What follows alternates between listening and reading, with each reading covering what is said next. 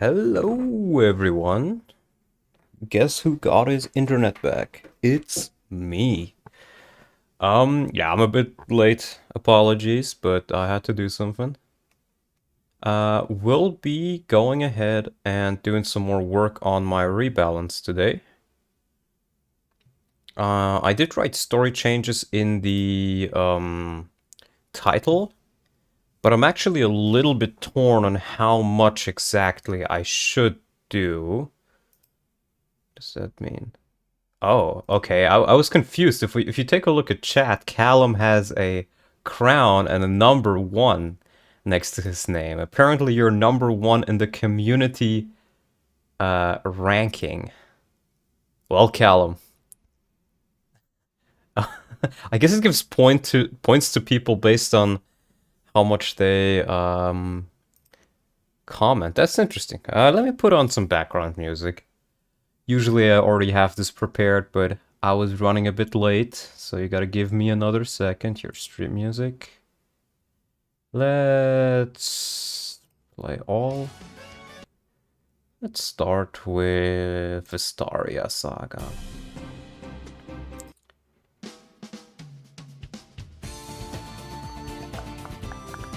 Absolute banger. Maybe a little bit more quiet. Alright, hello Tom Skyler, hello TS Jasmine. So, what are we gonna do today? I am not 100% sure yet, but I wanted to work on something today. I wanted to do a stream today. I just couldn't quite decide on what to do, and I didn't really want to do Rebellion Saga quite yet, considering I haven't touched streaming and anything connected to that in like pretty much 2 weeks. No internet, slow internet. Yo, Astra Proc, yo, 7th. Yeah, so we're just gonna go... Ooh, you should see this one. Ooh, what could that be about? Anyways. Where the hell is my folder? Here, Paragon. Ah, I mistyped the password. There we go. Rebalance. So there's a couple of things. Hello, Yanichu. There's a couple of things I wanted to change, and there's a couple of things I was considering changing. I mentioned it in the community post for those that saw it. But there's essentially a couple of characters which I want to make appear earlier, or want to make playable. And I was considering how to integrate them into the story, but I came to the conclusion that I may just want to not care that much about it, about fully doing that. Make it a gameplay hack first and foremost, and maybe have a couple of like lines of dialogue for recruiting people and for like a base convoy or something. Because either I have to do so much story stuff that it becomes worth it to actually read the entire story again, or I just like add stuff where people actively notice it's new. And I decided, somebody brought that up, Stash brought up that point, and I was like, yeah, you know what, that's a good point actually. So I have decided, I think I'm only gonna do some smaller story changes. One of the big story changes I wanted to drop by. How's the hack going? I'm just starting out, just, you know, the introduction really. One of the big changes I wanted to do, let me maybe pull out the community post so you can see it better.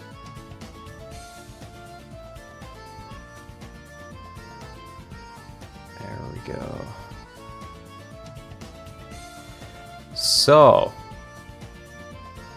yeah, okay. I can still see. Oh, I just realized my dock on YouTube chat. There we go. Now I can see it again on OBS. There we go.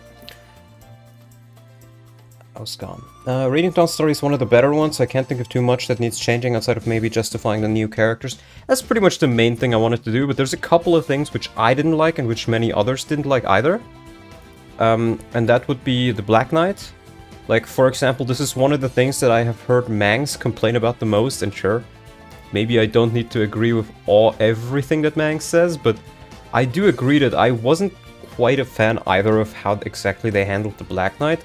He felt a little bit shoehorned into this whole thing.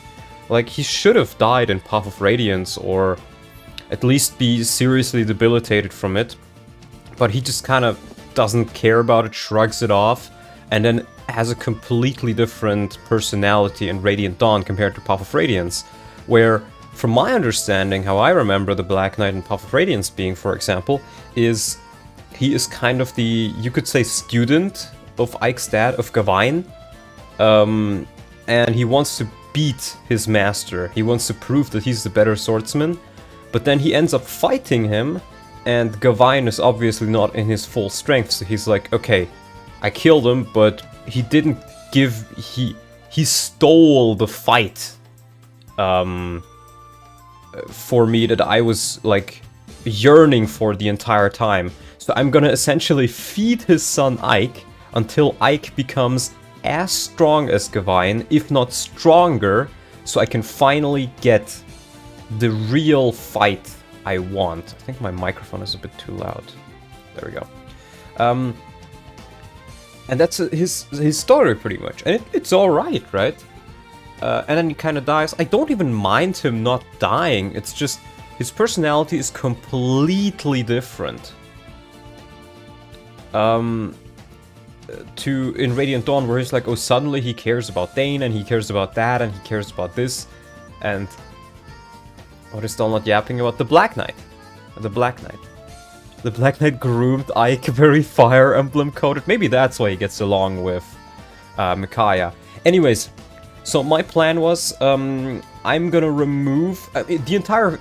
So I've looked it up. The entire reason why the Black Knight even has anything to do with Micaiah is because Micaiah has, you know, she's branded, she's the sister of Sanaki, and he kind of wants to, you know, do the whole stuff where, you know, chaos ensues to wake up Ashera or some shit like that. I'm not quite sure, I don't quite remember, but I don't like that at all. So what I'm gonna do there is the Black Knight is gonna be closer to Path of Radiance. He does not randomly help Micaiah. He and Sephiron instead only become aware of Micaiah's abilities at the start of part 4. So just like everybody else. And in the chapter 1-9, where the Black Knight normally rescues Micaiah, I will just have Soph rescue her instead.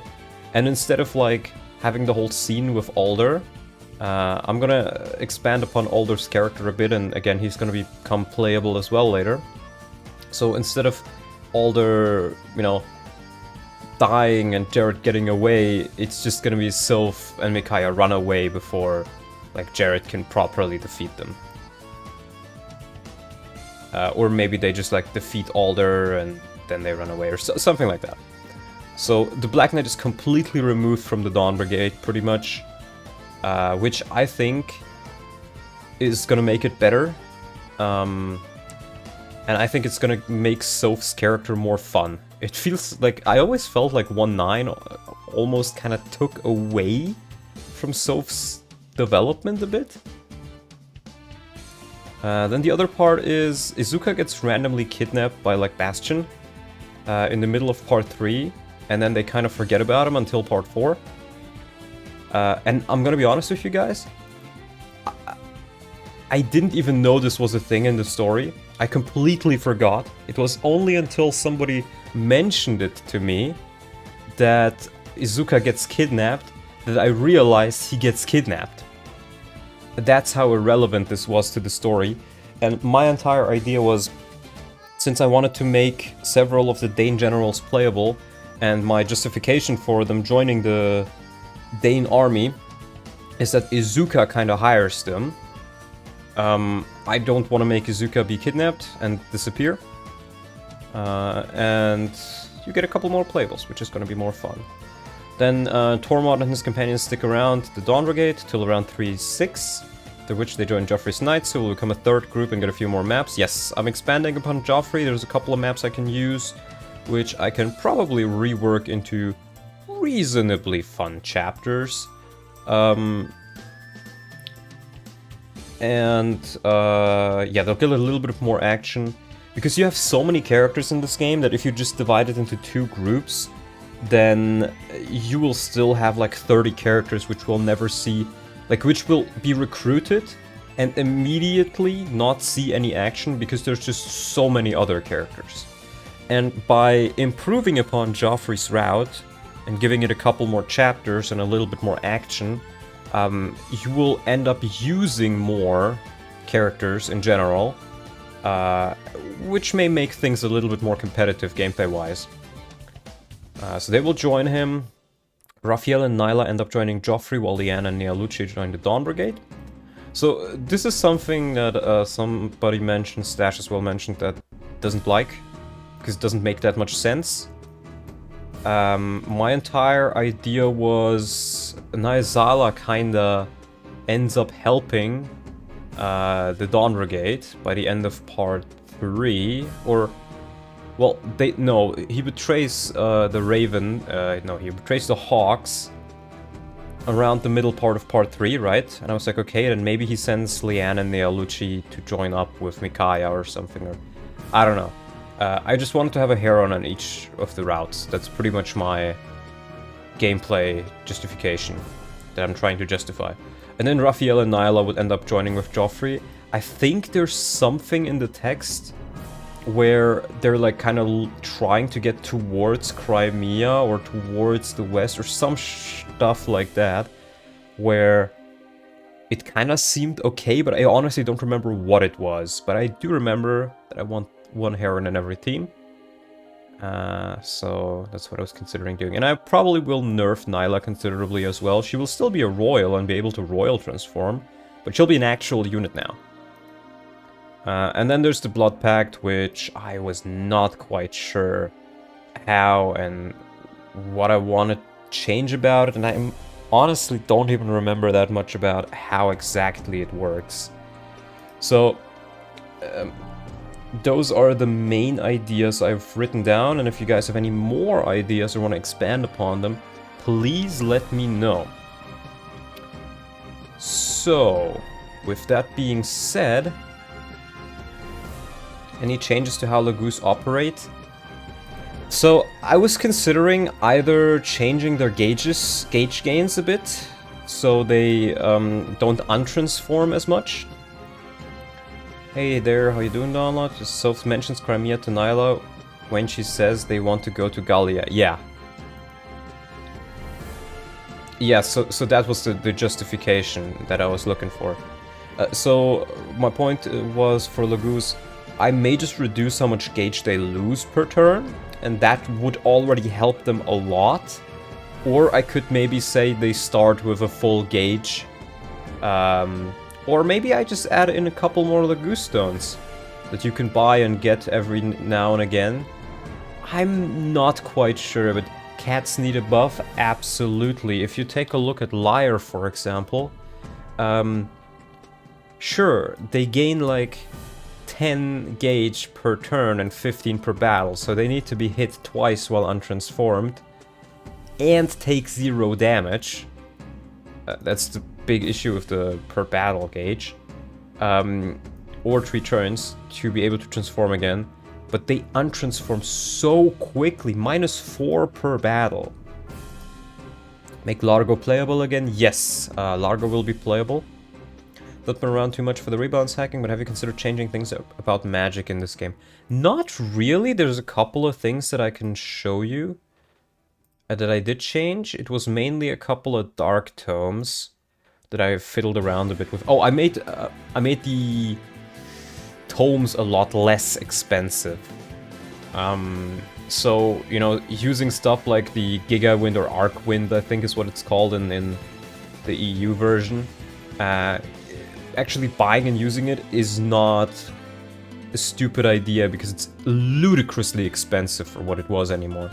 The stats stay the same, mostly, but it's just lighter on your wallet. I added Flux as like the general tone. I made Worm be 1 to 3 range and Poison, but it's very, very weak.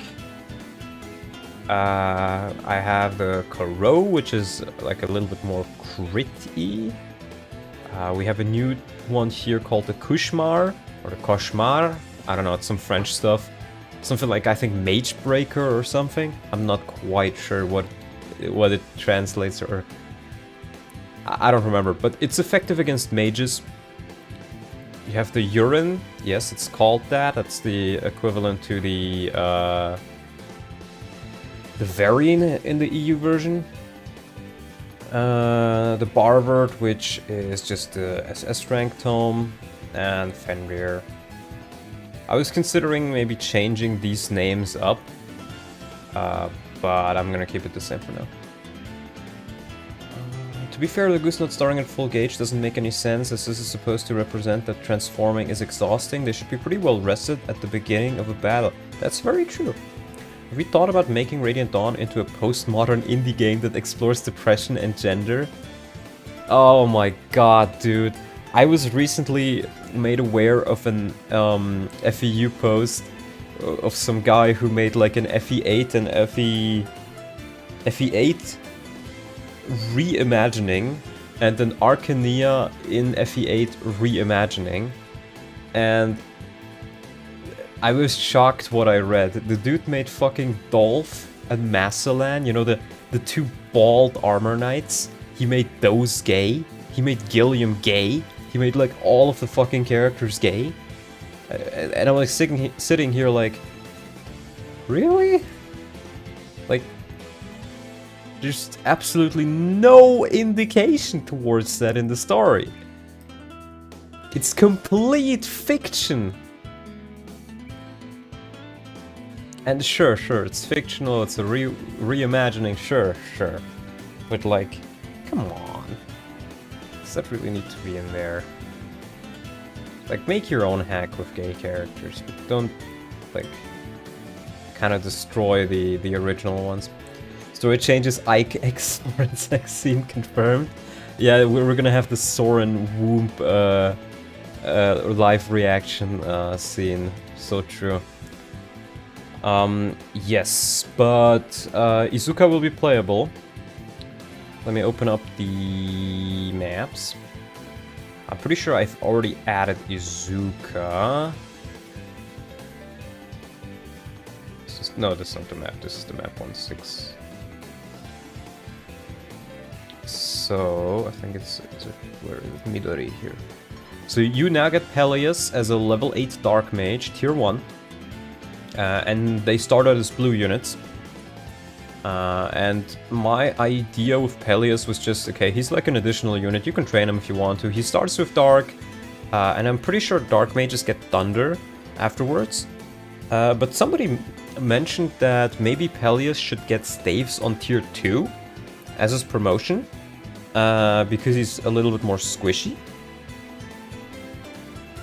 I was considering that as well, but I feel like that might almost make Laura and make Laura a bit overshadowed, because you just get Micaiah as a free staff promotion and you get Peleus, so not quite sure about that. And you get Izuka. And Izuka is a druid. It's the only druid you can get, and he can promote into summoner. So yeah, and my idea with Izuka was he will just be a playable unit. I was gonna make him a temporary unit at first, but I think it could work and be relatively fun to have Izuka be playable. But he still leaves in part 4, and the only way you can re-recruit him is to have an A support between Peleus and Izuka, and you have to defeat Izuka as Peleus in part 4, and then you can re-recruit him by doing that. Izuka actually does not have staves. Izuka does not have staves. My idea for the druid and summoner thing was to completely not have staves, but Izuka will have a special special feature, shall we say, where in I think it's 307, yeah, this is the map. You know how the boss in this chapter is Kesda, the cat? I was thinking, would you rework the support mechanic? No, I can't even if I really wanted to, I think. You know how Kesda is kind of a throwaway character? I was considering to make Kesda charge you earlier, and if you manage to defeat Kesda with Izuka, then Izuka will not kill him, but keep him alive and feed him feral drugs. So you can, whenever you field Izuka, you can kind of summon Kesda as a free deployment. Kind of like, you know, Tanif's Holy Guard. And he will be playable and you can level him. And then in part 4, like, he will be a playable cat for the Dawn Brigade, essentially. And then in part 4, he can return to normal. Either you can just recruit him by talking with like Tabarn or one of the important, like Renolf maybe. Or you just get him again after you recruit Izuka. Or I haven't quite decided. Maybe I can just make it so that you have to defeat him with one of the Laguz as well. But this is one of the ways I think I can make Kesda an interesting or fun character gameplay-wise. So... Or maybe I'll just make it so that you get him for free. Like, after you beat the map, if you defeat him. You don't even have to defeat him with Izuka. But what I wanted to do today... I wanted to do one change already. It's, yeah, 110 here. Zoom in a bit. This is the map with Mikaya and the Burger King. And I wanted to completely remove the Burger King from this. How do you plan on managing the warping gimmick for Izuka as a boss without staves? Warp powder? I can just give him warp powder or something, I don't know. Or I can just, I don't know, I'll come up with something. Again, the idea was gameplay changes first and foremost, and if I can, I'll try to at least somewhat justify those gameplay changes story-wise. But if not, then, well, it's just not going to be justified. Gameplay changes go first. Right, and what I think I want to do here... My idea was... You start out as Mikaya, and the very first turn, you will play only as Mikaya, and then on turn 2, Soph arrives as a reinforcement. Now that would mean that I would have to change some of the enemies here around a bit. And I'd have to obviously change the Burger King. So let's see if I can't do that. I have to check about the bit flags here. Let me grab a unit here that is... Maybe just take this data. 4 and 40, so that's the auto-leveling stuff. Mikaya's better in the attack, right? Yes, she is better. And I wanted to make it so that she doesn't immediately face, like, 5 enemies here. I was even considering maybe just having her spawn here, but then she could escape more easily. I don't know. I'll make it so that, like, 1 enemy can attack her. And then Soph arrives and he can save her. Are you also changing units' growth rates? Not for everybody. I'm trying to keep it relatively same. But I am changing them where appropriate. One of the characters I changed, for example, is Jill. I lowered her level, so she has a little bit more space to grow. But I made her strength growth, I think it's 45 normally. I put it as 25, and I justified it by saying, oh, she like hurt her arm or whatever.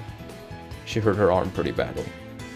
So she's very fast, you know, she's still a wyvern, she's still relatively fast.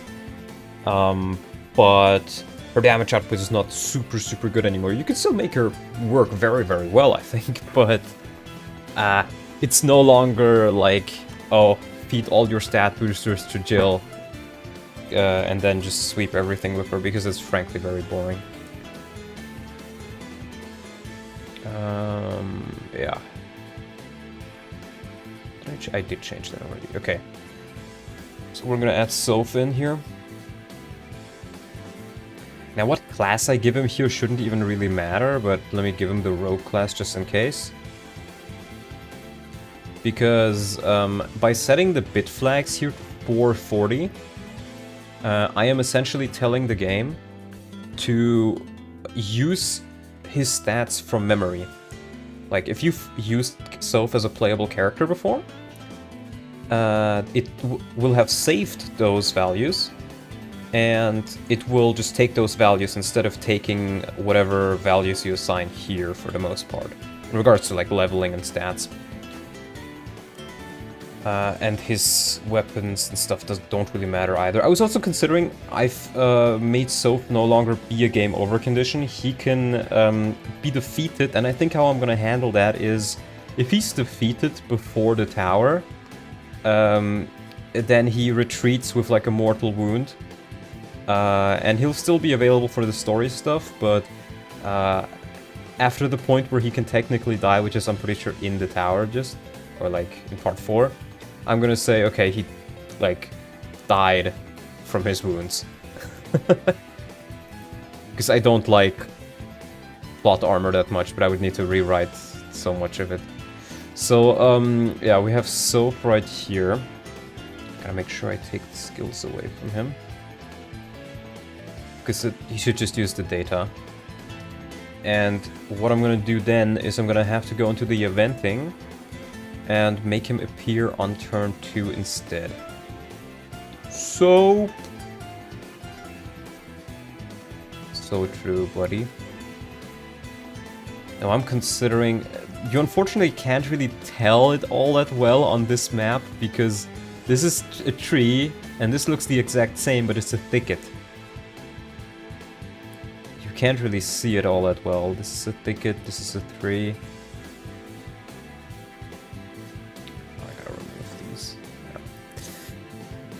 So yeah, it's a little bit difficult to see here. Doing more work than pirate software. Well, I can just lie about what happened during a raid, right? And then double down on the lie and call other people insane. Am I right, gamers? Pirate software here. Honestly, maybe I want to change Mikaya's location to like right here, where she starts here, and then you can move into the heal hedge if you want to. Or you have like a couple of enemies here, you have a couple of enemies here, and I think I'll just remove the fog on this map. You can argue that it adds to it, but I think it just doesn't work that well gameplay-wise. Or I'm gonna make like the vision on this map pretty big. So then, if Mikaya spawns here, she will have the ability to move into the heal hedge or the thicket. Or maybe even this thicket or that thicket, depending on what you want to do. And then Soph appears from like the plains here, I think. I'm not sure if this is part of the playable area or not. I think it isn't. I think the first row on each side is not part of the playable area either. So you can tell this is like a very small map. Now I did change these guys to be promoted, since I changed the chapter just a little bit before I decided on this. And Jared. I think I'm gonna change Jared's location as well. To like maybe something up there. If I'm even gonna have Jared here at all, I think I might just put Alder here as the boss. Because it's a little bit weird that Jared is here. Yeah, I'll just keep him like right there for now. I want an enemy here is fine, though I think I'll put these guys back down to fighters. Or I could keep them warriors and stuff, but this is another thing that Paterino showed me.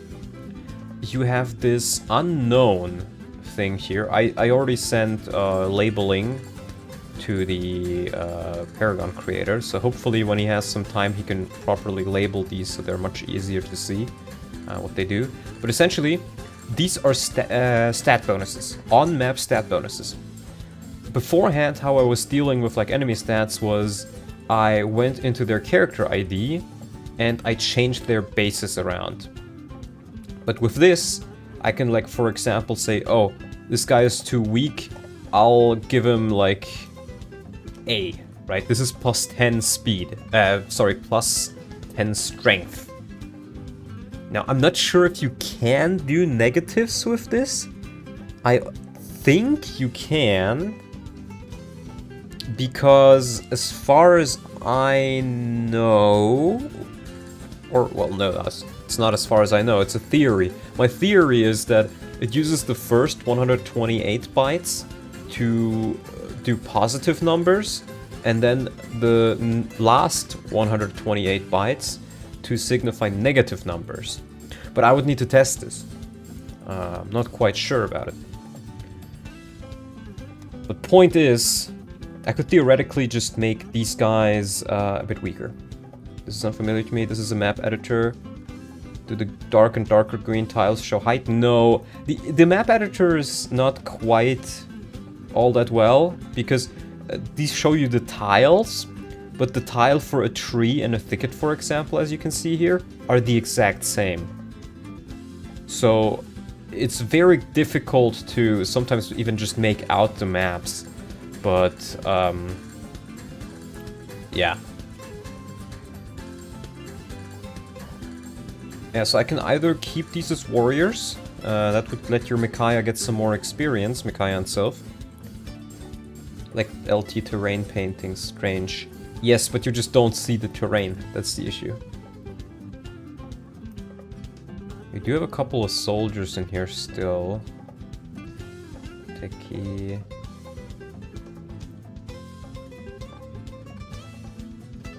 I kind of want to keep these promoted, but we'll see. Let's take a look at the script for this chapter. So what is important for us right here is I want to see there should be some coding in here in regards to the Burger King.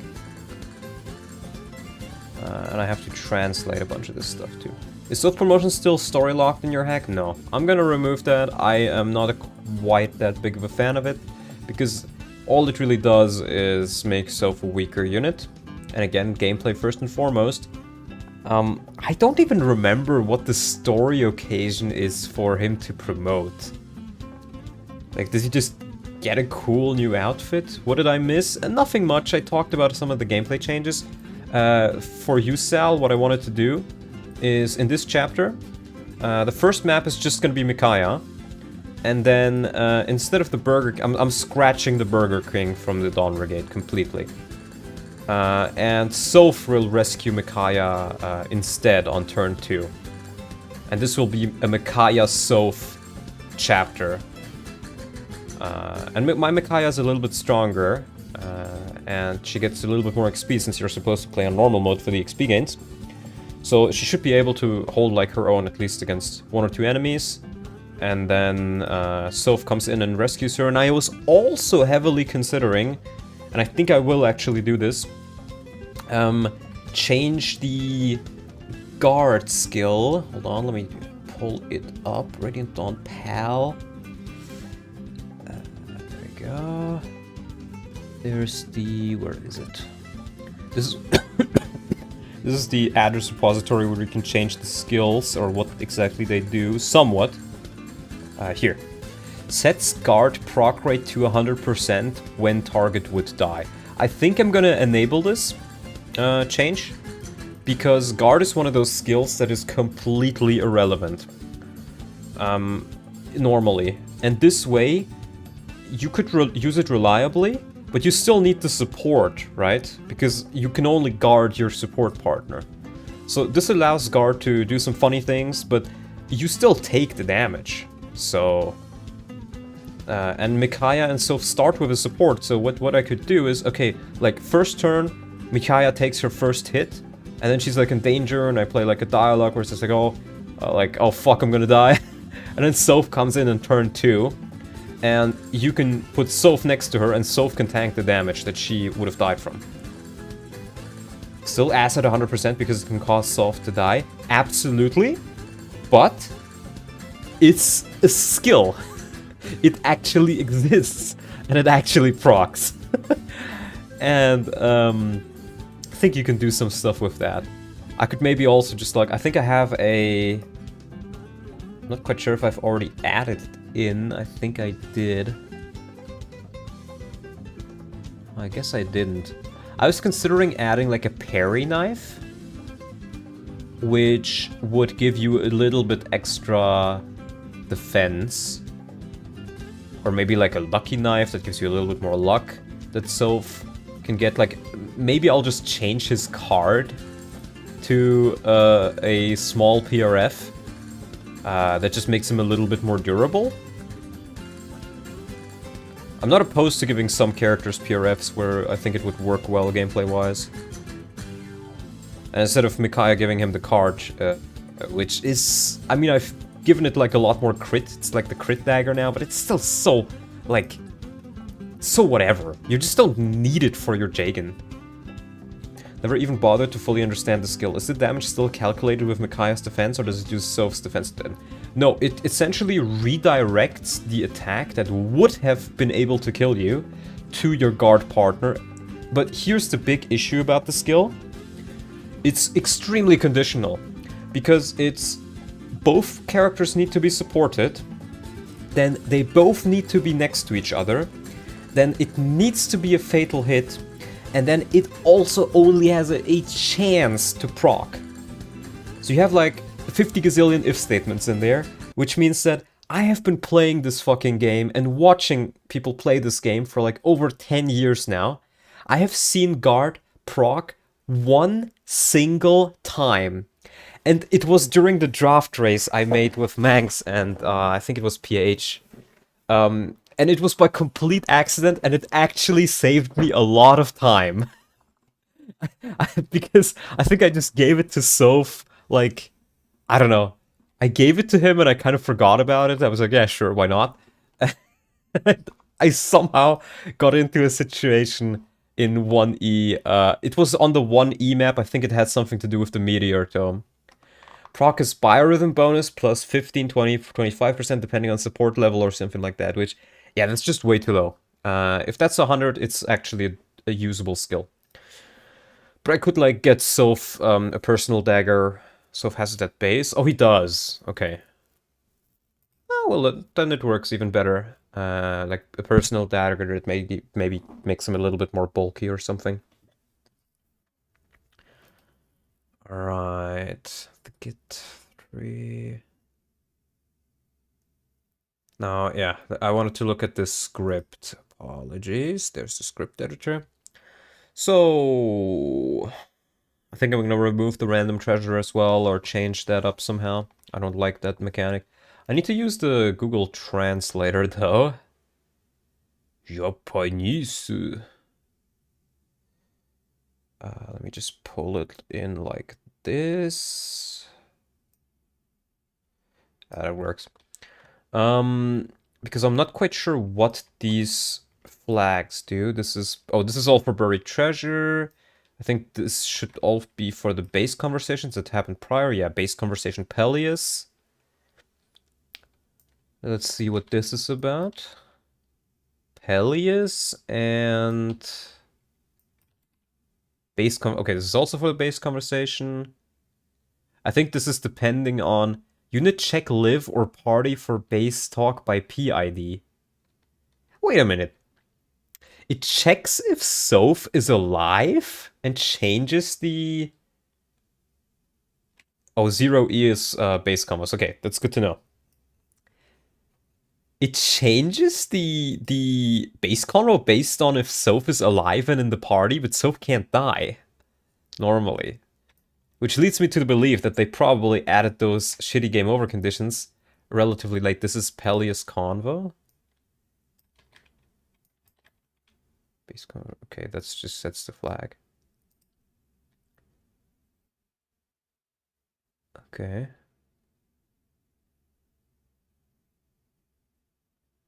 It's a little bit too loud, maybe. Go to your Paragon folder, please. Yes. What about it? It's a little bit too loud. Let me turn that down.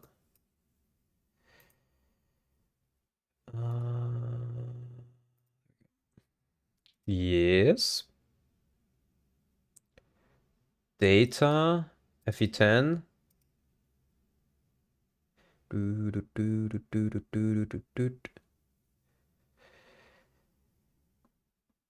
What about it?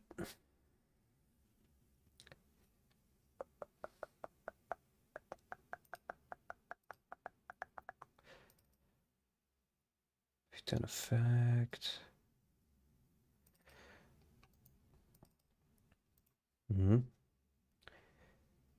One sec. No worries, no worries.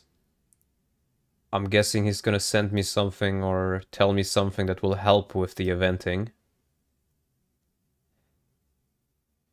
Because some of you may not know it, but Sal is an actual magician when it comes to Radiant Dawn. He can cast, you know, there's evil rev magic, which is what Oof and Patarino cast. But then there's also like good radiant magic or something, I don't know. This is very cool. Wish I knew how to alter ROMs like this. If you actually properly want to do some changes, I can highly recommend Vicious Sal's server for FE10 hacking. There is a lot of stuff you can learn there. A lot of people who will answer questions, me included, if there are any. I can cast evil magic. Yes, you can cast evil rev magic. You've made Rev 2 that gives you the ability to cast evil Rev magic. Just like Oof. I mean, Oof hasn't made Rev 2, but like Oof is all about Revs, so he can cast evil Rev magic. And evil Rev magic, by the way, that is what he casts on Mangs whenever he has bad luck. It's facts. Look it up. But yeah, Nolly, to get back to what you said, so you can go there and get some help on how to cast it. Cast it? How to hack the game. How to hack the game. Yeah, no worries, Sal. I'm talking a bit right now anyway, so you have some time to find it. You can learn some stuff there. You can take a look at my hacking streams, at Sal's hacking streams.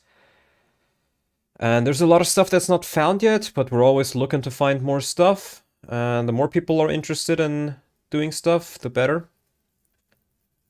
I was also considering maybe making a smaller, like, getting started tutorial for Telly's hacking. But, you know, it all takes a lot of effort. And I recently, I think I can announce this, when I didn't have any internet, I still wanted to, like, do something for the channel. So I wrote the script for a video on why Leonardo is a good unit in FE10. Not because he has the best stats, but because of the circumstances surrounding him. And the script is written for that. I still need to like gather footage, edit it up, voice the lines and everything, but you're getting a Leonardo is good video. And you're getting it before Oof releases his Barf video. Are you waiting until next April Fool's to release? It's not an April Fool's video, it's a legitimate video. Leonardo is legitimately a good and underrated unit. I mean for ROMs in general, especially for sound mixing. Thanks for the advice. Yes. Well, you can find that sort of stuff in there as well. Like you can change the music and stuff. If you want to, just gotta look it up. My Leo always somehow ends up on the bench. Good luck convincing me he's worth the limited EXP of Dawn Brigade. Here's the point. here's the point. He doesn't need the limited XP on the from the Dawn Brigade, and that is what makes him good. The only thing Leonardo needs to one-shot the Laguz and 3-6 and stuff like that are three things, right? He needs to be level 10. He needs to get a Master Seal, which are not very sought after for the Dawn Brigade. Like, the only unit I usually early promote, like, pretty fast is Laura. Maybe even in, like, part 1 if I really want to. And, like, maybe if I have, like, Nolan or Aaron or whoever I'm using, be it, like, level 17 and I'm in 3-6 or whatever, I'm like, okay, let me just use a Master Seal. But other than that, I never really know what to do with them. So it's not very highly contested. And then he needs a crossbow. And you can just buy those in 3-6. So what you do, and you need the Beast Foe scroll. What you do is you insta-promote him at 10, you buy him a crossbow, and you give him Beast Foe. And with that, he can straight up just one-shot the Laguz. And that is what makes him good. And you can say, okay, but Nolan, I can also just promote Nolan. Yes, you can, but the issue is if you give Nolan the Beast Foe scroll, then it also applies to his axes. And unless you like hyper level maxed Zhark or Jill or put all your stats into one character where nothing else really matters, the issue with that is you put Nolan in there, you give him an axe, and he will kill the enemies, suffer from success, and kill them so hard that the second one comes in and just kills them. While Leonardo, he is only really a player-face unit, so you can do like surgical strikes with his crossbows.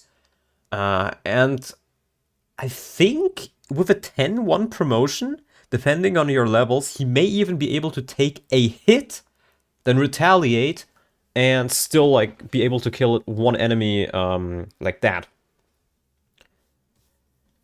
Which you could argue, hey, I can use the seal better and stuff like that, sure. But, oh yeah, FE10. Oh, sorry, it's in the other place, okay. It's in Resources, Exalt, STD, FE10, enums. Yes. Oh, I think that's just in here, isn't it? Standard libraries. Yeah. Leo has more options than just Beast Foe crossbow. You don't even need to use a crossbow. The thing is, if you, for example, use his Lugnasad bow, I'm pretty sure he's just short of one-shotting them with Beast Foe. And he will one-shot with... Useful to know what callbacks are. Oh, it's I thought you were gonna send me anything like with more known ones because there's like a handful here, but I honestly forget this exists because there's just so few here. I usually just try to look at it because even if it's not exactly what I'm looking for, it's still interesting to see what this is all about. Like, this is the Jill base convo. Let's continue going here. But again, I've worked on a script. It's pretty much fully written. I think the issue with Leonardo is that he's overshadowed pretty quick by Rolf and Shinon. Yes, when they reunite in part 4, but that's still like 80% of the game where he isn't. That's the Dark Knight? Character the Dark Knight? Oh, this is for the ending. Terminology Etard. Ah, I think this is the guide or like lore book you can look up. And I think this is where it properly starts. Place the event, does the talk event, blah blah blah. And there's the room, more blah blah blah. This is the coronation, I think. Celebration, cheer. Or no, the celebration is just after that. Yeah, this is where the battle map starts. So the eventing for battle map 10 starts. pull this away again. It starts, then we have Micaiah. Oh, this is from the common file, I think, yes. With Micaiah move here. I'm pretty sure. Or start in there. Sets the camera, does all that shebang. Unit animation X. Let's see what this is.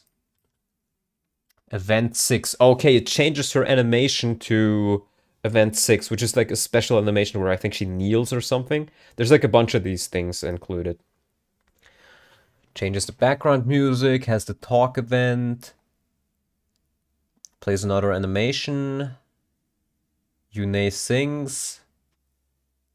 Then it starts with Jarrett and the 3 Begnion guys being here. So that's one thing I would need to change.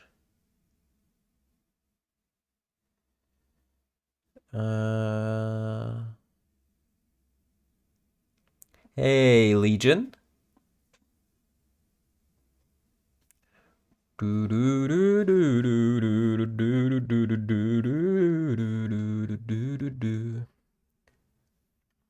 Yune surprise, right, then it continues with the sword flash, where I think he saves her? Event, no, this is event ending talk, event 2. Ooh, I just got a new enums file. Thank you, Sal. I haven't changed anything here. Let me just go out of that and save, because I'm not quite sure if I need to reload, possibly. Enums, paste, replace. Let's see if it already took in the changes to the script. If not, I'll need to... Yeah, it doesn't look like it. Okay, so I'll need to reload everything then. Let me reload that again, just in case it didn't quite pick it up. Enums. No. Pick.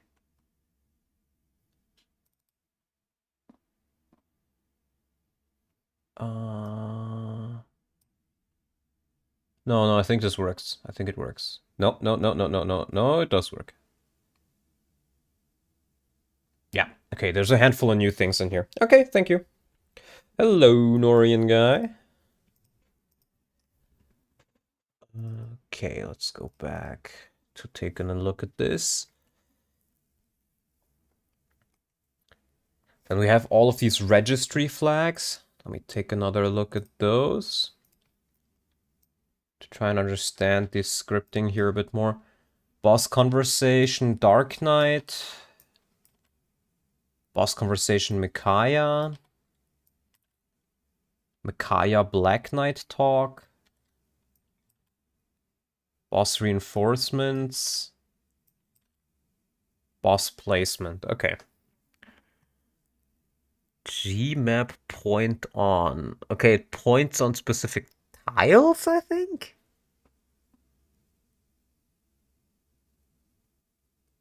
Uh-huh. I guess. Ah, you know what? That makes me think. I think I have the all functions document somewhere. Where was it? I think I put it in CMU here somewhere. Scripts? No. Where did I put it? I need to properly organize my shit better. All functions list, there we go. Open item location. Yeah, it's in my testing folder, okay. Let's put that in the Exalt folder. Or I guess I can just... no, it's fine, it's fine. Scripts. stuff. Just put it in there. And I think I still need to reload that then, though.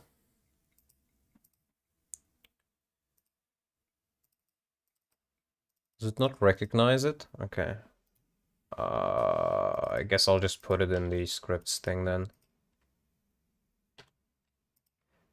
All functions list.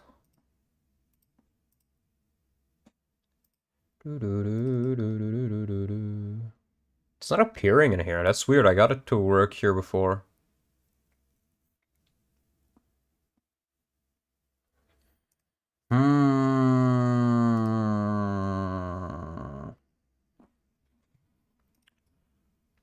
I guess I can just open it up. I guess I'll just open it up. Yeah, what did I even want to check? I already forgot. I wanted to check the Gmap point on, if there's anything known about that. Let's check. Gmap point off. Okay.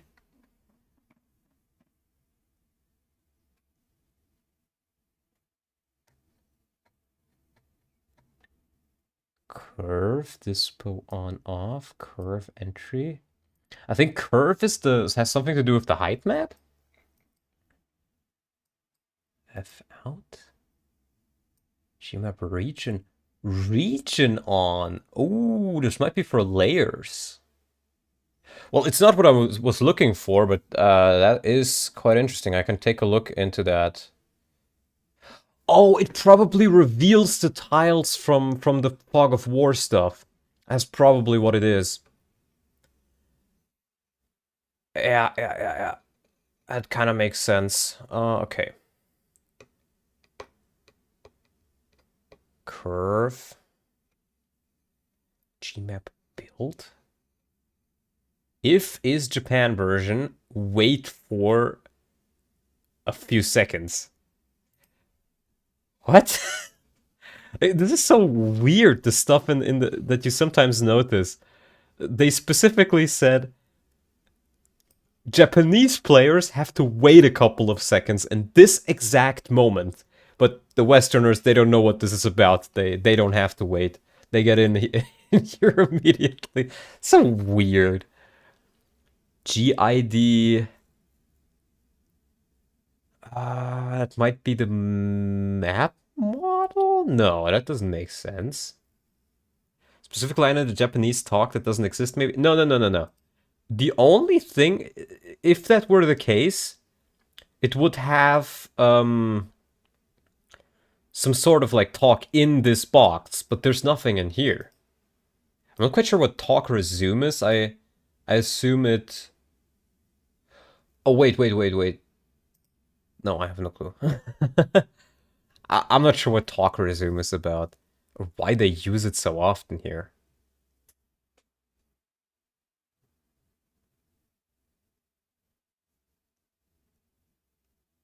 This might be for the ending cutscene, actually. Phase, Micaiah, Gelled, probably. This is also a weird thing I've noticed. Every chapter, conditional racism.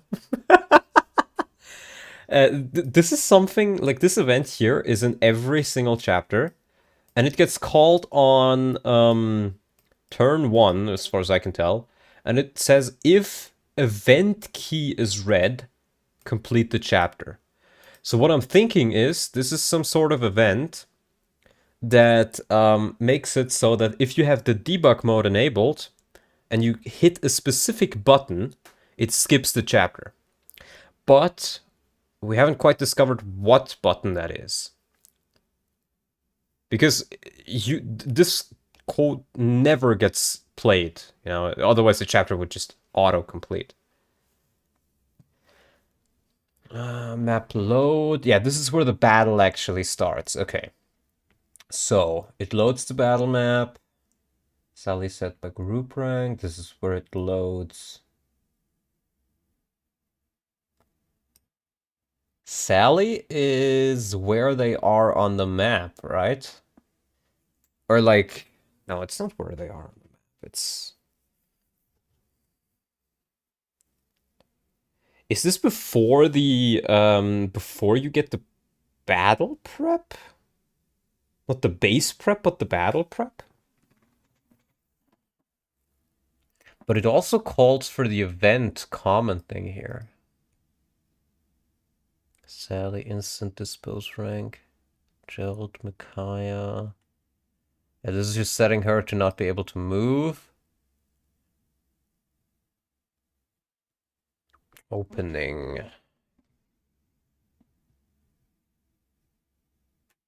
Yeah, this is where it plays the chapter title, I guess. And on FN19. That is this entire thing. So this is pretty much the start event, the opening event. Okay, makes sense.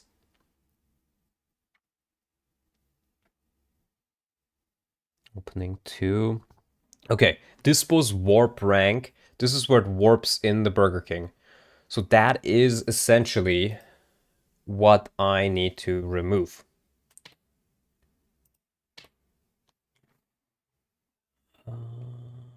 Move direction. Wait. Do that like this. Talk resume. Set site. Also have no clue what that is about. But this is where it warps in the Burger King.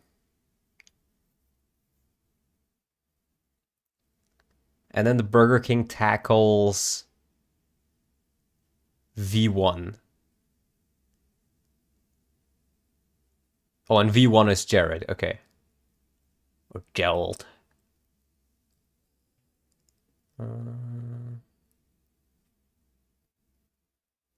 It's our talk event. I think I'll just change this to PID self, and I'll just make this a self event. PID self. And I can just change like the dialogue a little bit there. You might want to remove line 302. It's probably when it starts the Burger King music. You are most likely right. That's a good finding. Yeah. Yeah, you're right, because here it fades out the first background music and it starts the second one, so yeah. And this is also where it fades out the battle music. And it moves, it resumes to talk.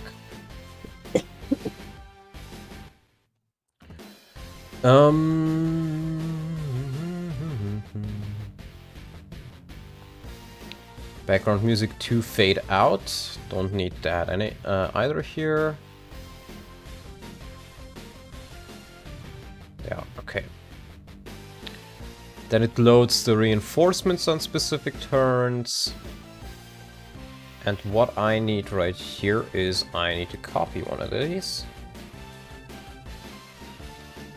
Or well, actually, I'm pretty sure I can just add it to this event, since this is just a...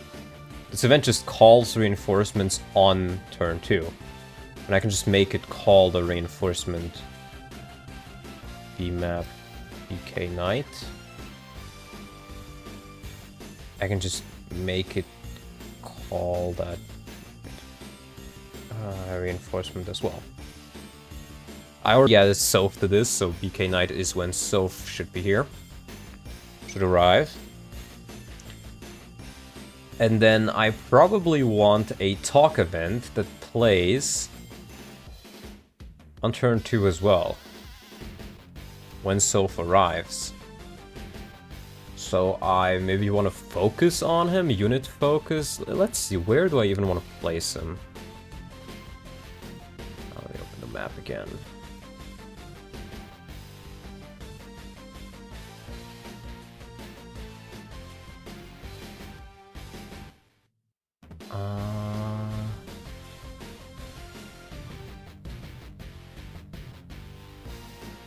I think I want to make him run in here.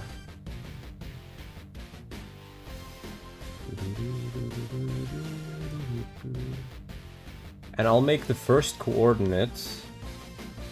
Oh wait, I need to change the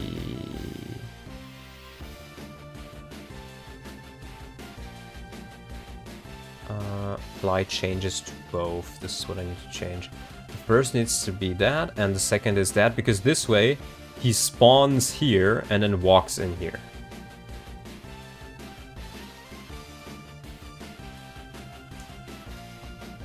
Which should be a little bit more fun. I can enable that again.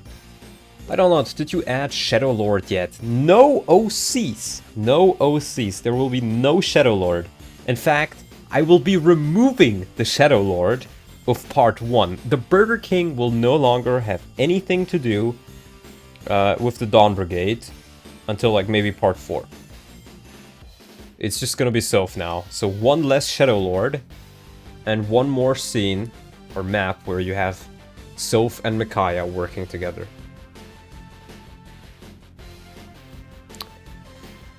Yeah, okay, so that's that. You know, I just realized I don't think I have a save file where I can test this fully, so we'll just have to get there when we get there.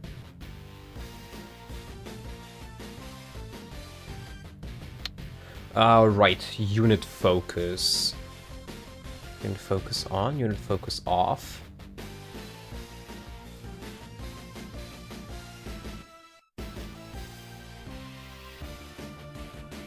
How do I focus? I guess I can set... There's probably an easier way. Can I focus by PID? Let me take a look at that. Unit focus. Yeah, instant unit focus by PID. There we go. That's what I was looking for. So we do instant unit focus by PID.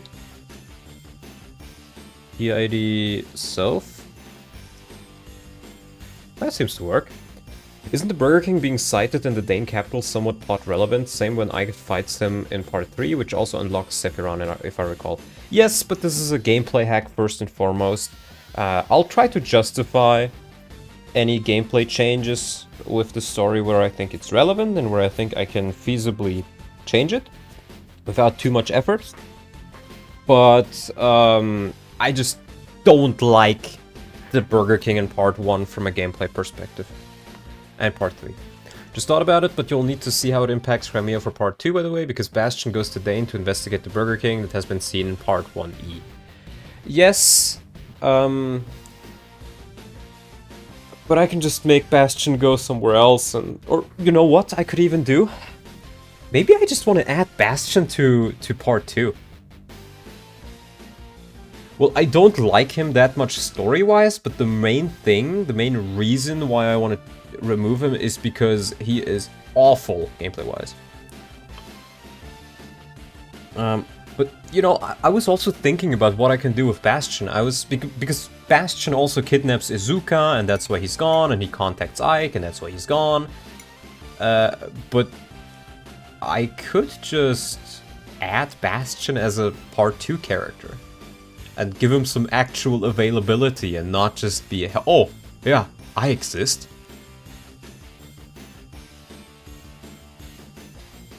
In fact, I could do a similar thing for Volk.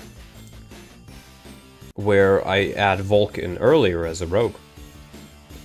Or I guess he promotes to assassin in already. So unless I make him, I give him like a possible promotion. I mean, maybe it's also not that bad of an idea to have some characters join in part 4. And Volk is kind of an endgame unit, but then again, it's kind of boring for him to just be like one of those units that appears and exists again. When he was somewhat relevant in Puff Radiance. So maybe I will just make Bastion and Volk join earlier. That way you also have 2 thieves on both routes. Volk is fine being there as late game, I think. Because remember, I also want to make Joffrey have his own like little route and add a couple more Joffrey maps. You can make silent promotion where you can artificially give him higher bases. You already have Heather in part 2. Yes, yes, but Heather can die and then you have nobody. I want the player to have a backup thief. At least 2 are fine. I was considering adding Anna as a playable thief, potentially, but I feel like that's edging on OCs. It's not an OC, obviously, but it's also not really an actual character in the story. It's, you know, she's from the menu. Don't forget focus weight. To actually settle on the focus unit. Do I have to put that before or after? Focus... Oh, it auto-completes. Nice. Focus weight. And what do I have to set for focus weight? Do I just have to say focus weight? I guess that's probably how it goes. After, okay. Anna would be fun. Yeah, because I want the player to be able to play around a bit more with stealing. Adding Anna is no less OC than adding Dane generals. Yeah. So I haven't quite decided. But actually, now that I think about it, if Joffrey has more maps, then I can keep Heather with Joffrey. Potentially. Yeah, I can keep Heather with Joffrey, or put Anna, like, I can just... I need more thieves then anyway, so yeah, it could work. Anyways, off the cook, we'll listen to Stream and Kitchen, responses more sporadic. Alright, thank you, Sal. My way of dealing with Burger King is giving him war powder and inventory, which reduces his stats significantly. I could do that, but even then, I feel like I would have to buff the enemies so much, even with the war powder, or the Burger King just becomes completely like an absolute joke. And I'm joining with the merchant convoy then? Maybe, I'm not quite sure. I love available Anna personally because I like her design, but she makes no sense story-wise, but again, gameplay first. I could just, you know, the thing is, as far as I know, she never actually appears in the gameplay in any sort of form, like not even in some house. I think she's a pure menu character, but yeah, you could just say, okay, she's part of the merchants. Give Burger King one moment. No. Anna never makes sense story-wise. Yeah. Which is why I was, like, a bit iffy on having her join. Okay, so we have instant unit focus by PID, focus weight, and then we want to... where is it? Raw dialogue editor. For number 10. And we're gonna call this one... hold on, let me actually just take a look at how they're named here. Is this all? Oh, wait. I'm looking at the wrong file. I need to look at E for English. Yeah, there we go. T, okay, displays some effect ID. Yeah, these are the openings. Dummy.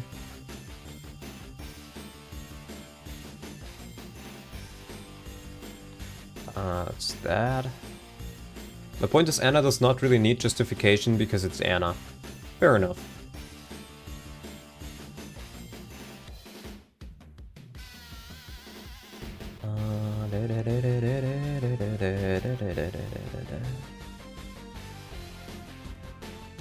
Know your place. Okay.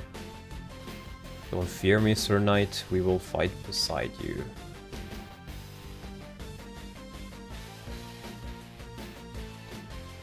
Alright, this is for the event where Jared almost dies. That's the ending. Soph Peleus. Oh, these are the base combos. Okay. Battle convo talk. Okay, let's use this as a base. Could you add a steel scroll? I probably could, but I don't like steel being a skill that you can give out to people. Let's keep the general naming structure. MS 110 talk Or I guess it's not even a talk, is it? Maybe I just call it event 3? Hold on, what do they call it? Okay, that's the structure for it. MS 011 oh. 0110 event, and I'll just call it event.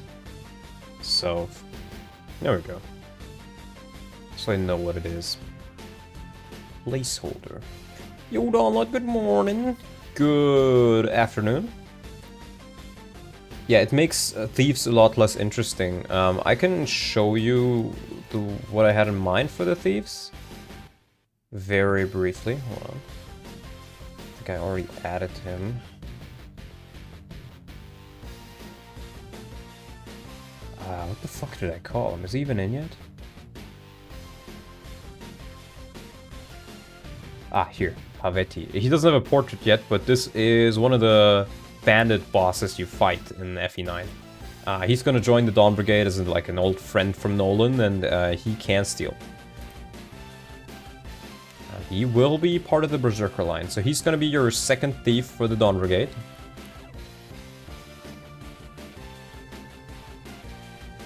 Steel Plus Gaming!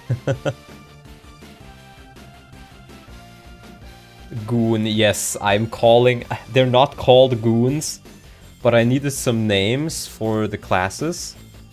Here, I can show you this as well. Here. They're called bandits, but I wanted to have 3 different tiers you can get. So they start out as goons, then they become brigands, and then they can become berserkers. And they all just look like barbarians right now, but... you know. And goon also just sounds funny. So I'm gonna have placeholder here. Is that an actually usable bird? Espion, yeah, so for those wondering why the names are like that, I've used all the Japanese terms for the game, and the Whisperers are called Espions in Japanese. Other than, like, some funny things as well, Burger King, and... For example, the generals are Blade Knight, Glory Knight, and... no, wait. Glory Knight... wasn't there another one? Oh wait, no, these are the calves. Where are the others? Here. They promote the armors, promote into Glory Dew. I think this is pronounced Dew, but I think they're trying to say Duke. So Glory Duke, Blade Duke, and Great Duke. Instead of just Axe General, Sword General, Lance General. Which fits a little bit more, but then they just go back to Marshal.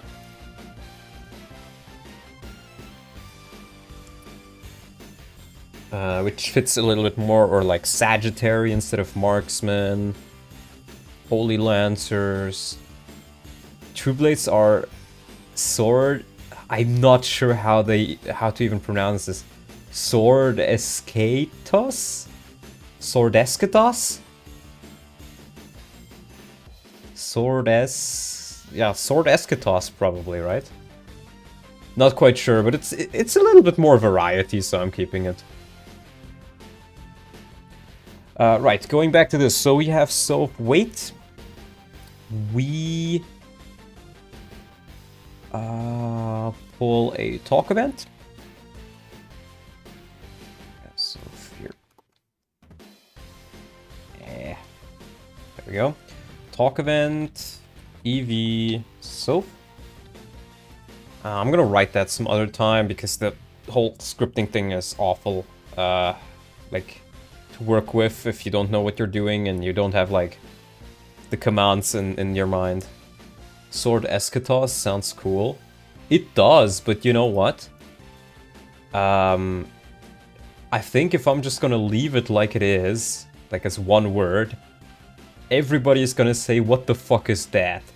So maybe I just divide it? So Sword Eschatos? Or Eschatos? Sword Eschatos? Because that sounds a lot more readable. I'll just use that for now.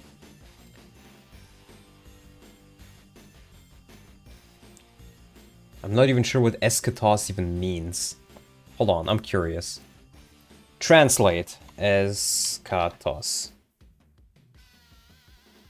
It's Lugunda. I don't think it's Lugunda, Google. It's not French either, so maybe it's... I figured it would be French or maybe Italian.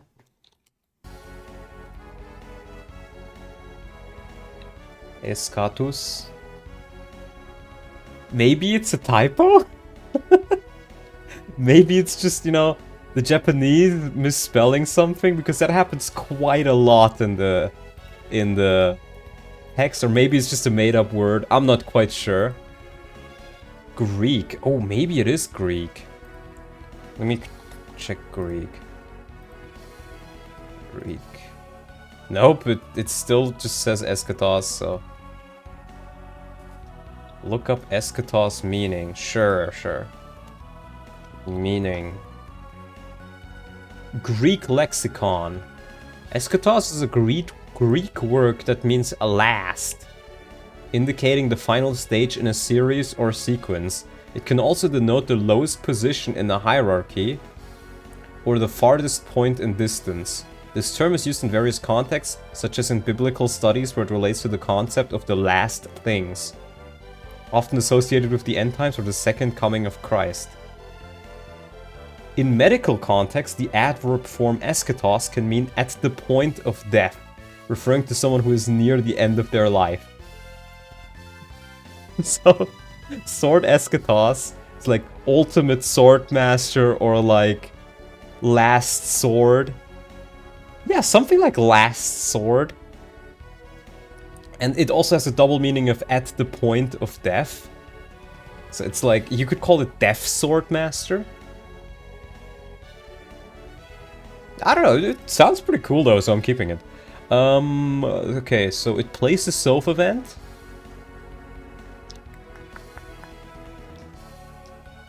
Talk event. And I don't think I need to add anything more to that. So let's check the map. Right. So it also calls these reinforcements. And I think this one doesn't quite fit. I'll change this one around like here, maybe. Or this is a ticket, maybe that works as well. Then we have that guy joins later, so that's fine.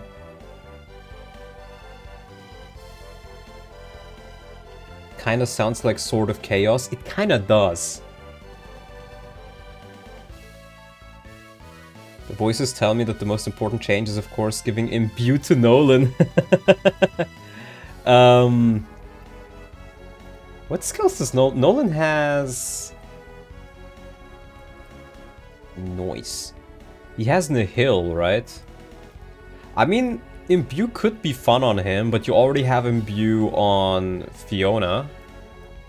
So maybe I'll give the player like a Imbue or an Renewal Scroll. Yeah, I know he has Nihil normally, I just figured maybe I added something or changed something. No. Alright. And then these are just in order, okay. So turn... these guys appear on turn 1. King, Techie is the ones that start on the map.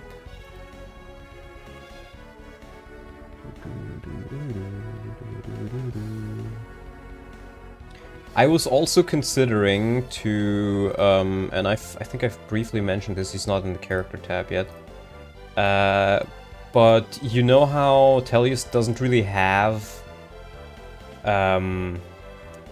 mercenary stat lines? It's pretty much just what Ike gets, Ike and Gryle. I was considering to give a couple more of these classes to other characters. Like maybe make a tier 1 mercenary that probably just uses the Myrmidon animations. And then he can go down to Brave and Vanguard. And I'll make these classes a little bit more generic. Because there's like 1 or 2 characters who I was considering giving them this class. And it might be a bit more interesting to have some like sword fighters which are not sword masters. Can't you port tier 1 Ike from Path of Radiance to Radiant Dawn? There's been somebody called... Let me maybe look this up so I make sure I'm not wrong. I think it's June? Jade, that's what it was, yeah. He's been looking into getting some FE9 models in, but it's not super easy from what I could tell. It could work. So, yeah. And then I would obviously change the textures around a little bit to make it not look like Ike. But having some generic mercenaries might be fun. Though I think Meg is basically a merc. The Megmidon. Megcenary. Holy fuck. Yeah. Though I think what I will actually do here... These Swordmasters don't quite fit as well as I want. So I'm gonna add them... I'm gonna change them into Blade Dues. And I also gotta check Begnion, which the character is. Which one of these is the Blade Due? 109. There we go. We'll make a Meg underrated video as well. No, I can't really justify it all that much. Meg does play part of the Leonardo video, believe it or not. But, yeah. Meg is... The only way that Meg is potentially good, unironically, is on tier 1 she is better than Edward. But Edward has more availability and can be better. But she... If you train both of them to like level 20, let's say, or level 15 on tier 1, then Meg pretty much has the same offense and speed and stuff like that, but like a lot more bulk. The problem really arises after that though, because Meg's tier 2 promotion is so dog shit that it pretty much breaks her completely. Because her tier 1 is okay, like, you know, caps don't really matter. Her tier 3 is okay, caps wise. And then her tier 2 is so awful because her speed cap is like 21 or 23 or something like that. Which just means that even with cap, she will cap speed immediately upon promotion. And then she will still be doubled despite having capped speed because the cap is so low. Meg is bad in general video when? Never. Never. I will not slander the very wholesome girl. People already slander her more than enough. Like, bro, you can't tell me she's still fat after literally walking across the entire desert. Meg suffers the curse of being a joke by the devs. Yes, yes, pretty much. Pretty much.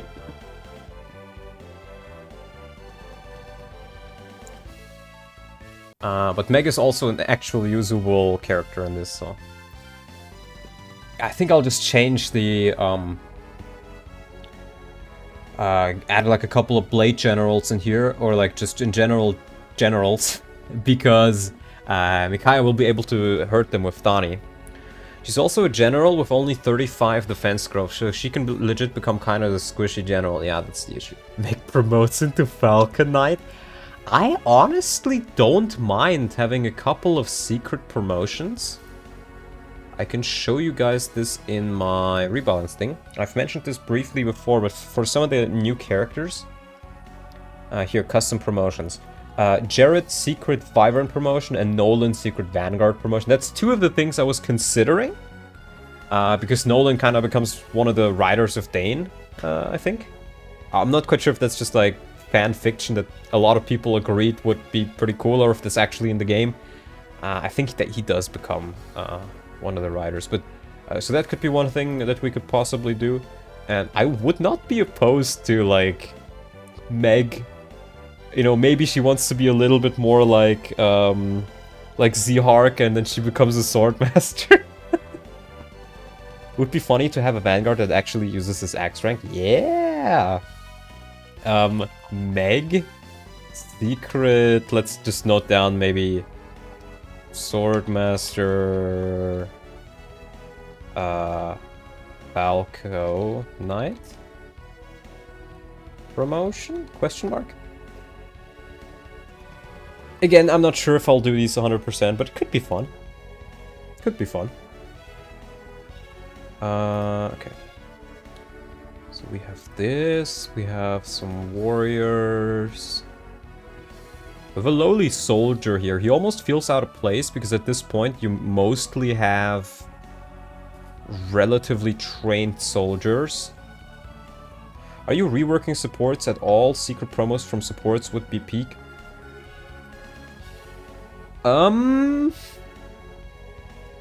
That's a good question. So I can't really change the support system that much. What I can theoretically do, especially now that I have this, that we have this startup file, is I could have an event. Let me show you the startup file. Where is it? Here. I could have an event. These get called at the start of every map. Or these are pretty much always callable. So I add an event right here, and the event says if these two characters have an A support, it unlocks a base conversation.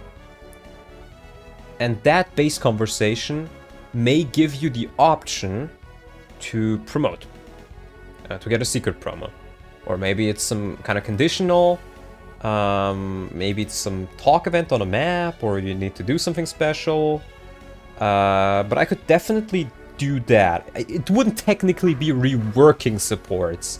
It would more so be some supports could be a condition for the secret promos.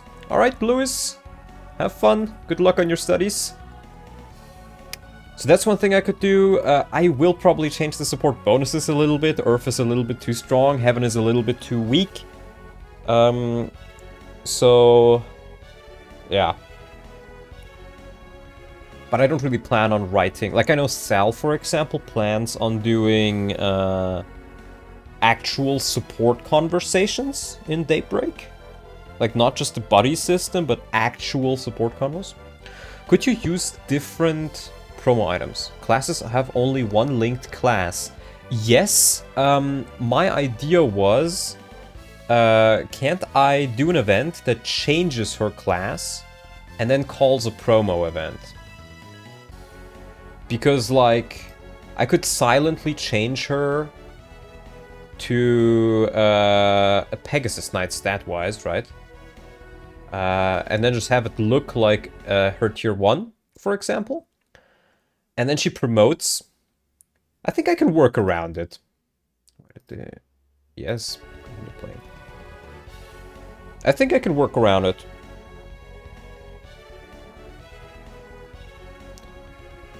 Because if I change her class, then the linked classes are fine. I would just give the player, like, a prompt where they can essentially say, do you want to take this promotion, or do you want to keep the vanilla stat line? Giving supports any kind of benefit, like set promos or items besides, like, minor bonuses, would be pretty good changes either way. I never bother with supports from Radiant Dawn because of it. Oh, I think the buddy support system from Radiant Dawn is actually really, really good. I honestly kind of prefer it to the normal system from a pure gameplay perspective. And I think if I were to make a ROM hack, I would be much more likely to use the buddy support system from Radiant Dawn. Because the issue with supports in many of the Fire Emblem games as they are structured is you have C support, B support, A support, S support.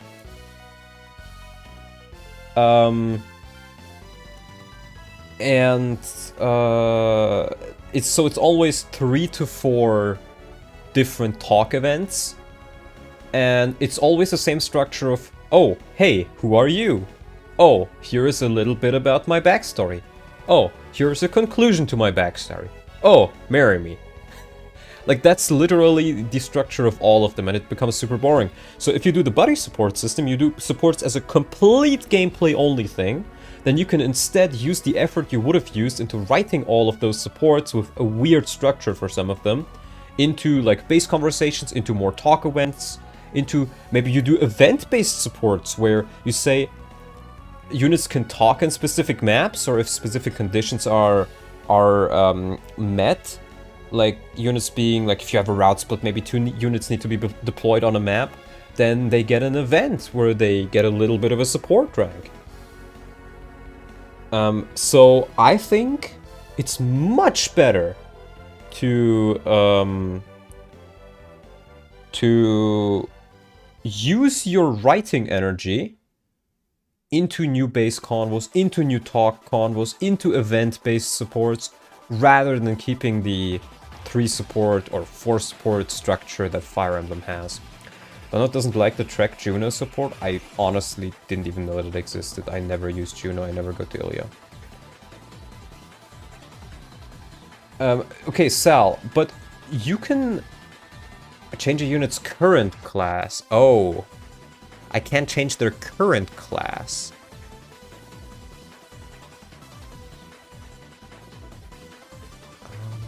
Could you theoretically make branched promotions, or is that a limitation? I think you might be able to do it, actually, because if you take a look at FE9, right? If you take a look at FE9, how FE9 handles it is, from what I could tell, when you promote, it gives you the option to select one of the weapons, right? And I'm pretty sure maybe I could use the same system where you get a little dialogue box and you can select what weapon you want, and depending what you select, you get a different class. It is currently impossible to create functions. It's impossible to create functions, but you can use them creatively to, I think, make this work. I have a general idea of how I could make this work. I'm relatively confident. The data file for FE10 is different, does not support weapon choices like Half of Radiance. Well, here's the thing though, how FE9 handles the weapon choices is, it's just a different class. Like, and that's why you have so many Sage classes in FE9's data, is because you have Sage with knife and you have Sage with staff. You have Thunder Sage with knife, you have Thunder Sage with staff, and so on. And that's how it handles them, from my knowledge. Since there are 2 ways to promote, level up to 20 or use item, maybe you could use that. Yes, and that is not supported in FE10. Okay, I see. I think I know what you're talking about now. But I still think I can find a way to make it work. I'm confident in that. It doesn't seem like it would be out of the... It would be an undoable option. So, let's change these a bit as well. Let's add a Lance General. I think Glory Dew is the correct one. Double check that, probably. If you do class links, could you make a trainee unit? Maybe you could? Holy shit, Engage Fan 008, hello there.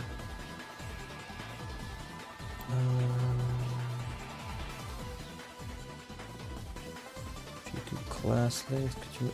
I think it could be possible.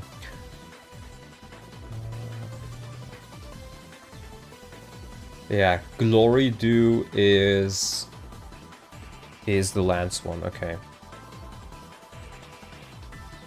Only option I have found is to grant B-Orc units Laguz transform option and then have different promo for each shifted or unshifted form.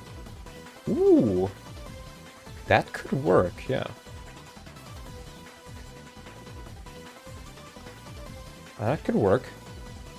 Yeah, transform JID. But that requires big restructuring of the entire Laguz system, effective damage, etc. I see. I see. But, Sal, I am still confident that I can get it to work. This may sound a bit overconfident, but I am confident I can get it to work if I really want to. I mean, I've discovered a few things already just by pure, like, wanting to do it. FE10 hacking sounds hard as hell. Yes, there's a lot of hacks editing involved, and but we're finding out more by the day. Can you make Mega Trainee and give her a Black Knight promo? No, I don't want to do that. I don't like trainees, actually.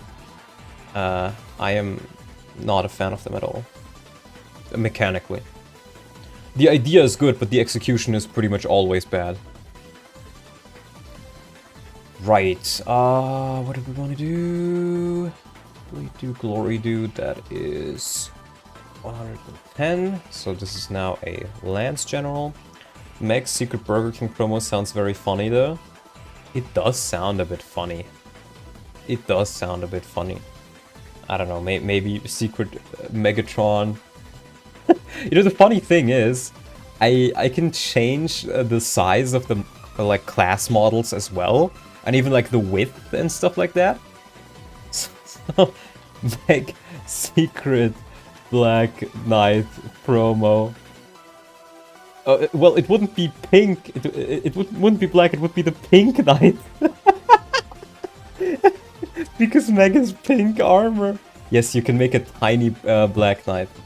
I think I've shown this off before. Let me take a look. I can probably show it off. I think I've made some videos. Raw probably simple recordings. Yeah. I can show you these. I've fiddled around with these a bit. These don't have sound anyway, so you're not missing out on sound. But you can change the walking speed. No! Wrong! Clicked wrong. Oh no. Okay, it saves everything. Let me just skip this to the next one. I don't like this one. That's the funny walk. And there's also this one, where it's very fast. Here, this is where I was fiddling with the map animations. Where he just breaks all his bones to heal you.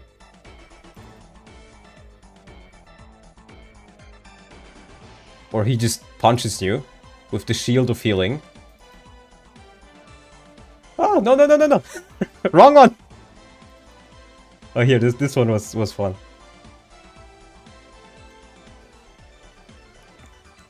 Look. Look at this. You can make them very wide, but very thin. So it looks like almost POV stuff. 3-8 got shown. Okay. Good.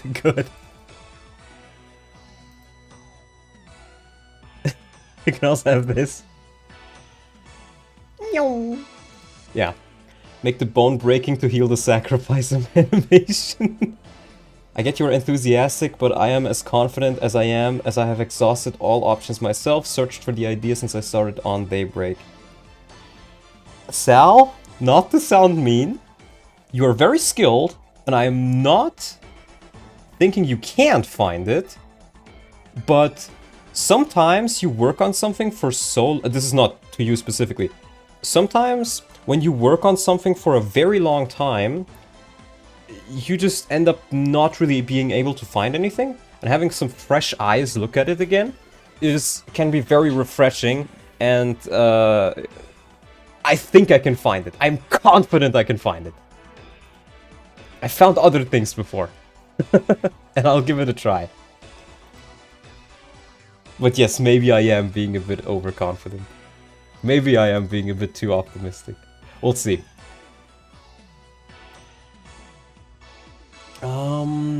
Yeah, hold on. I really want to show you what I wanted to show you though.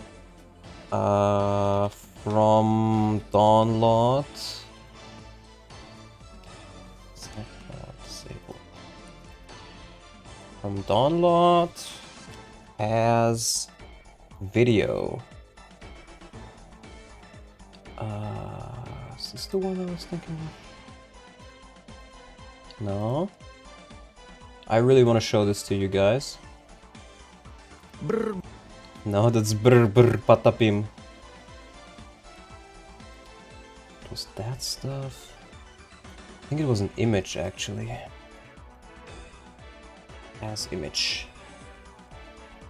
Did you play it on Maddening? Could you give a weapon rank to someone through an event, support base convo? Like, could you give Aaron staves? No, because the staves, the class needs to be able to use them. But maybe if you could somehow change the class that they have? Hold on. I'm looking for one specific thing. Right, I think this is what I was looking for. Let's put this in pictures. Let me just put it in the same folder so you guys can see it. And then there was another one adjacent to that, I think. No, that's the only one I made. Okay, but I can show this one to you.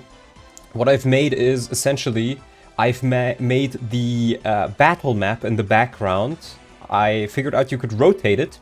This is the chapter 1 map. And you can also increase its size. And if you increase its size and you decrease the size of the models, then you can have Ant Fire Emblem. Can you have the game show CGs in the middle of a map? Yes, yes you can. True, it happens very often that I block on something and then someone comes and instantly finds out. It doesn't even have to be instantly. Like, but having some new, fresh eyes look on something can sometimes be everything you need to properly figure it out. And there's a lot of things that I probably can't figure out that Sal is a lot better at. But I still want to give it a try. And see if I can get something working. But yeah, Antiphy, Honey, I Shrunk the Units. So yes, you could have an Ant Armor Knight. Or like an Ant Tiger or something. A lot of fun things you can play. Ant Laguz, holy fuck. Mosquito Laguz, anyone? Oh god.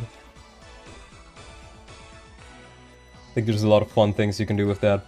Anyways, back on topic. Back on topic. You're sometimes so down the rabbit hole yourself, a fresh view on a problem is very helpful. Yes, yes, very much so. Very, very much so. The warriors here. Let me change this guy to a glory. Duke? Great Duke, that's what it was. I think that's 111. Just to give Thani a little bit more power in this. Laguz trainee where they start as a mouse and promote into a cat. We could theoretically add a couple new like Laguz types if I really wanted to. They would honestly use, or they would obviously use the models and animations of like cats and tigers and everything. But we can do a relatively interesting amount with like model sizes, width, height, and textures. It all honestly depends on if you can make parts of a texture transparent and still have it look relatively good, but I think that's difficult, if not impossible. Imagine what FE8 would do with an insect Laguz. I don't want to imagine. Let's continue working. Okay, there's a Lancer here as well. Let's change this guy into a Glory Dew as well. 110. Patorino, if you're still in chat, you've shown me that the unknown 3 data here can let you give a character bonus stats, right? Can you also reduce their stats with this? What are you planning for Liar? I assume you're changing something. I haven't quite decided yet. Like, can I debuff somebody's stats by changing the unknown 3 data? Because I was considering, like, maybe the first 128 bytes is positive stats, like plus stats, and the ones after that, FF is -1. So it starts from the back, yeah. So it's like I assumed. Okay, that's good to know. That's good to know. That's very good to know. Yeah. Yeah, so the first 128 bytes are positive stats, and the last 128 bytes going from the back are negative. That's very good to know. Thank you. Yeah, Liar, I remember, I think somebody mentioned that she has like a knife in in one of her convos. And maybe I'll give her the ability to use a knife or to like use steel? Not quite sure. Means you can make weaker promoted units. Yes. They actually use that even on playables. What? You have any map where it's used in vanilla? I've never seen it before.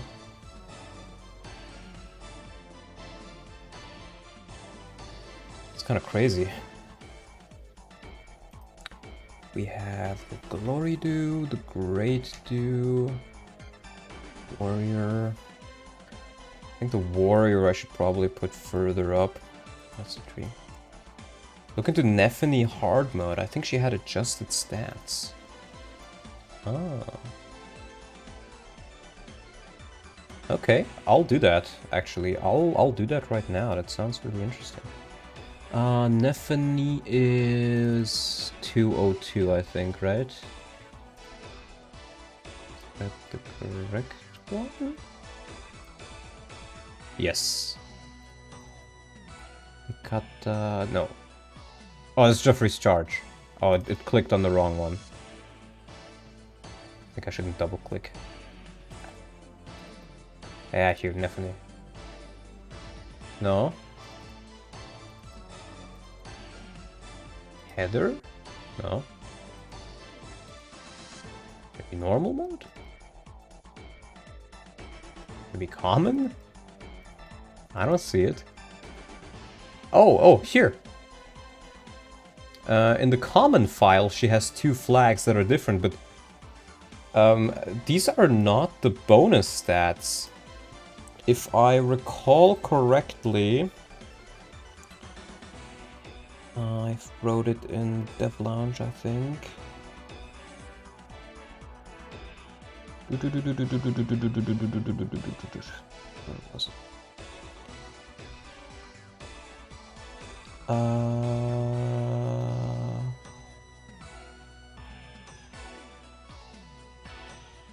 I should probably note this down in the document somewhere.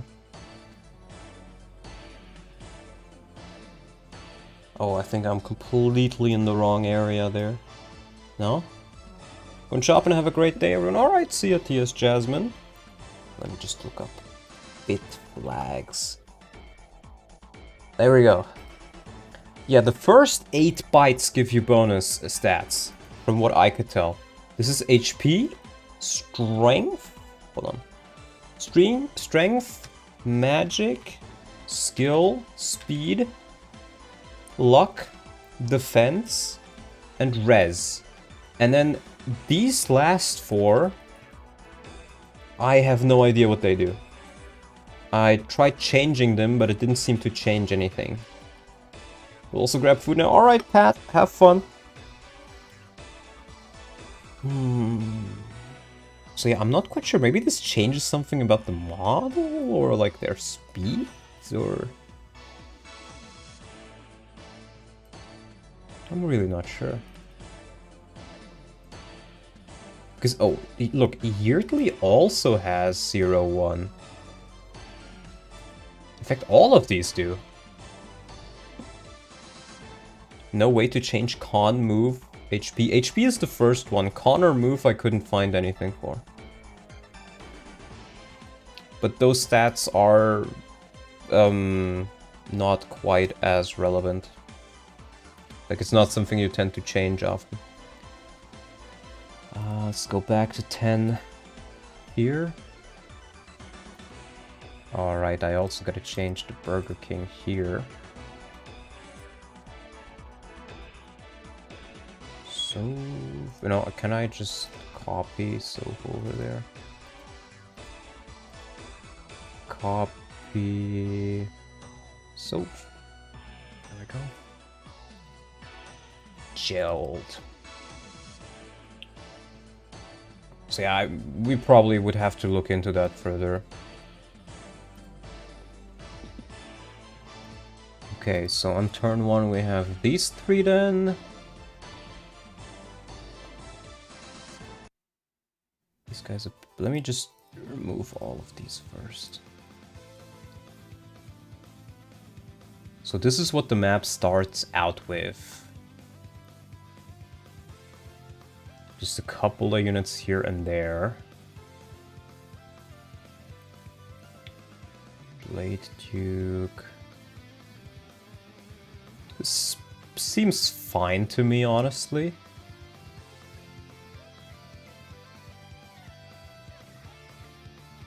Yeah. Maybe. I think this guy doesn't... Yeah, this guy doesn't move. This guy does. East music. When you don't want Thracia randomized enemy movement, scratching my head? No, I do not. I like Kaga, but I don't like Kaga that much. Right, so this is the ones we start out with. Then these are the reinforcements we're getting. We're getting a warrior, a lancer, a glory duke, okay. A couple more there. Okay, this appears relatively late, so that's fine. Sniper on the right side. I'm not quite sure I want the snipers to appear from here. Out of curiosity, why are you modifying the hard part if the hack is supposed to be played on normal mode for XP gains? Because hard is what is actually used. I'm not even sure what normal is used for. Oh, I can tell you, sorry. In the Japanese version, the difficulties are normal, normal, hard, maniac. But in the overseas releases, it's easy, normal, hard. So what you see here as normal is actually easy mode. And what you see here as hard is actually normal and hard mode. And common is pretty much just for cutscenes. So it's a little bit confusing, but yeah. And this also technically means if I... See, I forgot this myself because I changed this for normal mode. If you play this on easy mode, then some things might bug out. Because I'm not going to go through... I'm not going to bother changing all of these to be the exact same for easy mode. It's a little bit confusing, but yeah. Right, we have the sniper here. I guess he can stay there. We then have another 2 enemies there. And then we have another few enemies here and there. And then Jared arrives. I think I just want to change... Are you changing groves? Here and there a little bit, but there's no like major overhauls in like groves. Okay, I can just change that some other time. Turn it up a bit. Like Jill has minus 20% strength growth, for example, but they're mostly the same. Because I want to try to stay true. Also, chat, that is not a mistranslation. There are balance changes along the name side. The name changes. Yes, that's true. That's true. I think they're relatively minor though, between like the easy mode Japanese and easy mode, or like normal mode Japanese and easy mode Western, which is the same one. I don't think there's many changes for that as far as I know, but maybe I'm wrong. Okay, yeah, I think I want to change Jared here to just be older.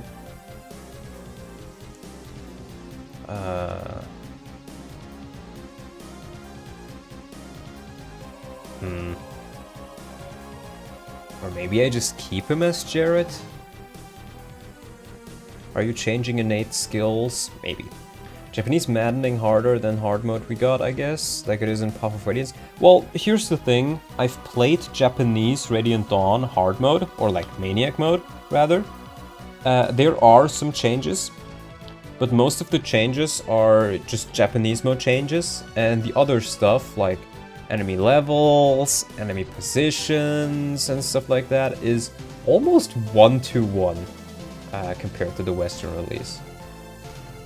Like, Japanese hard mode is maybe a little bit more difficult, but it is more so because it is the Japanese version and not because Maniac mode is that different. Maybe I'll keep Jared. You know, I was gonna give Jared and Alder a support and have Alder have guard. I could actually do that on this map, but... But that might be a bit too difficult for here. Unless I, like, I don't know, add in 2 more units that you can select that also join you near the end. I have to try playing FE10 hard mode at some point, but not having range and sounds very annoying. What you can do is there is a program called the FE10 randomizer, and even if you don't want to randomize anything, it has a side program attached to it called Make Hard Mode Great Again. And in there you can patch your game to remove or add certain things that are changed in hard mode. Like, you can change the weapon triangle, you can re-enable that. You can re-enable map affinities, you can re-enable having, or being able to, show ranges of enemies. And what else can you do? I think in the Make Hard Mode Great Again patch system, you can also remove the game over conditions. Like, I don't know, having Edward be a game over condition in the first few maps and stuff like that. I think you can remove that in there as well. I definitely know you can in the randomizer, but I'm not sure if it's also in the main menu for that, for the Make Hard Mode Great Again. Highly recommendable by me though. So what do you guys think? Remove Jared, add Alder, change Jared for Alder as the boss of this map? What do I do? Because if I'm gonna have both of them as bosses with the support and the guard thing, then they could get a little bit too difficult. But I guess I would also just need to test it. And my victory condition in that case would be whichever one you defeat first. Are they stationary? I would make them appear after you defeated everybody else. Have Jared spawn after defeating Alder maybe instead of a turn count trigger. Yes, but here's the point. The change I wanted to do is, like, what happens normally is the Black Knight just completely destroys Alder and Jared and then they flee. But it doesn't really make sense for Soph and Micaiah to just solo them. So what I would do instead is they just defeat Alder, or like defeat the commander, and then run away. Like Micaiah and Soph run away back to camp. And then we could even have like a little extra map where you have to defend the camp a little bit, because I think the camp event map was relatively playable.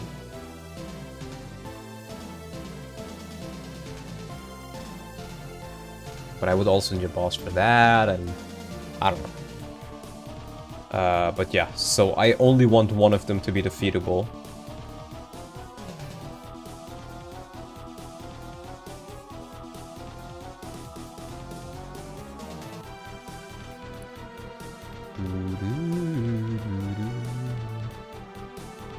Soph canonically strong enough to solo the small force like the Burger King does? Well, I don't really care if he can or not. It doesn't... Like, the thing is, all of these are a little bit stronger, but that's because of gameplay. The essential ideas is, hey, you know, there's a couple of enemies, and Soph and Micaiah are able to defeat them, just like the cutscene that you start the game out with. You could have Alder getting defeated, then Jared takes the lead as he orders Alder to retreat and get the map to become a runaway objective. Not sure if you can change objective to... I can, but then you have to focus one and avoid the other. The thing is, if I make both of them bosses, I think the gameplay might suffer a little bit and it might be a bit too strong. Because Alder also has Miracle and very high luck. So, in that case, I would maybe have one or two other units join. But that might be a bit difficult to code. Where you can choose who joins or something. Out of your army. Maybe Fiona. Fiona rides ahead. You get Fiona. Oh. You know, that sounds fucking... You know, I talked to Oop about this entire idea that I'm doing on this chapter, and he said I should have Fiona join in as well. Maybe he could get Miracle after this battle as a reference that he survived. Yeah, so the thing with Alder in my reimagining here is... the running gag is that Alder is an armor knight, but his defense stats are actually not that high compared to other ones. But his luck is very, very high, and he has Miracle. So the only reason why he survives is not because his armor is thick, but because he is just incredibly lucky. So, he is actually the boss of chapter 1.6. It's in Marado. No, that's not it. Techie, yeah. He is the boss of the first part of chapter 1.6 here. Right there. So you defeat him there, but he's lucky, so he survives. And then, Wait. You fight him again here. Or maybe the original idea was the Black Knight fucking destroys him, but he's incredibly lucky, so he somehow survives. And then finally, you fight him yet again in this map, and you think he finally dies. But then he becomes a recruitable character way later in the game. And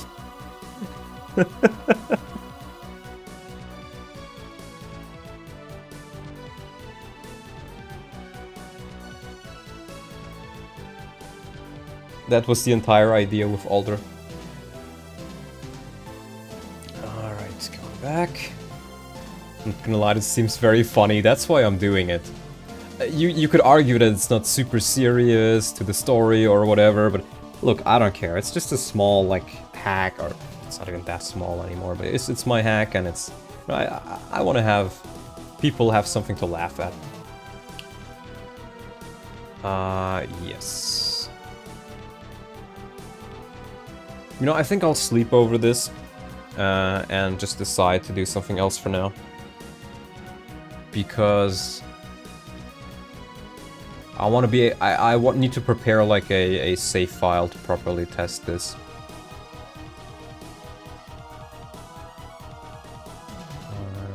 Yes, so let's take a look at this then. You don't have the Burger King in here. Ike? Ike? Why is Ike here? I don't think this is supposed to be Ike. I think it's supposed to be 107. Oops. Well, I'm glad I found that. Ike is just randomly one of Jared's underlings. Does a ROM hack need to be serious though? No, it doesn't. That's the point. That's the point. Lancer Ike, isn't that? Yeah, I think I accidentally messed up his character ID there, but it's fixed now. The other thing, let's take a look at this. You have Volug. I changed the characters you have on this map a little bit. You can now... I guess I show it here. Well, the Burger King will be gone, but you can field Toroneo here. You can field anybody here that you want to, that you have access to. However, one thing I was considering very heavily to change is to make Nyla an actual unit instead of, you know, the kill everything button. Because after you get the Burger King and Nyla, the next chapters are just very boring. Like, sure, you can use them to just cheat. Like, you don't even have to cheese it. You can just solo everything with them. But it's very boring gameplay and kind of makes the finale anticlimactic. Nyla not even that much, but the Burger King especially. And I'm considering if I just want to change Nyla, maybe increase her growth a little bit, but make her weaker. Maybe even let her keep the Royal Laguz, like, form shift, because I think she normally gets form shift, doesn't she? Let me check the class. Okay, here, classes. 133. Wolf Queen. King, yeah, that's the king. So she does have form shift. But I think it wouldn't even be that OP with the other changes to the Laguz gauges I'm making. And if I just make her a bit weaker, and, you know, more of a unit, because again, I want her to join Joffrey later. If you do this, you'll need to have her have more availability. Yes, absolutely. She will have more availability. She will end up joining Joffrey, alongside Raphael for a couple more maps. And so, I was thinking not, like, major debuff. Maybe, like, 10 levels. Let me see how strong she is. Like, she's supposed to still be able to immediately contribute and be considered one of your stronger units, most likely. But just not be, like, you know, completely murdering everything. JID Wolf F. Yeah, these are her bases. As you can tell, like, for example, her speed is 38 out of 40. Does she only have 40 caps? I would have thought it would be more. She's absolutely broken in the base game. She needs a heavy nerf. Yes, I think I'll even allow her to keep her form shift. That can be her gimmick. Because you don't really... Like, the earliest other royal I will give the player is Nyzala in 3E. Alright, Tom. See ya. Have a good day. Like, maybe Nyzala in 3E. But you'll get a couple of chapters where you can play around with the form shift already. And I think I may just make her start with a support with Raphael. So let's say we reduce her to level 23. Let me go and check what her stats actually look like, just to make sure I'm not wrong. Nyla, FE10. Let me take a screenshot of this and open it so you can see. There we go. She does only have 40 speed cap, okay. Let's put this like around, that's a little bit small. I can just keep it here. Yeah, so these are her stats. Let me pull up Voluk as well, just so we have something to compare to, because I think I want to have her be at least as strong as Voluk. Reducing her strike rank might also be an effective nerf. Yeah, that's true. Put Voluk in here. So we have both of them.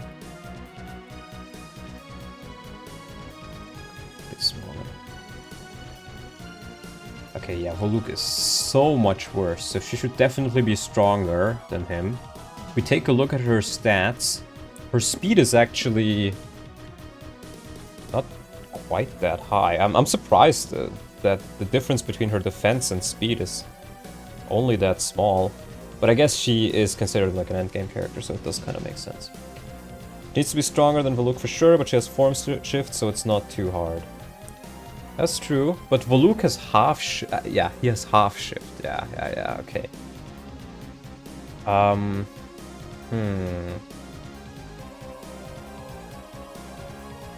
What about...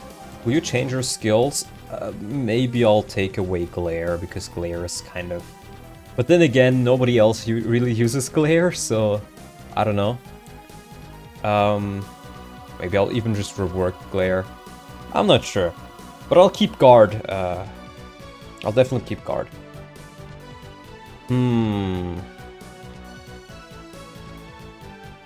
So I think based off of what I'm seeing, if you take a look at Voluk, Voluk's strongest growths are his skill and speed and HP.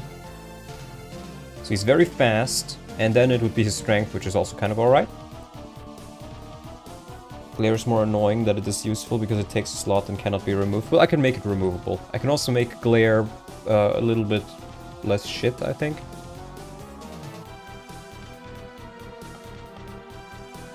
Yeah, I think what I will do is I will change her to be like the strong wolf. Strong and tanky wolf. But still have reasonably good speed. I think I may need to increase these growths just a little bit. 66 base HP, right.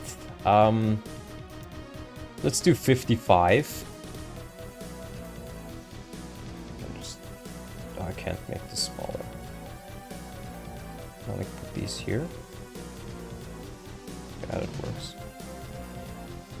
Always a little bit iffy with the screen sizes of all the windows here. There we go, that's reasonably fine.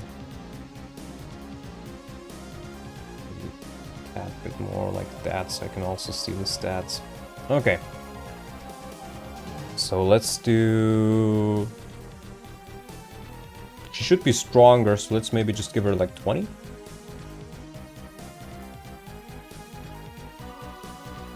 Yeah, 20.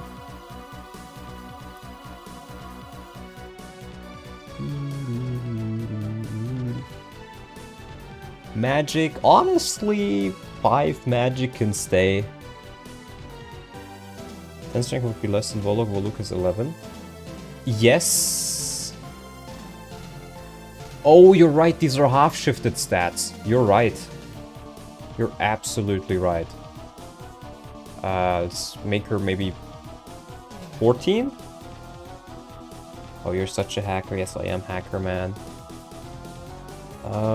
14, and then her skill is somewhat worse. But she's still higher level, so maybe I'll just make it like around the same as Voluk. Which would be 12. Oh, let's just give her 12. Maybe 13, let's do 13. And then speed. Voluk is 13, but he's also faster than her. I think if I give her like 12, maybe? 12 or maybe even 11. Because Laguz actually have relatively good experience gains in normal mode. Let's do just 12 for now. And then I'll adjust it. Because she should still be able to double with 12, and she still has form shift, so she's effectively still much stronger than Voluk in comparison. Luck. I guess I need to change her stat here. 35 luck is a lot.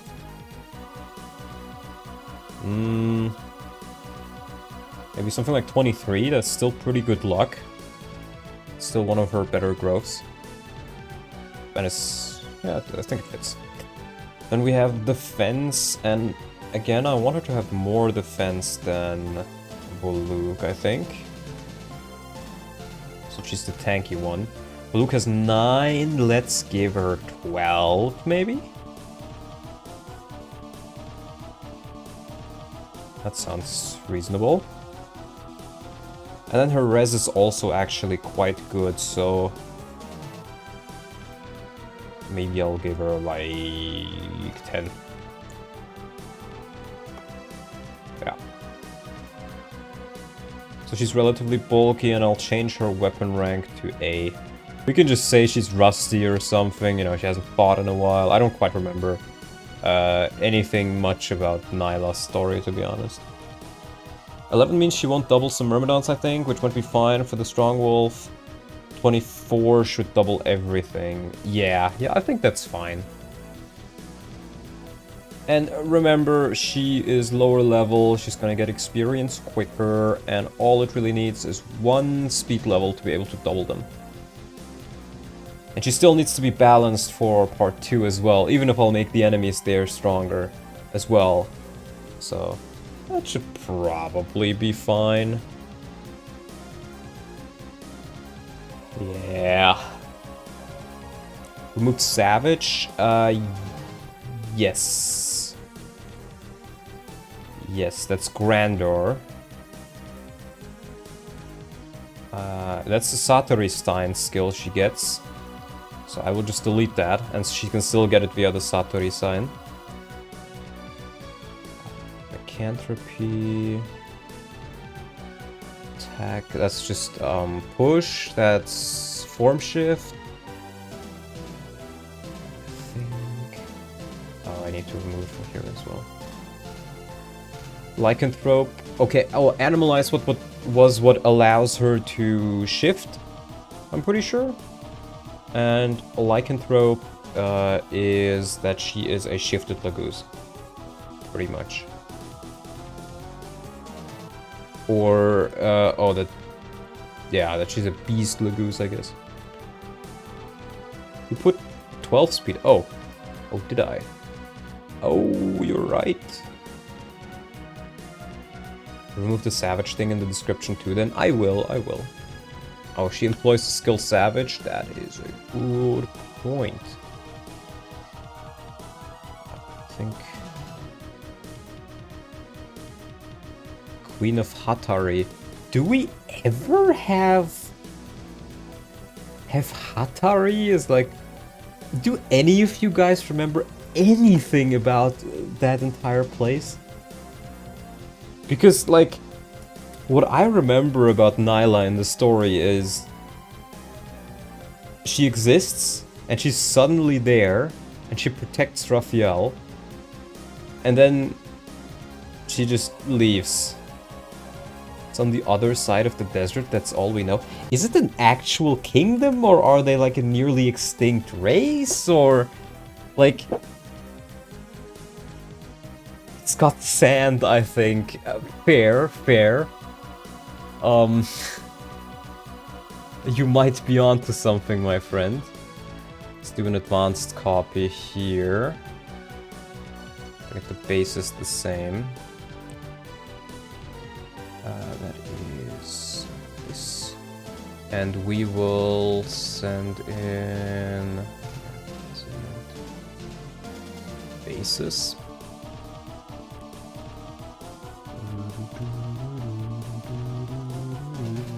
Yeah, so the bases are the same again.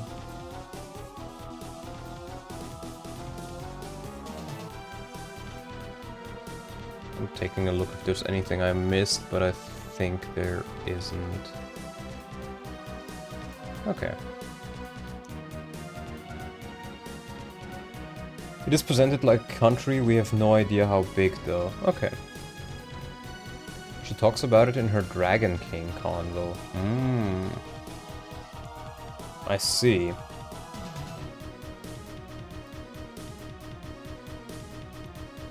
Okay, but I think this seems reasonably powerful now.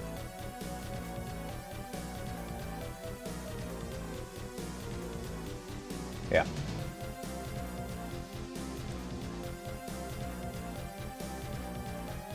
Okay.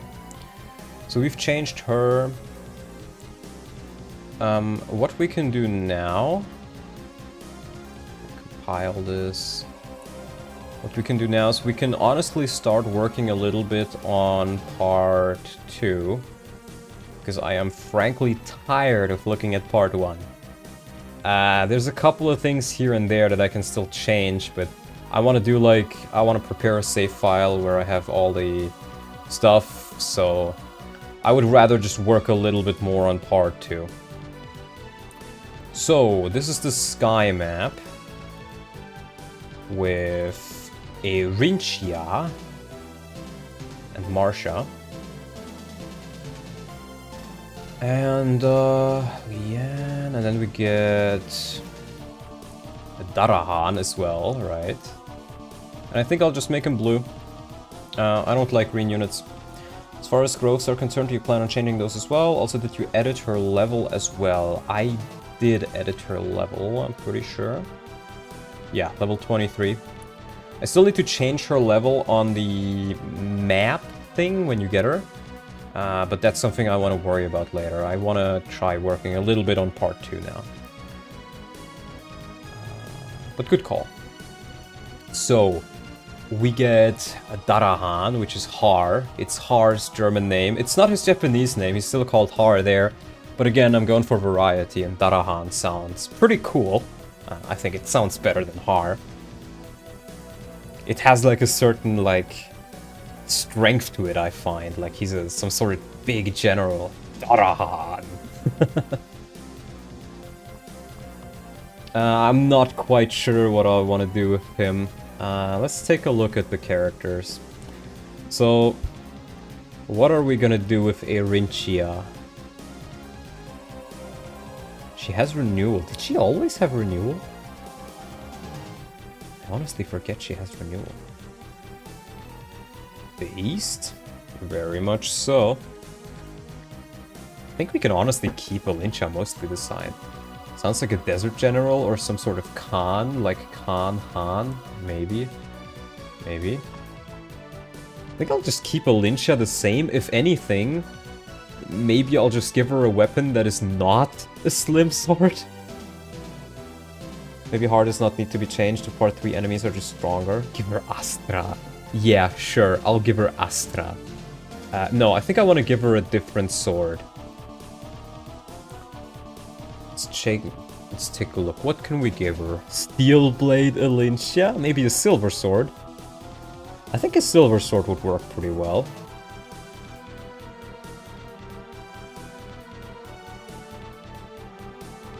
Yeah, and then she can still have the Amiti later.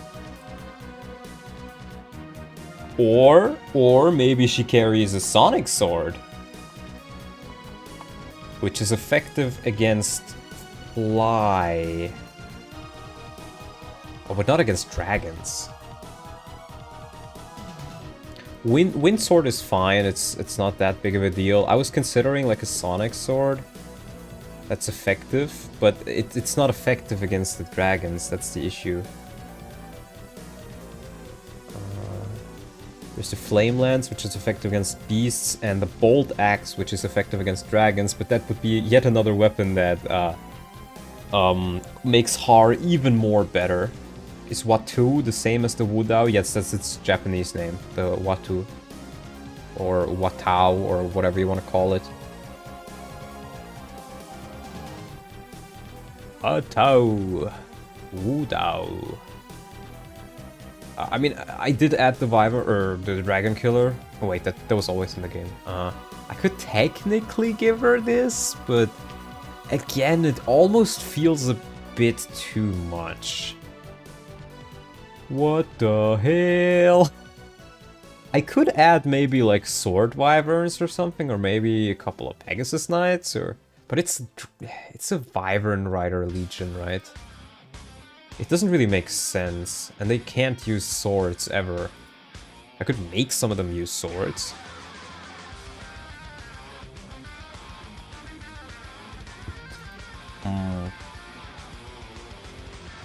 Jahira's Wormblade, she already gets the Amiti. I don't want to give her too much. Or having a Dragon Slayer is too convenient. Yeah, I think so. I agree, I think, if anything, Silver Sword fits her. It's like a very noble weapon. So we're giving her a silver sword. Give Lucia a Wu Dao to differentiate. That's a good point. I can do that. And then maybe a wind sword? Nah, you know what? Silver sword is pretty nice already. I'll keep the silver sword. Then we have Marsha. Marsha only... Can Marsha only... No, she can use swords as well, right? Silver sword chapter, so true. Let me delete these. There we go. Marsha. Yeah, she can also use swords. I think we should give her a sword. She has a steel lance and a hand spear. Maybe a steel sword? Lucia could have a brave sword to match her brother's brave lance. Maybe, that could work. I'm gonna weaken Lucia because she's gonna have more availability. So yeah, I think I'll just do a steel sword. Steel sword seems fine.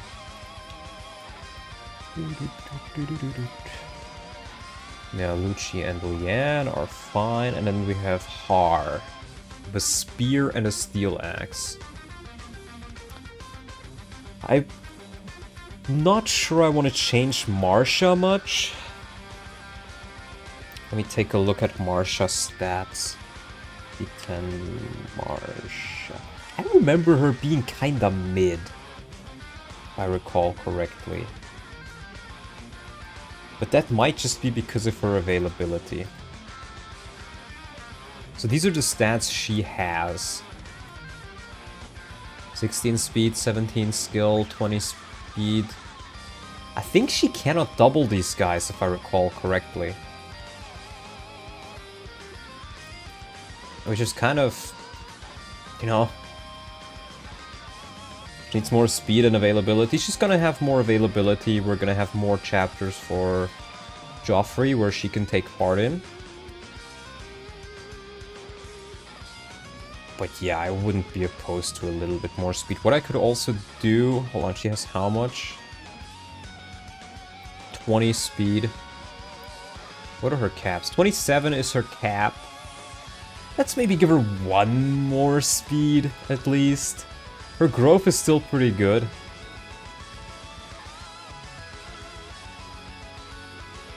Slightly higher strength, but otherwise she's fine aside from availability. Marsha feels fine here. The best buff for Marsha is to allow the player to remove Paragon from Astrid Joffrey and give it to Marsha. Then she gets a huge usability buff. I'm gonna be honest with you.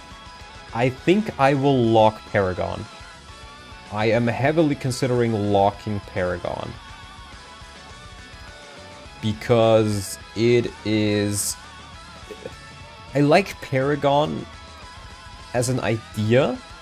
And it feels fun to use, but it breaks the game. Especially since you're gonna have normal mode experience and stuff. Passing it around is fun though. Yes, but here's what it does. If you are able to pass it around, it makes the characters who have it, like Astrid, like it's balanced on Astrid, right? Because she's so low level and it works well on her. But give it to somebody else who's stronger, and it's just too strong. Are you buffing experience gains globally? Indirectly, what I'm doing is I am balancing everything around normal mode, but making normal mode, or making my normal mode, more difficult than vanilla hard mode. And there will be more chapters. So you will not only get more experience, the enemies will be higher level, and you will get a couple more chapters, and availability will be better. So, I think I want to lock Paragon because of that.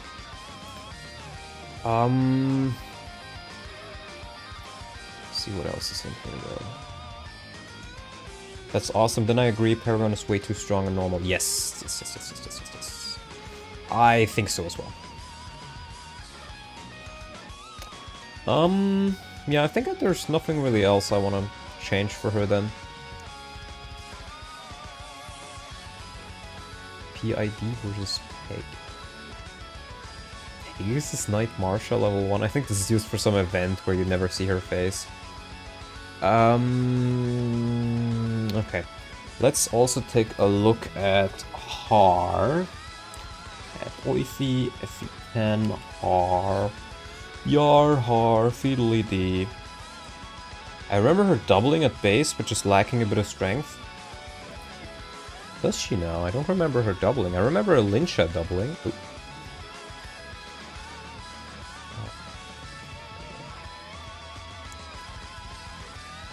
I remember a Linsha doubling for sure.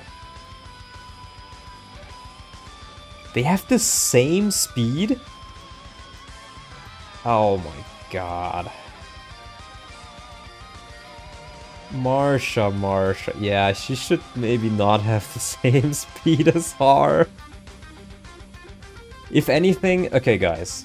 What did I miss? I'm just working a little bit on part 2 for now. Don't think you missed anything big. Considering how I want to balance them.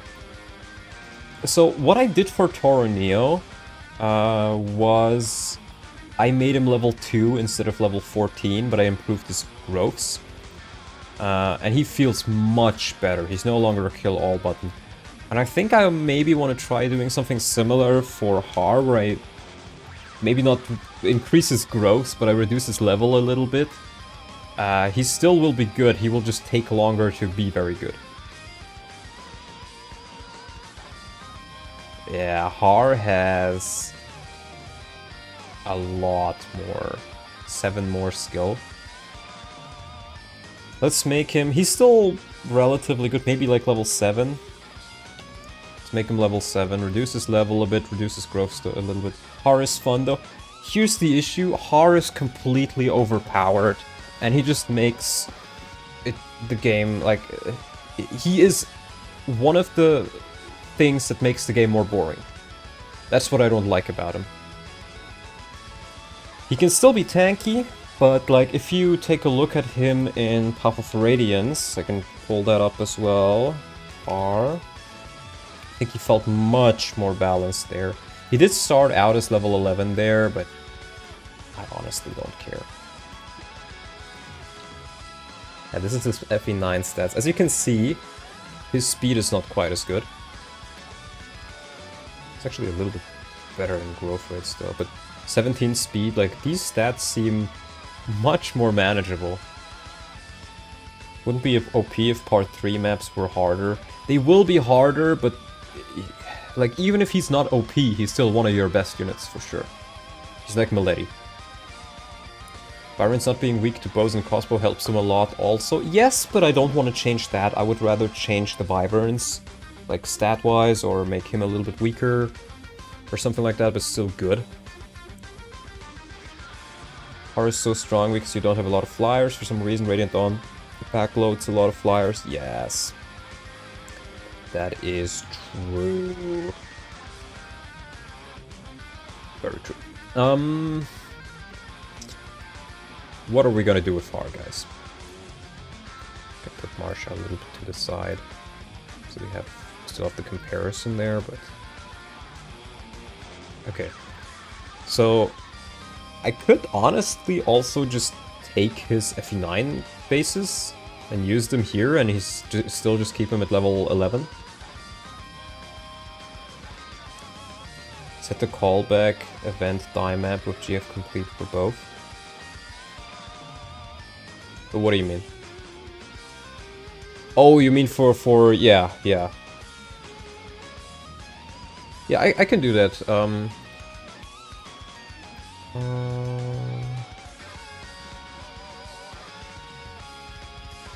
What do you guys think? Maybe we just take his FE9 stats and keep his level the same? I think that could work. Why do you always pause YouTube?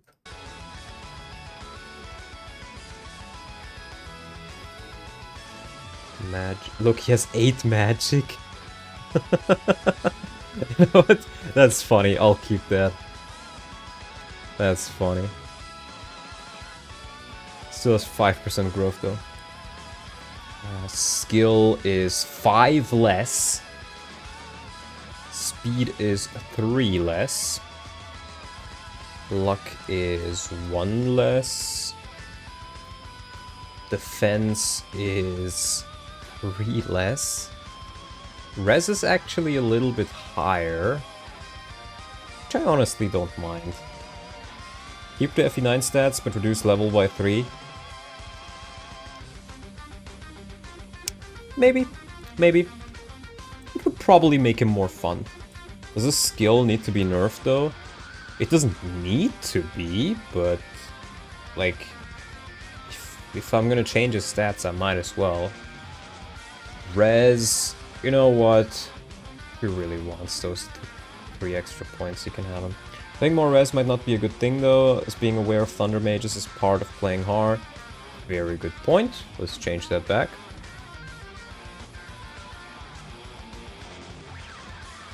Let's check his groves. I think I just want to keep his groves as they are. Yeah, I'll keep the groves as they are. And change his level to 8. Yeah, we can do that. We can do that. And I think his weapon ranks, I'm gonna change them to B as well. Because they're also very high. And that means you actually need to like work a little bit towards his lance rank if you want to use that more actively, instead of just spamming axes and then still being able to use pretty much all the higher rank lances. Even though, you know, at B or A rank he already has access to most of them, but... So the BB, we have him at level 8 here. I think this is good. I don't think there's anything that comes to mind that I would want to change. I think with 20 speed he shouldn't be able to double the enemies here anymore. And what I would want to do as well, instead of just having a steel axe, I think I want to give him a steel pole axe. or maybe as an additional weapon. Maybe I'll make one droppable, actually. I like the idea of making it droppable. Let's do that. Iron pole axe. Maybe just an iron pole axe?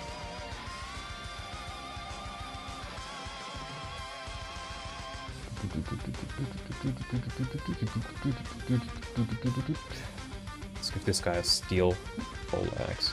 I get the feeling steel might be a little bit too inaccurate for him. B is enough. 60 compared to 50. I mean, I'll keep his steel axe, I think. But if you want to, you can use the steel pole axe. If I want to be really, really generous, I could even add a droppable bolt axe in here, for, like, that you can get. His magic is not very high, but it would still be effective damage. I actually like that idea. I like that idea a lot, actually. So I think what I will do is I will maybe just give him a steel pole axe. Give him some back skill base so he's a bit more accurate. I think it's fine. He should still be relatively accurate. And then we take the bolt axe, my beloved. And we can put it on... maybe this guy here. ID bolt axe. And I think these guys being tier 1, I hate it. And I kind of don't really want to put tier 1 units in here anymore. So we're going to change all of them to be tier 2. If they are too strong, I can just nerf them a little bit. We'll do Dragon Master.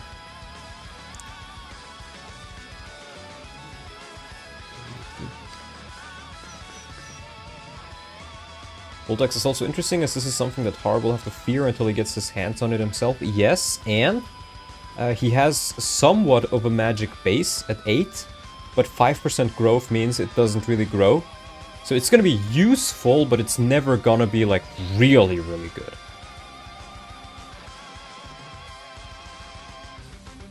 Do you like the capture mechanic on this map?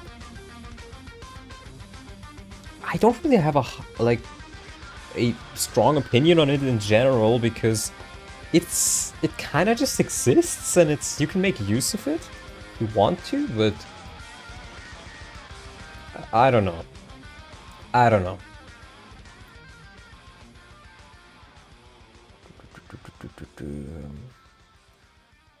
Yeah, okay. Do 2. We could even give them a lance if we really wanted to, but I guess that could work, yeah. Do you guys think level 2 is high enough? Maybe like level 3 or 4? Because the enemies at the end of part 1 are like starting to get like level 4 promoted, I think. Personal opinion, clouds are great, capture is on theme, but doesn't feel right. Yeah, it's not quite as intuitive, I find. Gotta click on them again to make the icons change. I'll just make them level 2 for now, and if that's too strong or too weak, I can always change it.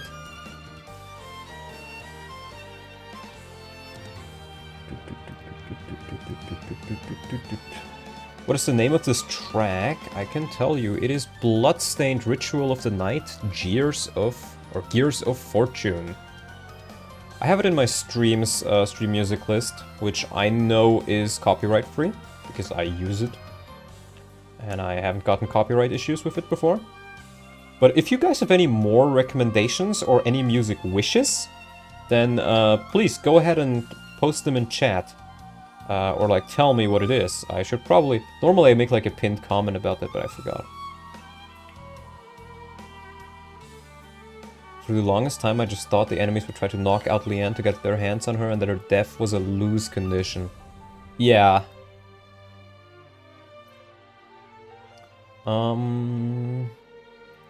Okay, going back. I'll see how these guys feel. And maybe I'll adjust their stats a little bit more. And Zephyrin, the Dragon Master, I honestly think level 9 is fine. He's around the same strength as Har, with the changed level. Maybe I want to reduce his level a little bit, but he's, that means less experience, it doesn't matter that much. Short Axe is honestly fine. Unless we just want to give Zephyrin the Bolt Axe and have it be like a drop, but then you don't really get to use it for the rest of the map, so let's not. I do want to take a look at his stats though. Zephyrin.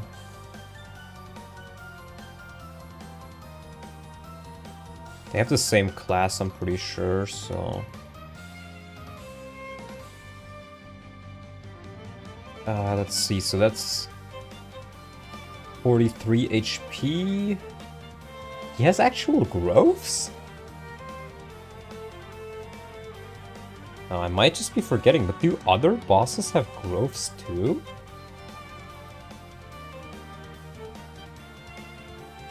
They do.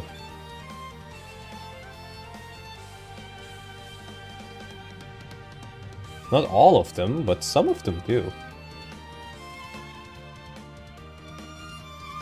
Yeah, like Hell has growths, but Death doesn't. That's weird. I guess maybe they can be auto-leveled by some stuff.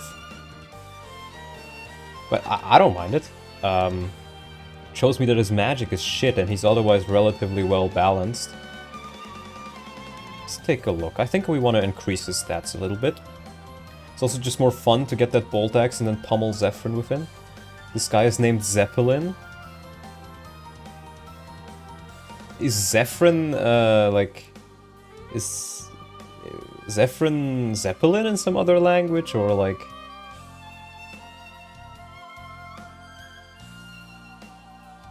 I'm not familiar. This guy is relatively well balanced though. 16 speed. It's actually perfect, it still allows him to be doubled. Maybe his stats are fine, actually.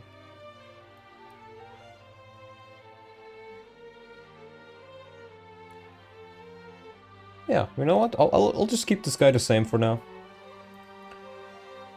Then we have Nealucci, and Nealucci will have more availability.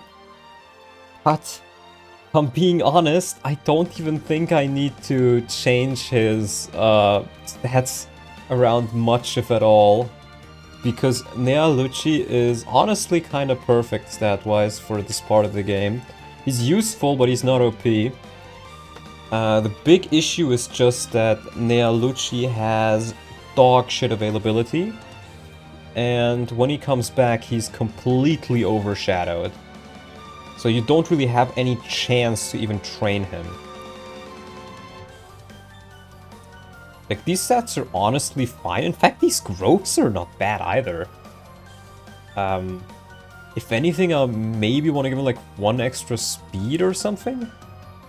But then reduce his res just by 1, just to have some kind of difference. 16 speed means Har doesn't double him anymore though. Yes, I know, and that's perfectly fine with me.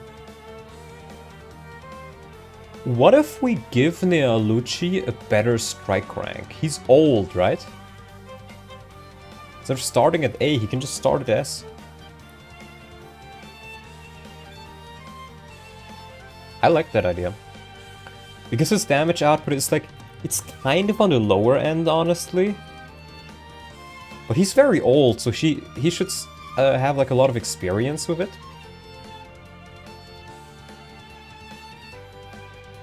He's old, yeah. In fact, I'm considering SS, but I think that might be too strong and it would be a little bit boring. I also want to give him a skill. And yes, it will be guard. I think it fits him very, very much. He can honestly keep Wrath, I think. But guard, and then I just make him start with like a support, maybe like a B support with Leanne. And he can guard her if need be. We plan on making Naizala start on SS rank though. Not sure it would be right for him to not have a higher rank.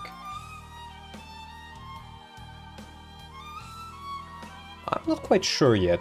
You will get Naizala a little bit earlier. But I was actually considering maybe just not having the royals be available in the tower at all. I think, if anything, I want to make the player choose which one to bring to the tower. So Naizala not having SS rank will probably not be that big of a deal, because he would be the one that I would allow you to bring. Like, always. And then for the other royals, you have to pick one. Can you make discipline work on Laguz? Yes, I can. It's very easy actually. But what I would want to do instead, and this is how Daybreak does it. And if I'm gonna be so evil to plagiarize an idea from poor Sal, I mean, I think I like the idea myself, and I could have come up with it as well. But what he does essentially is he has a different skill for human discipline, and then he has a different like discipline type skill for Laguz. I would need to code it myself though, and I don't want to use Sal's code, so I would have to figure that out myself to see how I can get that to work. But so that will be in the future. But I think that's how I would personally handle it. Because just making it available on Laguz means that you pretty much never want to quote-unquote waste a discipline scroll on somebody who's not a Laguz. Because, it just... Because, like, getting more Laguz strike rank is so much better than having a higher weapon rank for the vast majority of characters. What I can maybe just do instead of making it available, though, if I want to do something quote-unquote unique, though the question lies in how unique it really is I can take a look at the Fangs, and they give 1 weapon EXP, and I could just change the base weapon EXP they give. Instead of 1, they get like 2, for example. In fact, I think I will just do that. This will essentially have... Because the base rate at which you gain ranks is so slow. So, you know what? This way I don't even have to make a new skill. It's easier for me. Maybe I'll still do one, but I think I'll just give all of them double the experience rate in regards to weapon EXP. Because even just this is gonna make gaining weapon rank still difficult, but you're actually gonna be able to potentially get it. I've played the Gagnatar patch and it gives some uniqueness to every Laguz, though different effects at certain ranks. It was a lot of fun, not always balanced. Would you consider something like this? Here's the issue, I wouldn't even know what effects I could give them that wouldn't be totally OP. Like, I could, for example, give them armor weakness or something, right? But I feel like that might be too strong. Because you'd always have it on an infinite weapon, so why would you ever bother using a hammer? For example.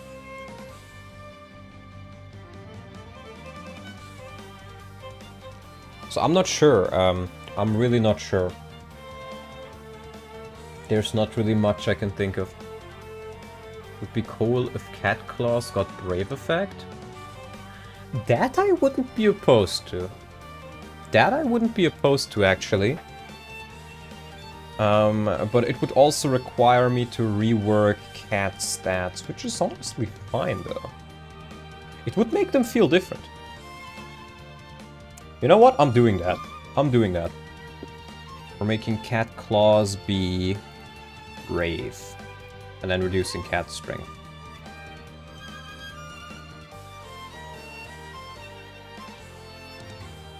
For example, in the patch, cats had 1 to 2 range, daggers had Brave, tigers had Brave.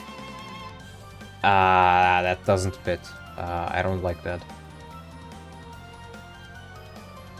Which, I mean, like, fair, you can do that, but I don't like it.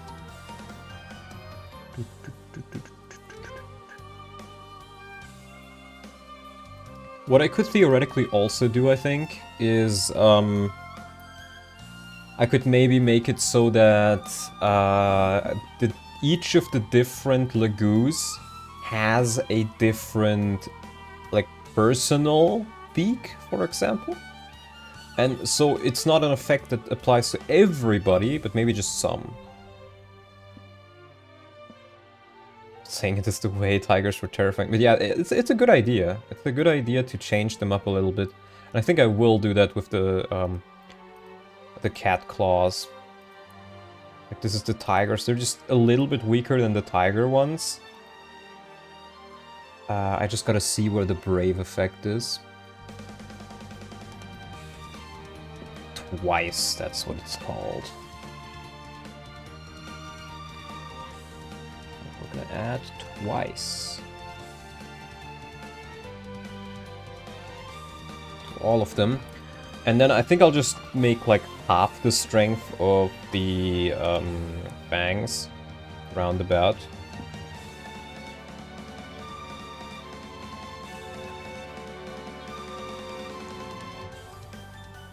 Yeah, and then for going from S rank to SS is the biggest boost from 3 damage, which is 6 extra damage.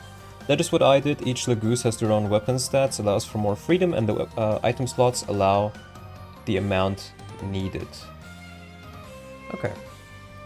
Well, I could do that, but honestly, I wouldn't even know what I would differentiate with them. Like, USAL, you have a bunch of custom skills for everybody, so it makes more sense to differentiate them a little bit more with that, but like, I don't know. Also, I can make specific skills locked to only one unit, right? But be like freely assignable otherwise. Because what I could, for example, do is give one of the Laguz Discipline that is locked to them. And other Laguz can't, like, just equip Discipline. Maybe that one Laguz, like, has it as their innate bonus. Something like that.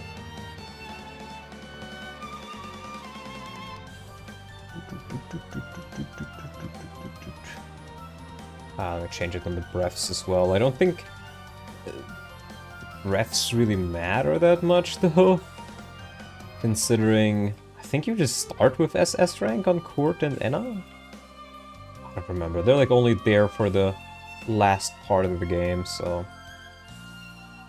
I might as well just change them while I'm at it. These ones don't matter. I toyed with the idea of incorporating Laguz weapons into the weapon triangle. That could work, actually, yeah. You could possibly do that. Kiza Discipline, bros? I was thinking Discipline on Kiza, maybe, yeah. Instead of Sword, Lance, Axe, make it Swift, Medium, Heavy. That could work. I'm not quite sure how much I like it. Cats and ravens get sword damage types, hawks and wolves get lance type. And then lions and tigers get axe damage type. I would honestly be willing to try that out if you don't mind me taking that idea, Sal. I kinda like it. It would definitely differentiate them a little bit more.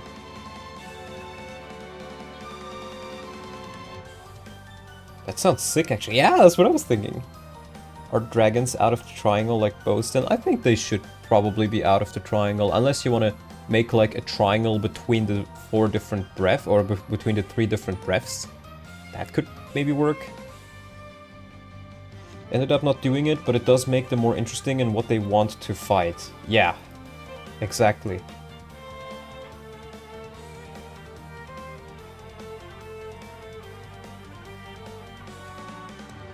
Tiger might favor fighting halberdiers, but not swordmasters. So, Sal, would you mind me taking that idea and using it? Because if not, I think I will use it.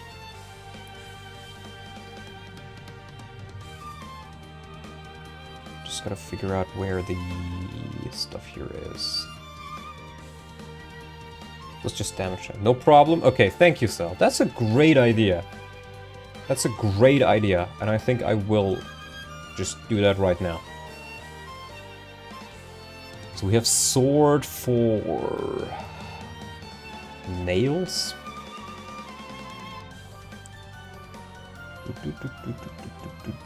Just a thought experiment. I am not the only one who has thought of this. Yeah, but you brought up the idea, so I figured I should still probably ask you.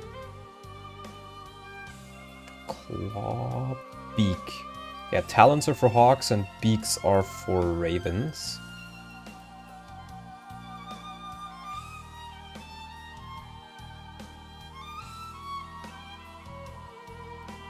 And we grab the lances. In fact, if I want to be really funny, I can just add the Fates weapon triangle, where different like magic, or I guess Fates only has anima, but like include the anima triangle in in like the weapon triangle. But I think that might probably be too much. Are changing effective damage, like making Dragon Lord weak to bows again? I'm not making Dragon Lords weak to bows, no. By the way, what do you think about the Royals having a better weapon? Never made much sense to me. Yeah, I am not quite sure if I want to keep that. The Royals are already really good. But then again...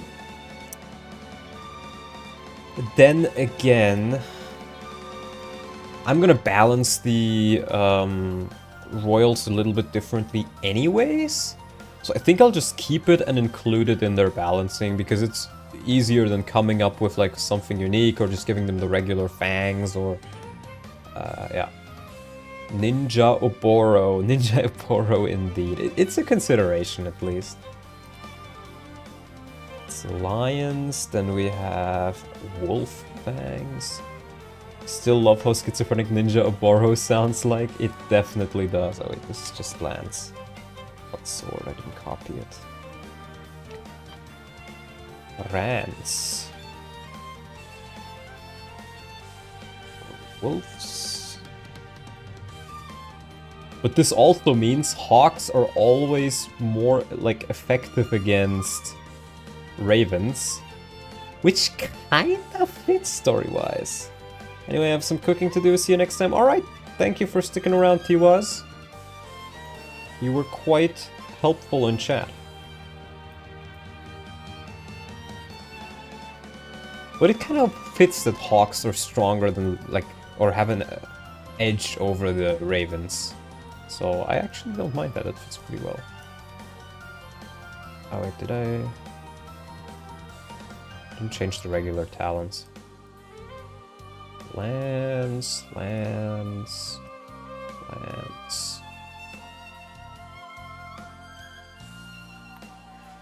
And then we have axe. My weapon triangles +3, -3 damage, ±20 hit. This is regular for swords, lances, axes, and fire thunder, but dark has triangle adept, so dark versus elemental is +6, +40, but it is only for the bonus. So elemental versus dark is still just -3, -15.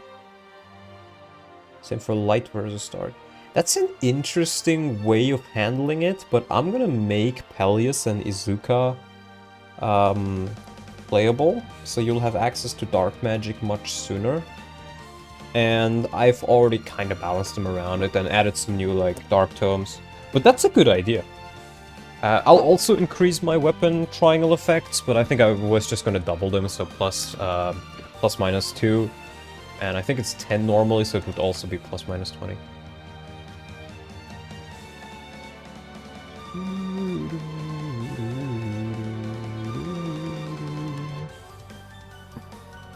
Got hit by an ad, please respond again. What I was saying is, since I have Peleus and Izuka as early recruits, or relatively early recruits, you're gonna have much more dark magic. And since you're gonna have much more dark magic, I think it might be a bit too strong if I did it like that, with Dark One. But for your project, it probably works pretty well. Especially since I added a couple new dark tomes that I will make use of. Like, they would just have weapon triangle advantage against everybody. I'm foddering off Izuka on his first map. Well, if you want to, you can do that. He only retreats, but... Again, my idea with Izuka was... he joins you alongside Toroneo, and you can use him if you want to, but... then in 3-6, if you are able to defeat Kesda, then Izuka gives him the Feral Drug, and he becomes essentially a free summon whenever you deploy Izuka. And then in part 4, he still betrays you, or quote-unquote betrays you, and the only way to re-recruit him is to have an A support with Peleus, and have Peleus specifically defeat him. And you can also get Kesda back by, like, talking with, I think I said Skrymir and Ranulf, or other Laguz, but you have to do it multiple, like, you have to either 3 regular Laguz, or either of Ranulf or Skrymir, to re-recruit Kesda. Or you just recruit Izuka. And at that point, Kesda just... Maybe he just becomes a summon you get from, like, bringing Skrymir or Ranulf or something? I'm not sure.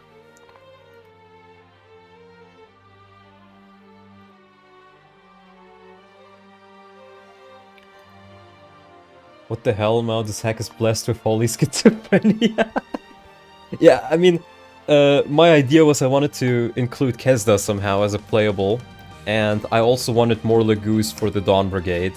So, but since I'm also adding like a bunch of the FE9 Dane bosses as playables for the Dawn Brigade, it would be a little bit difficult to justify more Laguz joining them.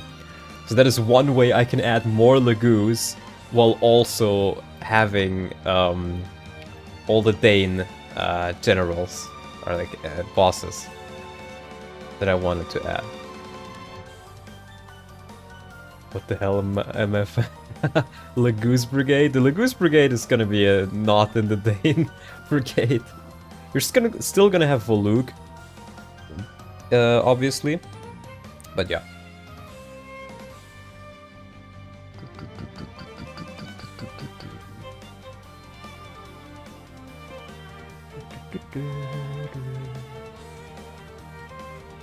Is this gonna be a bit pre-promote heavy early?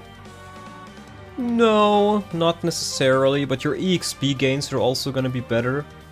So the difference between being, like, having more levels or being promoted is not quite as high as it is normally. Okay, I changed that. Let's continue. Yeah, so Nealucci has Guard. And he will have a support with Leanne.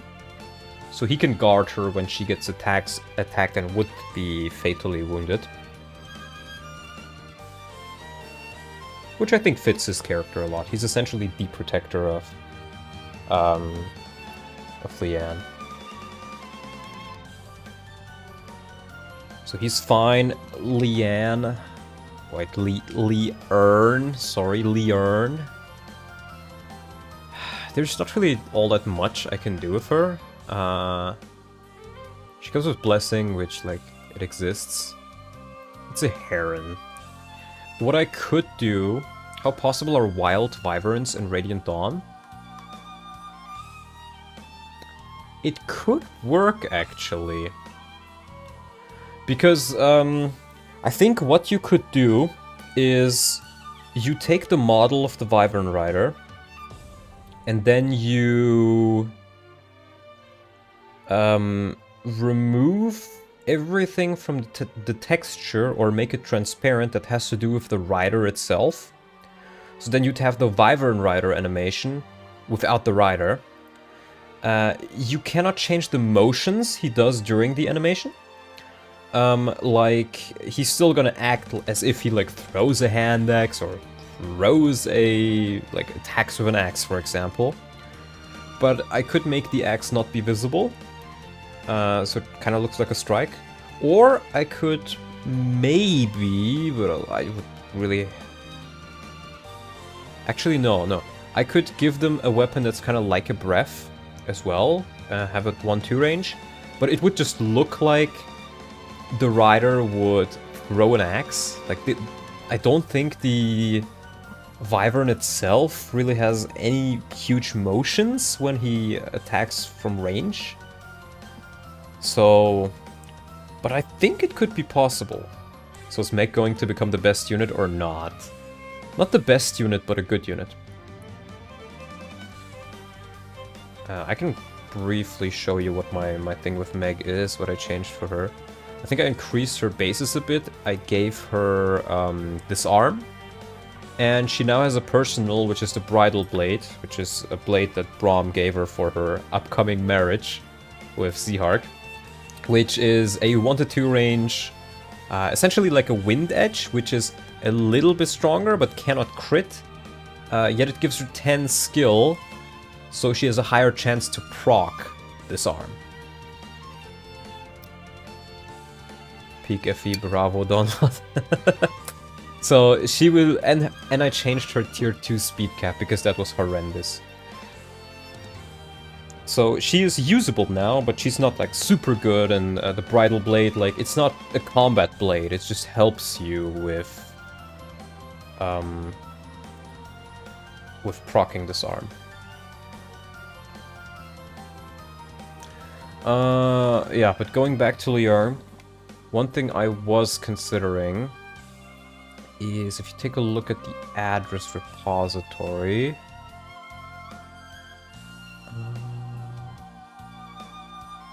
Here.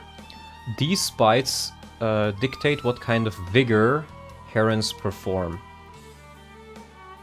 Now this is what changes the vigor effect. Vigor is, I gotta be careful how I pronounce that for YouTube.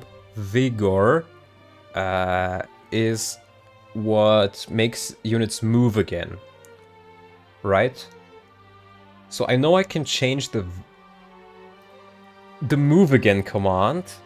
I can change what it does, I think. And there's a lot of values here. Yes.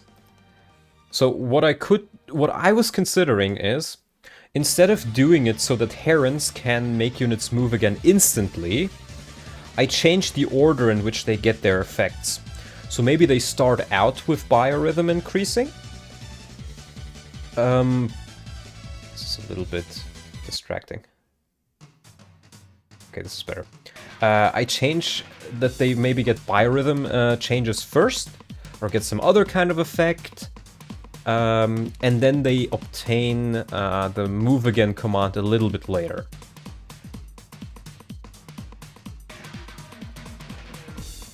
But what I would probably do is I would give a hidden paragon to all of the herons on top of normal mode experience gains. So, which I think also affect herons, though I'm not quite sure. It might actually not even affect them, the hard mode experience. But they'll get free paragon effect. Maybe I can make a scripted skill where they don't get double the XP, they get triple the XP. So they get 30 XP per thing that they do instead of 20. I essentially want to encourage the player to use the other commands that they can use and give them their toolkit earlier. That was the entire idea for that. Like, maybe I can give Glare to one of them, to like maybe Raisin, and maybe one of them can cast Vortex, and actually defend themselves a bit. Or cast Sacrifice. I'd have to do some testing with this, honestly. Maybe they can smite you away with a wind effect or something. Maybe one of them can open chests. Like, there's a lot you can do. I'm honestly not quite sure. Like, there's Bliss, which increases their biorhythm, right? There's Vigor, which makes them move again. Let me maybe look up what the effects even were, because I honestly don't remember. I can just look it up here.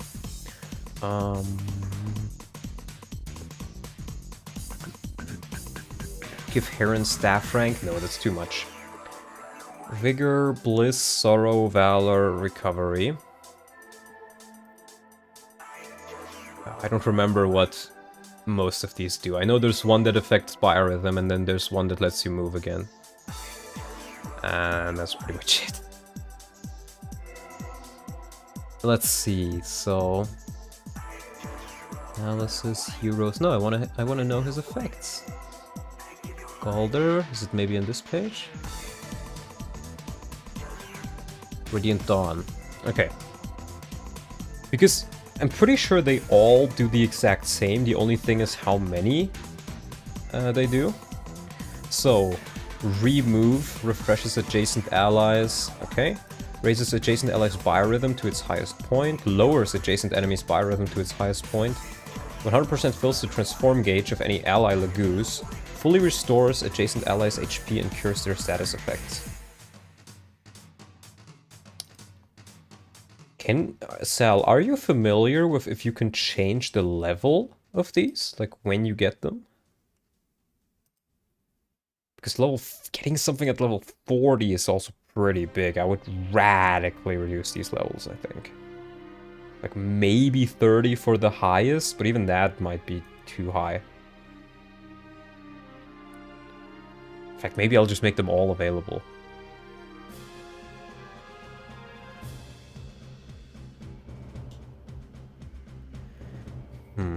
I thought I found the level, but when I changed the values in main doll, it caused crashes, so not yet. Okay.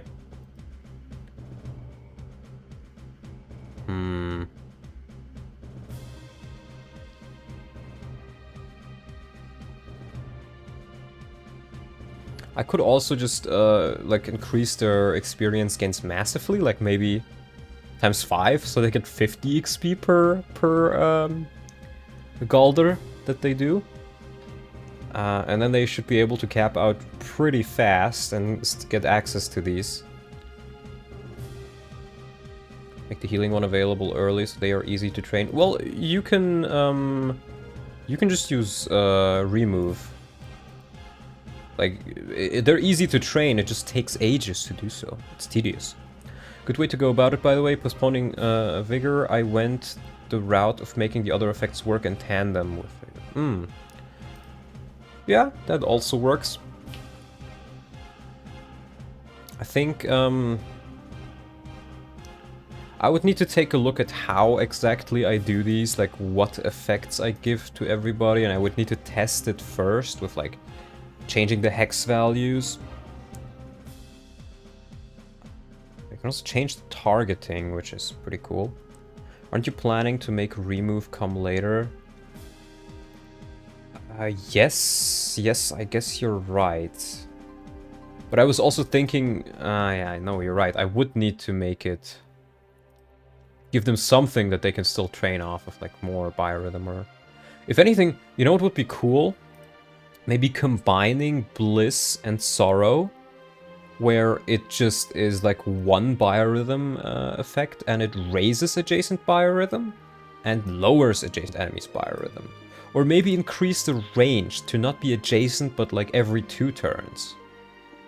Every 2 tiles.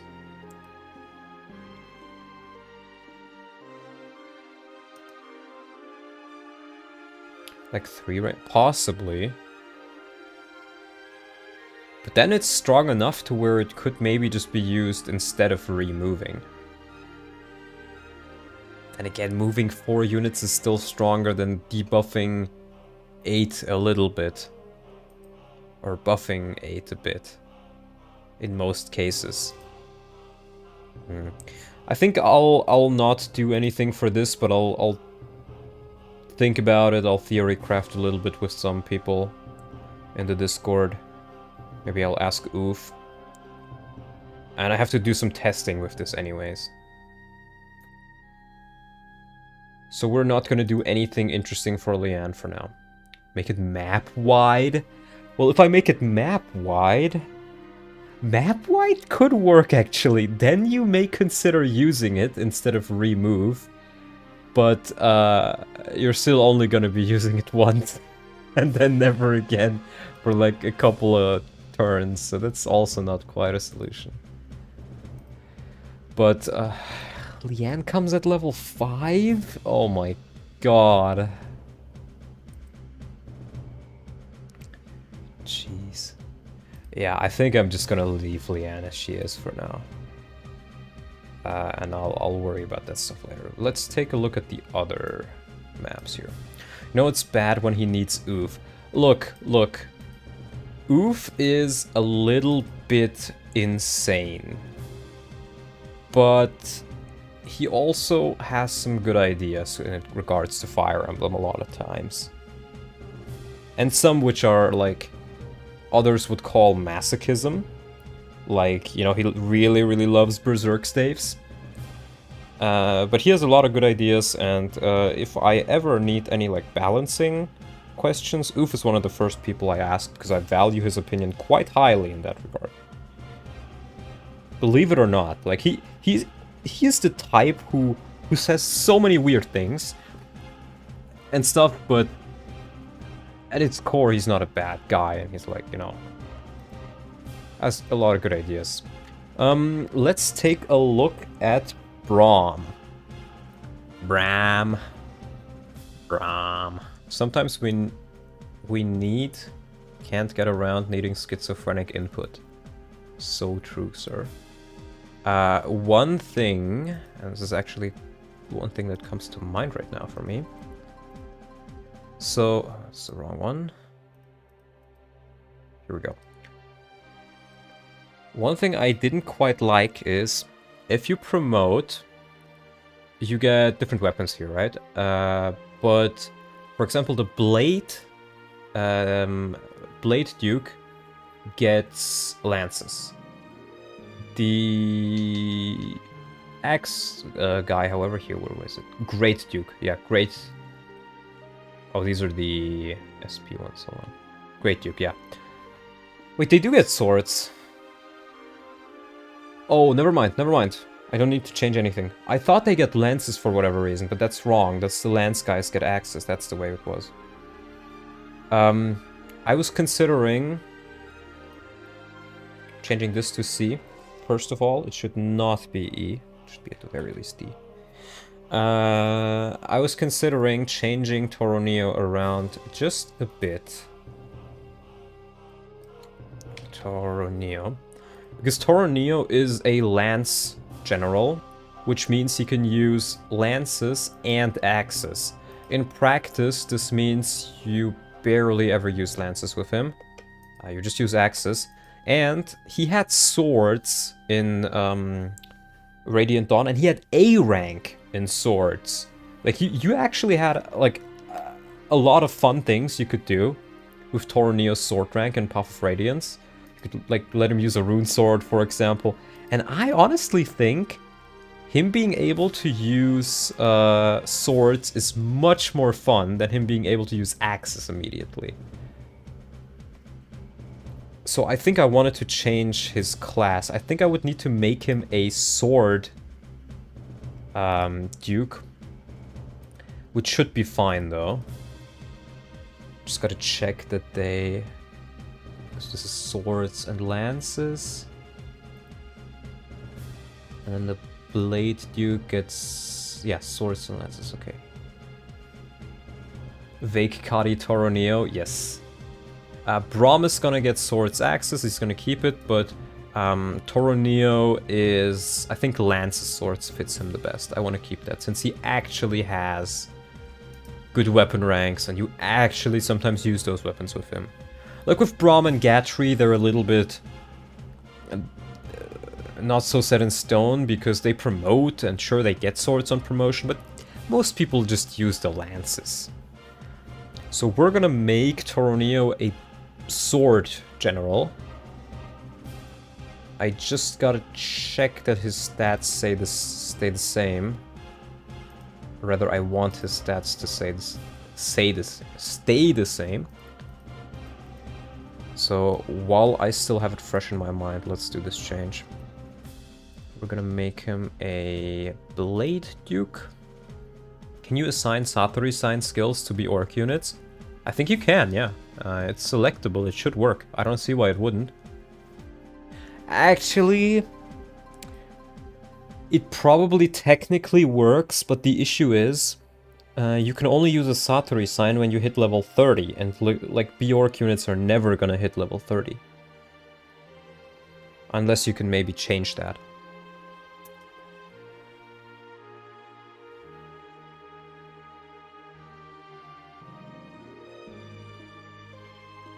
Yeah, hold on. He was a great... No, Glory Duke. So I need to give him +1 strength.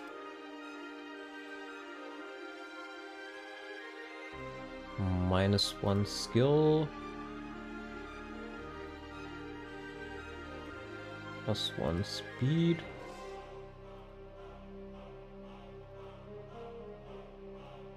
+1 defense.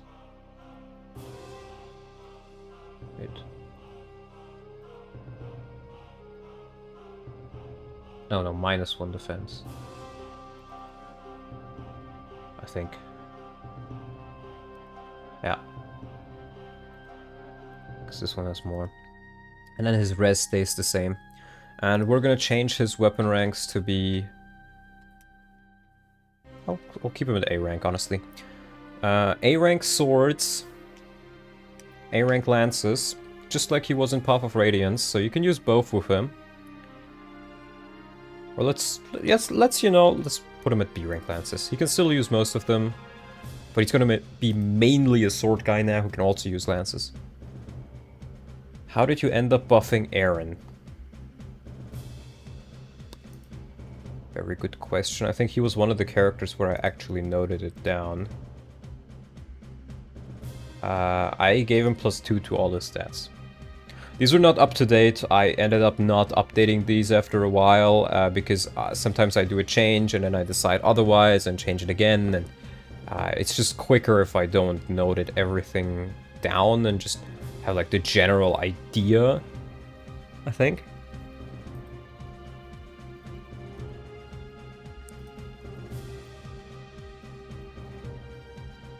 I will have to fiddle with his animations, but I can just use his sword or use his axe animation on tier 2 for the sword motions. I can't wait for Aaron Gaming. Hell yeah, brother. So he still stays Torneo in his animations. Yes, but then we go to Braum. Bram. He starts at level 2. Aaron is great, I like Aaron. First of all, I'm gonna give him C rank in swords. It is honestly a travesty that he starts with E rank, because dear God, he's like the only unit, the only promoted unit, I'm pretty sure, who starts with weapon rank that badly. For no reason. So I'm giving him C in swords and C in axes, I think. It should be fine. Does still come with this arm. Let me take a look at his bases. 10 Bram. Bram is so great. I love Bram. Peak character, peak Armor Knight design. So, he has... My big issue with Braum was always that he's just completely overshadowed by Gatry. Because Gatry essentially integrates the Night Ward into his stats. Like, he has... That's why he has 60 speed, you could say. He just ate the Night Ward. He also... Gatry... Let me compare both of these side by side. So we can see... Let me put Braum here. No. That. We'll put Gatry there, and I'll also put their FE9 versions in there as well, so we have more wiggle room, because Braum is one of those characters I think I should definitely change a little bit. He really needs it. Overshadowed by Nephany? No. Braum... See, the thing is, Braum is still good, but the moment you get Gatry, unless you gave Braum a good amount of levels, Gatry is just better. Just straight up better. Which is bad game design, I think. FE9, Braum. So you can see their differences there. Braum. Shout out to all my Braum enjoyers. That's what I mean. Neff makes better use of the EXP. Kind of? Kind of? I always just give the EXP to Braum. I don't know, Nephany always turns out incredibly mid for me. Like, either she's just not bulky enough, or she doesn't have enough strength. Gatry having 60 strength, speed, defense is cracked, absolutely. Like, if you compare them in FE9, they are much closer. They might as well be the same unit, being perfectly honest. But there's still a couple of differences here and there that make it unique enough. While you're fixing Braum, make sure to give marshals better caps. Braum's defense cap is lower than Har's, which is embarrassing. Yes, I will worry about the tier 3 caps though, later on. So, if you take a look... If you take a look at the difference here between FE10 Braum and Gatry. Gatry straight up has like... I mean, their bases are actually not that far apart, funnily enough. But their growths really, really are. I will definitely be nerfing Gatry a little bit. One thing I was considering is Braum has really high luck. And I want to have both of them keep either, like, their defenses relatively the same. But I was considering giving Gatry worse res. So Braum will have both res and defense. But then maybe I differentiate them some other way. Like I give Braum actually bad speed. Because at that point it's like there's an actual choice that you make and it's no longer just... Yeah, 70% luck is pretty fun. I think that's what I'll do. I may just down level all of the Gryle Mercs a little bit as well because they have so little room to grow. It's much more fun if you have more levels to grow, but lower growth rates in my opinion.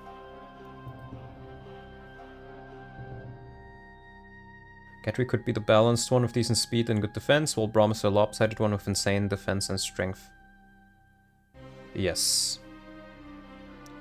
The thing is, Braum has 2 more res, and believe it or not, that kinda translates to usually having more res than Gatry, from my experience. And he has a little bit better speed base as well.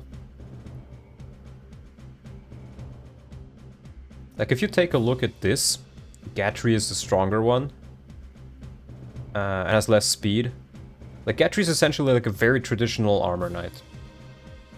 But in this hack, Braum will have to compete with Toro Neo, not Gatry. No. What I'm gonna do is, if you want to, you can recruit Braum to the Dawn Brigade with Meg. But you get a choice. You can even recruit Meg to the Gryle Mercenaries if you really want to. And it's completely up to you. Because I'll give you like an event, like they'll have a small talk and then you have like an event and it's 3 choices, like where you decide what the character does. Like, oh, Meg comes with Braum, Braum comes with Meg, nothing happens, nothing ever happens. Yeah.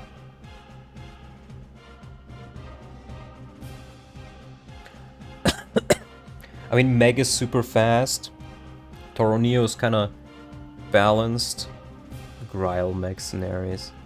If anything, Gatry should be the one that's relatively slow. But much more tanky, and then Braum is more of like the middle one. Because Braum really, like, his strength is not quite as high as Gatry. I think that's honestly a good idea. Gatry's gonna be the slow one, and Braum will be relatively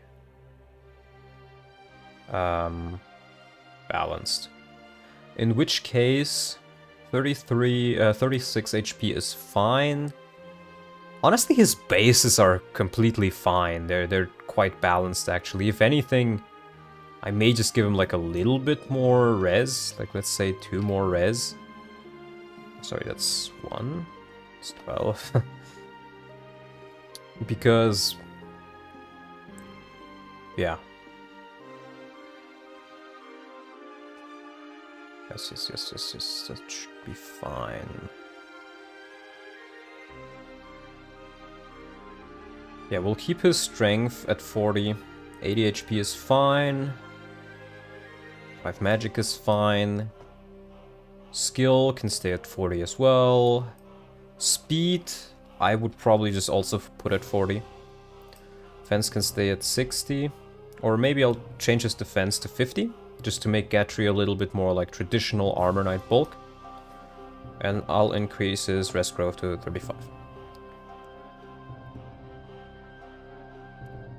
He also will have the ability to use like swords immediately, and I'll give him a couple of swords. So hopefully that helps him as well. Yeah. And while we're at it, let's just do Gatry as well.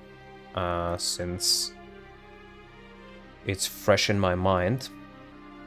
So for Gatry, I think we probably want to reduce the levels of all of these. At least a little bit. Maybe make Gatry like... Braum has -2 con base. Why? Good point. I don't know. I don't know. But he does. That doesn't seem right.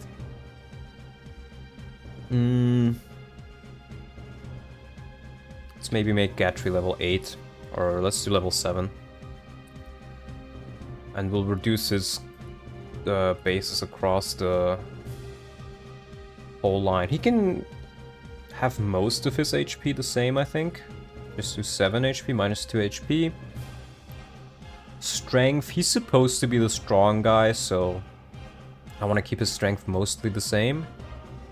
Maybe like -3, which would be 4, so that's still 23. Weapon differential will be helpful, especially in 2-1. Yes, absolutely. What is this music? This is Berwick Saga Extended Ost Crusade. And it is also peak. You should listen to Berwick Saga, play Berwick Saga. Also, thanks for the 5th member of Ramen Noodle Financers. Rasputin, yeah, Rasputin is in Berwick Saga. Berwick Saga music is dope, absolutely. Plus 16 con base for fat? No, I'm not... Look, he's not that fat. You know, the dude works on a farm. He just eats a lot of good food. He should be at least as thick as Gatry, I think. Gatry is strong and tall, but... still. Play Berwick Saga, you scrub. Hell yeah, brother. Plus 16 con is a Clockinator level, true. His skill is honestly fine at 18. If anything, I may just reduce it to 17.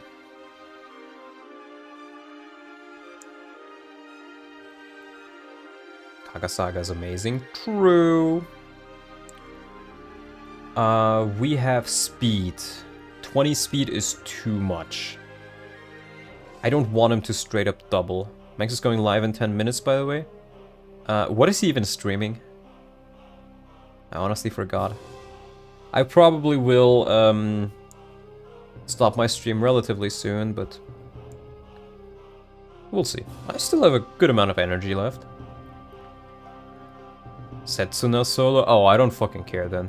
I'm just gonna keep streaming.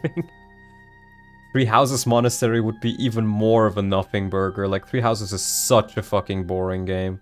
I would rather watch paint dry.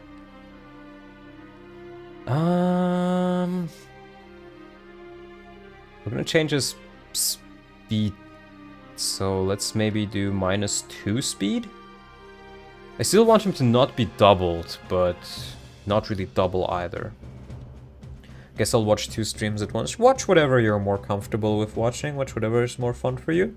The VOD will always be there to be viewed afterwards if you need to. Gatry's luck is actually pretty bad as well, so let's do 12. Chadlot yawns when Eggdog is streaming Rev Slop. Not even Rev Slop, it's Birth Slop.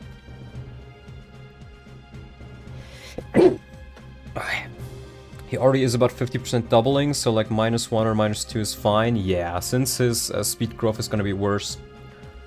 His defense... It's gonna be lower level, so I'll just reduce it by 1. I still want him to be tanky. Bless you. Thank you, thank you. And his res is definitely going down. I think... -2. So he has 8 res. 8 res is still okay. It shouldn't make too much of a difference for him, but he has an actual weakness now, just like in Path of Radiance. Right, HP... I think I'll just give him 80 like he does in Path of Radiance. Seems fine to me. Strength... 60 is fine. Magic is fine. Let's give him 55 skill. little bit more skilled. Please tell me you're adding Largo. Absolutely. Absolutely. Absolutely I am adding Largo. Speed, yeah, so I'm gonna make it 25. I think 25 might be a little bit too low even. But I'll just see 25 first. I mean, I think Gatry's kind of mid already, but I guess if we're fixing caps, generals will be worth it. Gatry being mid? Gatry is like one of the best units in the game.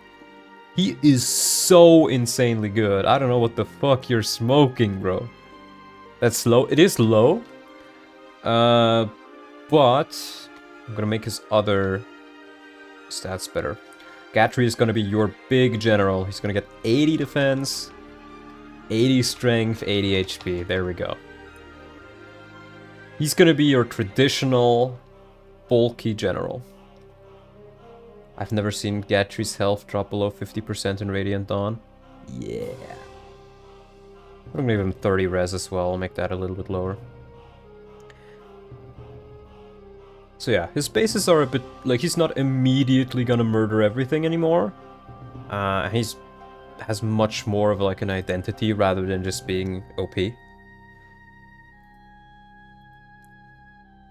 So he will be a big general. Braum question mark, Megas and Myrmidon. Megas the fast one. Braum is gonna be the balanced one. His growth's relatively balanced across the board. 25 speed, kind of slow without the Night Ward present. Yes, but the thing with Gatry is, if you take a look at his stats, they're pretty lopsided. And Marshall also only has 60 HP cap, unless I'm gonna change that, but I may just not bother. Which means that he's gonna cap, and especially 45 HP cap on generals, he will cap that pretty much instantly. He is gonna cap his strength pretty fast, even though I've nerfed it all. He might cap his skill. Actually has a higher chance of capping his skill. He's gonna cap his defense pretty quick. So that's 3 stats which he can cap pretty quickly. And at that point, he will probably just get skill, speed, and res or luck. Torneo bros, Ludwig bros, we are forgotten. Don't worry, they're there, they're there. I mean, I can take a look at Torneo. Yeah, as you can see, Torneo's growths are pretty fucking bonkers. I may need to nerf them a bit, honestly. I essentially just gave him plus 20% across the board, because I lowered his level so dramatically. How much peak are we subjecting Nolan to? He can possibly become a Vanguard, like Ike's class will be an Axe. He has the ability to become a Axe Vanguard. 70% speed, yeah, I'll keep it like this for now. I'll see how OP he really is, because he does have more availability and more levels, but I just gave him plus 20%. I just gave him plus 20% across the board. But I think I may need to change this, but I'll change this some other time. Because I reduced his level from 14 to 2, so that's a... and his bases are a lot worse as well. More availability, lower growths, yeah. But we'll see. Let's do Nephany. Nephany. Alright. Let's compare some of these guys. FE10 Nephany.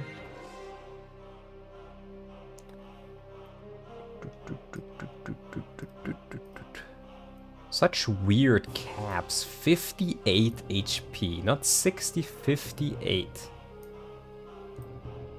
Hear me out, Imbue. On Braum? No. On Torneo? I mean, he has Resolve. Resolve is really good already. Main thing Nephany needs is not dogshit inventory for her prologue map. Yes, I would agree. But I still want to compare her because if we're going to be changing the characters, we might as well like take a proper look at their competitors. This is how she was in FE9. Let's do Devdan. Oh, right, it's not Devdan. Not yet. It's Danvet. Danvet kinda compares, I think, in base game.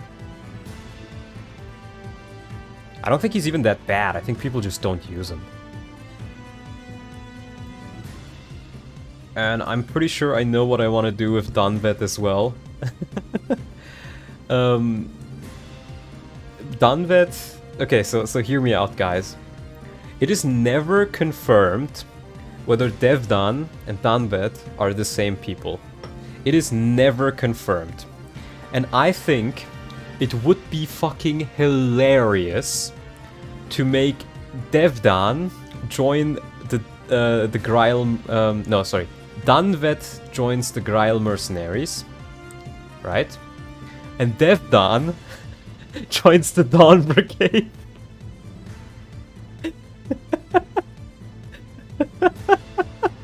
So... they're actually two separate characters. You can fight Devdan with Danvet. And they're twin brothers. I think it's honestly hilarious. Yeah, Danvet is gonna be all about strength. He fights like 10 lions. Yeah. Nephenite fights like 10 women. Yeah, pretty much. And Devdan fights like 10 men. But I think it would honestly be hilarious. The only thing is, Devdan would need to be somehow different to Danvet, and then Danvet can stay like relatively balanced, I guess. Let's see. So Nephene. Her growths are actually mostly the same. I don't think there's really much I need to change. She starts at level 1, and these bases are fine for level 1. I think there's legitimately nothing I want to change. Maybe like change her weapon rank to... But no, then she can't use steel great lances. I think I'm just not gonna change her. Yeah. Let's just keep her the same. Let's check out Danvet though. Did I change him to... Oh no, he's called Wuhalada, of course. Wuhalada, my beloved. That's his Japanese name, Wuhalada. Or Wuhalada, I'm not sure. Make him a defensive halberdier, that's already Aaron's job. I think what I'm gonna do is... Wuhalada is gonna be all about strength and skill. Maybe a little bit of defense. Is gonna work like a mix between a fighter and a armor knight, I think. Let's pull up Devdan's stats as well. FE9 Devdan. Oh, Devdan. Because FE9 Devdan is actually fighting like 10 man, at least in the strength department. Will you rename Mia to YU? Already happened. Pretty much all the characters use their Japanese names, and in a few instances, their German names, because I think they're more fun and I like variety. Make a plot twist where he betrays Ike and accuses him of halberdiering the children. No. So, I mean, again, these are technically not the same unit, right? They're two separate entities. But... who knows? The nose knows. I think I want to reduce his level a bit as well for the entire Joffrey cost, so let's make him level 6. If he's level 6, I think it's fine if he has more HP, but maybe just like 37 should be fine. Like a plot twist where... Okay, I already read that, never mind. Strength is a little bit low. I'll give him +1 strength, so he has 18. Magic. Oh, guys. Magic. He has a lot of magic, actually.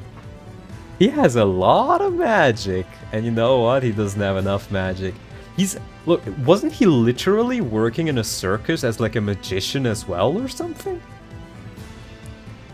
Like a car, like card tricks and like stuff like that. Okay, Danvet is gonna be the magic man. Which we're gonna give him 13 magic, I think. Skill is honestly pretty high. If anything, I want to reduce it to be 21. 21 is still pretty good. 21 speed. 21 speed is honestly fine for him. His growth at 45 is not super high, so yeah, we'll keep it 21. 18 luck, sure. Wind Spear, since you lack bows in Act 2. You have the Flame Lands. He will have access to the Flame Lands. Because there's the Wind Sword, the Flame Lands, the Bolt Axe. And there were a couple of other ones here, hold on. You have... Have I not added them yet? I think I haven't added them yet. I think it was the Radiant Knife and the Evil Bow. Is what I went with. Yeah. Give him Imbue. Yeah, I think Imbue would be a cool thing to do. But let's go through the stats first now. Defense, 15 defense. For Danvet, honestly. A little bit low now that I look at Nephany. Let's give him at least like 2 points of defense. Oh, but we can make him a lot. We can make him have a lot of res. Let's give him like... No, you know what? Let's give him 1 extra defense, but 3 res. And I think I will also change the caps a little bit. Make them a little bit higher for like magic at least.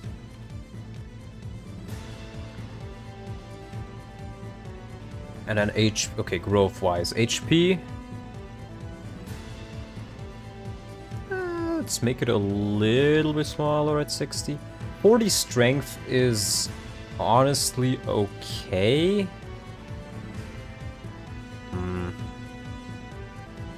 Let's do 35 maybe. And then we make his magic be 60. He's a magician. 30 skill is also a little bit low. Let's make it 60 skill. 45 speed is fine. 60 luck is fine. Defense. He starts with it being relatively low. So I think 45 is fine, but res. Let's go with 50 res. Maybe buff Neff's strength growth? No, I think it's fine. She ends up doubling and she gets so much experience due to being level 1. That I think it's fine for now. Though, now that you mention it, it is lower than her growth was in FE9, so... Let's just give her that 5% extra, come on, let's not be greedy. And... voila! We're gonna give him Imbue. Who has Imbue? Frida has Imbue. It's Cure, okay. Actually, no, hold on.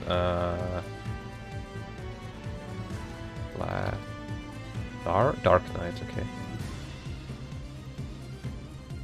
Oh, it doesn't have it in here. Let's take a look. Where else does he appear? Do you have a Flame Lance in your hack? Yes, I have. I have added it. I think it's assigned in his... Is it Cure? Because I think Cure is just renewal. You know what? Let me just look up the skills.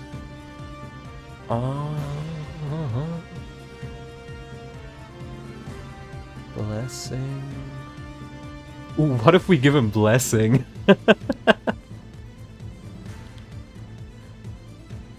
I don't like Blessing being only learnable by the Herons. I think that's boring. Blessing Dunvet. That honestly sounds hilarious, guys, instead of Imbue. Because Imbue just makes it more tanky. Blessing is more fun. Let's do that. Yeah, we'll just delete those conditions. Those learn conditions, anybody can learn it.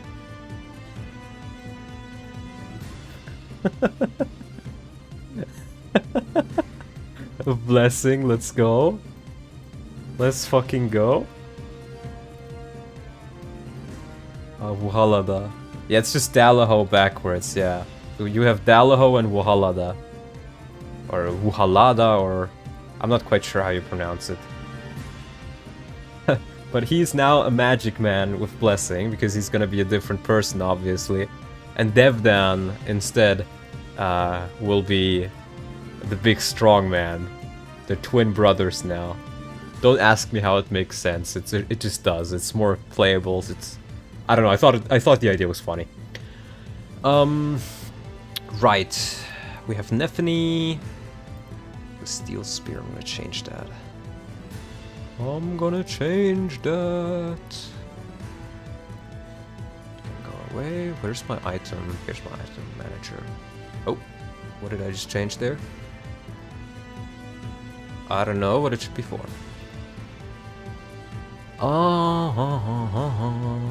Because I think Steel Spear is the Great Lance. Yeah, she should definitely not have the Great Lance. I think a Steel Lance is much more adequate. It's actually not Ved. I should... Okay. I said no OCs. But... Okay, Sal, so I'm not sure if you listened early. My idea was... Dunvet joins... Maybe... Yeah, Dunvet joins the Grail Mercenaries. And Devdan joins the Dawn Brigade. And then in 3-6, or 3-7 rather, you can have them fight against each other. And then maybe Nutvet face with Joffrey.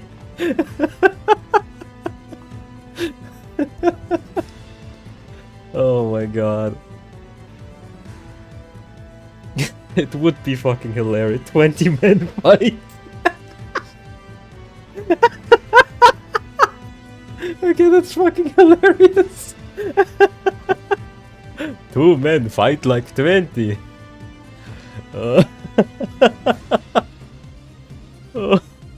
Oh god. If they fight, they switch arms. Okay, hear me out. They switch armies because the people can't tell them apart because they're twin brothers. So they just they go on a secret reconnaissance mission. And nobody realizes. Nobody realizes. That's hilarious. I'm writing that down, bro. That is genuinely peak. Holy fuck. Let me just write it in here. Devdan joins... Wait, I think I already have it in here somewhere.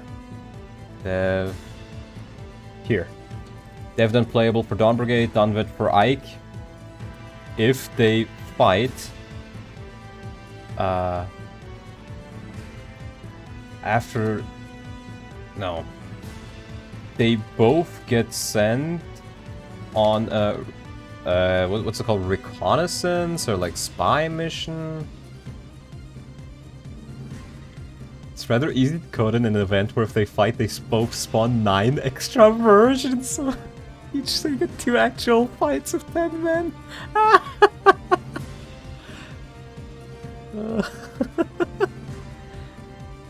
Give them the same name to confuse people? No, because then I think people may think that they just have a bug. They both get sent on a spying mission to the other team. But nobody ends up noticing. Team switching places, but nobody ends up noticing. That is such a funny idea.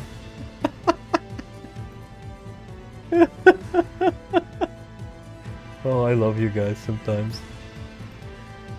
That is actual peak. So I don't remember. I think you get a javelin on this map somewhere. I think what I will also do...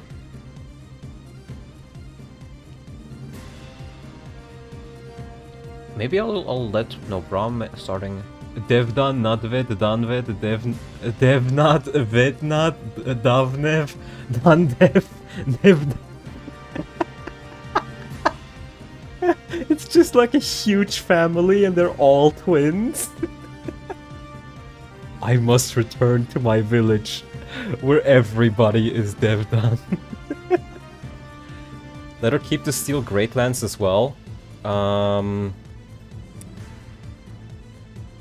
No, I'll just drop I'll just add a droppable one. You know what? Let's add this guy, have a steel spear.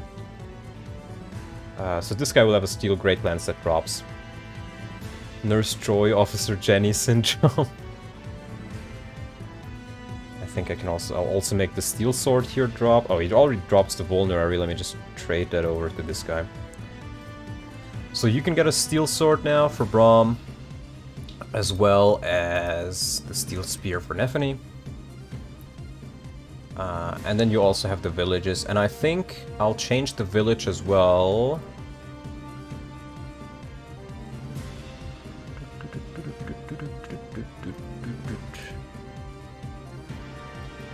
Let's see, which one the village? I think you get a...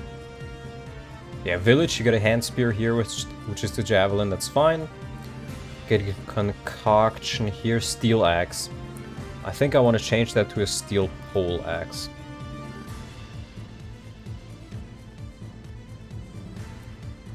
Steel pole axe for Braum sounds fun.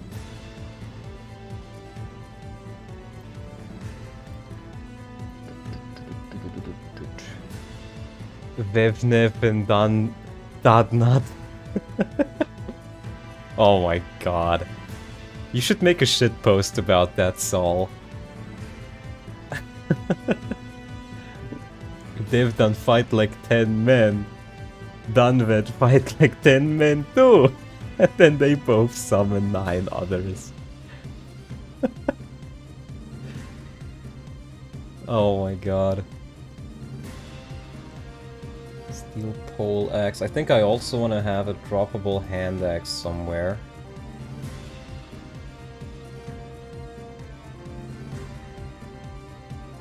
Maybe a wind edge? No, hand axe would probably be a lot better. Or, instead of getting a steel pole axe, he gets a hammer. Yeah! Let's give him a hammer. Let's give him a hammer, because then he can actually break through those armor knights. There we go. Hammer bros! And these guys... I mean, they are technically rebels. They're not part of the actual Felleray army. And we don't have that many units, so you know what? I may just keep these guys on tier 1, but I'll make them all level 20. Because they're just so fucking weak. That's Bram. The Gooners. The Goons are more balanced now as well. Because I reduced their stats since they have 3 tiers now instead of just being like a one-hit wonder. I just remove this so I don't actually accidentally change their stats. Fire Mage. Priest. The G who? What? I don't get the joke.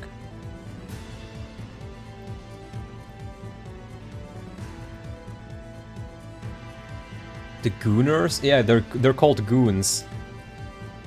It's goons, and goons turn into brigands, and brigands turn into berserkers. Bandit didn't sound as well, and goon sounds funny, so.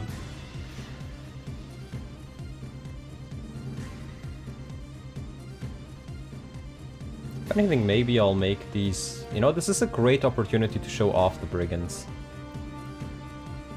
So I'll make the Gooners be brigands, and I can just reduce their stats a little bit, maybe. Yearly, let's make him a little bit higher level, level 8. The Steel Spear, yeah, that's fine. Hey, you know what? Maybe Yearly just drops the Steel Spear, and you can use it on Nephany then. Then again, you need to kill him anyways. Nah, let's just keep it as is. However, what I think I want to do... Yeah, they have these weird AI, all units attack 50. Xbox Showcase had no JRPGs except ports, I'm mad. It's the Xbox Showcase. Of course they're not gonna have JRPGs. It's like going to the Nintendo Direct and expecting like hardcore, gory horror games. F1 Steel Spear to fight Yearly. They had Metaphor in Expedition 33 last year. Yeah, but it's still only 2 games. I mean, there's kind of a drought in JRPGs, at least like really high production ones in general. Yeah, we'll keep this like it is. Heather. Heather, Heather, Heather, Heather. Heather, Heather. She is level 7 for some godforsaken reason. Turning her level 1 immediately, that does not make any sense. You're telling me Heather is more experienced at fighting than both Nephany and Braum. Level 7, that's nearly the same level as fucking Gatry is in vanilla. That is, like, probably part of the reason why she fucking sucks. Heather.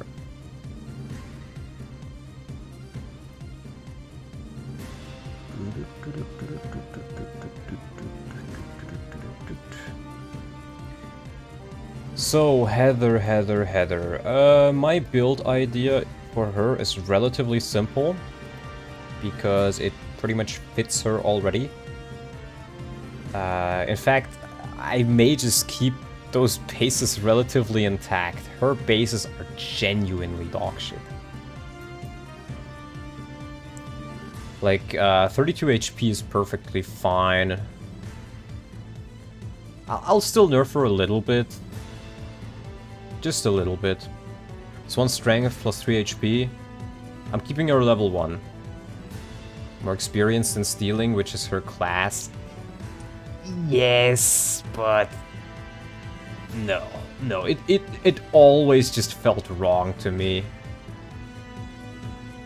Let's compare Soph. FE10 Soph. His Soph is also a level 1 rogue. And Heather is one of those units which I think could very well benefit from having a couple extra levels. She doesn't feel like she should be super experienced in the level department. So...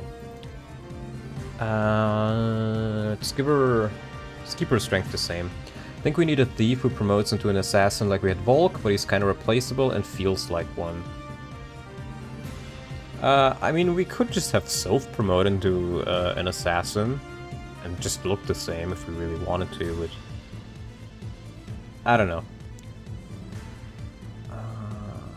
We'll see. She already promoted, so she stole her way to promo. You could see it like that, but... I don't know. I always thought it was weird. 15 strength is fine, honestly. Magic. I want to give her a little bit more magic. And I want to increase her magic cap as well, I think. She can be the magical one. Let's give her like maybe...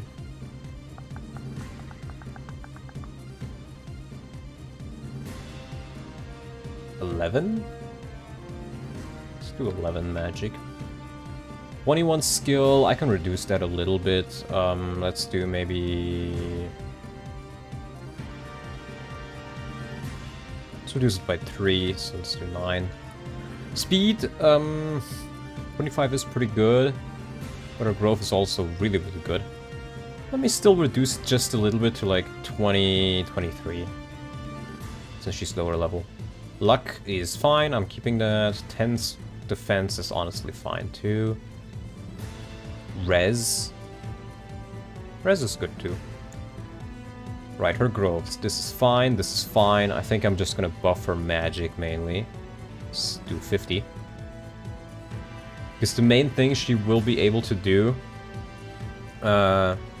is either use the Radiant Knife or use the cards to attack with magic. That's gonna be her gimmick. And I'm gonna make her start with a card, I think, or a Radiant Knife. We'll see. Skill is fine. Speed 70 is fine. Luck. Yeah, this is honestly fine. It's only really magic that I wanted to increase for her. She can mostly keep the stats she has.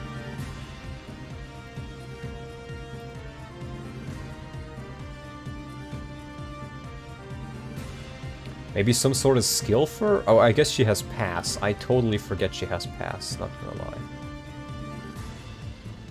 40% HP is gross. She's a thief.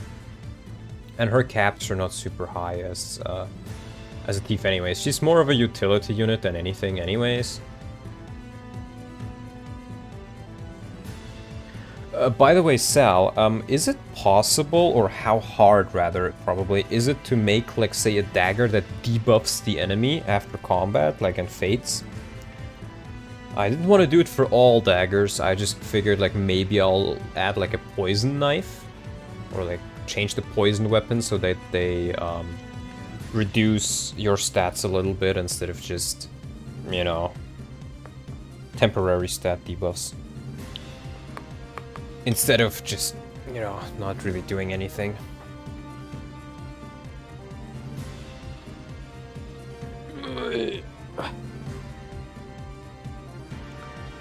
Yeah, otherwise Heather is probably fine. I think...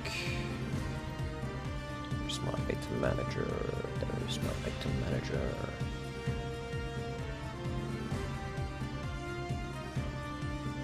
Oh right, I haven't added the Radiant Dagger yet. I think I'll just make her start with a card, and then maybe she can, like, get a dagger? No, what that's... It's easier to make her start with the dagger, so let me just add the dagger, I suppose. We'll use...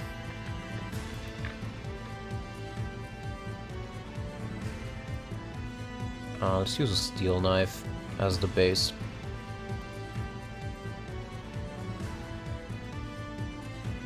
And we'll put it up. Such a banger soundtrack.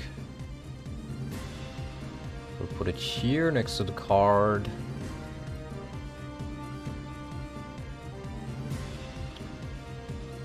Right, IID. Radiant Knife. Or I guess it's one word, knife. Radiant Knife, Radiant Knife. Copy this one first. Radiant Knife. And I'll just keep the description for now. Okay, so that is kind of possible, but not in the Fates way. I have coded stuff for this. Okay. Because, like, poison weapons are just so useless. I'm really not sure It basically is a knife that triggers the Savage, Tear, Shriek skills after combat. So it will do regular combat and then inflict that skill effect on them, which is half skill, half speed, 0 luck. That would honestly be fine for, maybe not speed, but like halving skill and luck, or halving skill and putting luck to 0. Honestly sounds like it would be great. So maybe I should look into that. The rarity differs. Yeah, it's a great idea, I think. Can work pretty well. Weapon damage type, light. Let me make sure that it is actually the light one, because I know Nameless made sprite for the magical weapons in the CMU. I don't think they're on there. They're not on the channel. It's so over. It's complicated, and I am getting to that part to redo and optimize the coding. Okay. It's not super high on my list of priorities, honestly, but maybe I'll add in a few if I get around to ever coding it. So just super silver weapons. Oh, here they are. Yeah, it is the Radiant Knife. Okay. God bless NX. So yeah, light.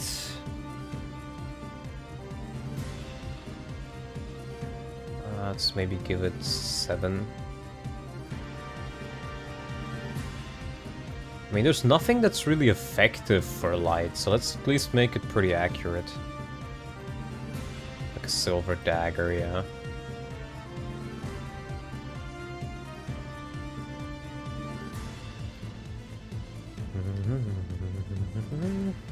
Let's just do 80 cost for now.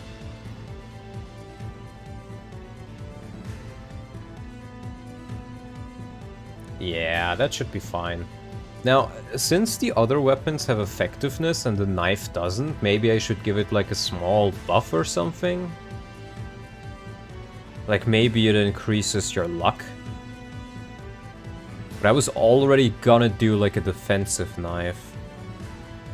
Maybe it increases your res. I kind of like that idea. I don't really know what else I could really do with it, with a Radiant Knife. Because there's no, like, dark enemies, really. You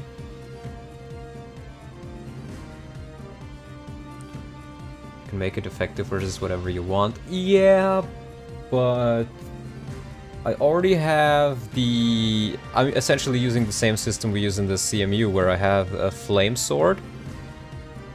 Where's my Flame Sword? Oh, sorry, not a Flame Sword. I have the Sonic Sword, the Flame Lance, the Bolt Axe, and then we're gonna have a Darkness Bow and a light one. Effective versus Dark Mages, effective versus Sword Masters. Can you just change the effectiveness table like that? I honestly forget. Wait, right, you can't... Can you make new ones? New weapon effectiveness tables? I think I asked this last time, but I honestly forgot. I know you can assign them these. Like, you can assign these, but... I'm not sure if... SFXC drew it.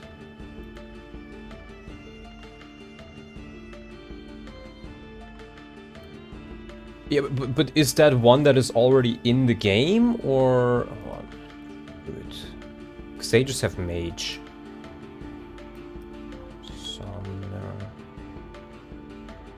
So I can just make new ones.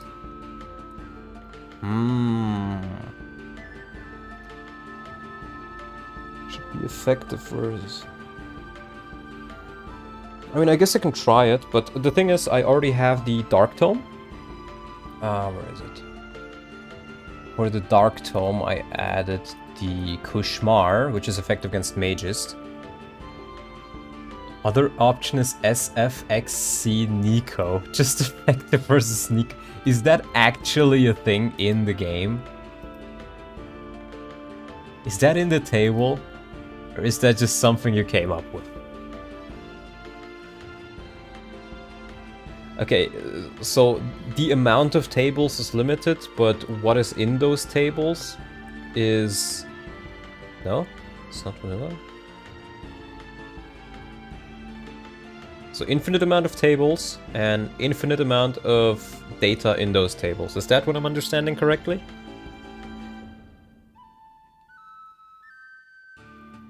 Because I thought the tables would be called for in the main doll. Okay, I mean, if that's how it works, then that's how it works. That makes things interesting.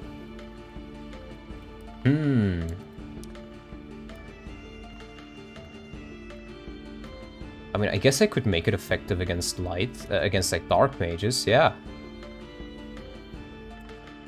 Maybe I'll just do that then. Because the dark, like the sages are effective against mage. I probably want to remove, I have SFX C Feral, for example. I'm pretty sure Feral already gets called on the main doll, though.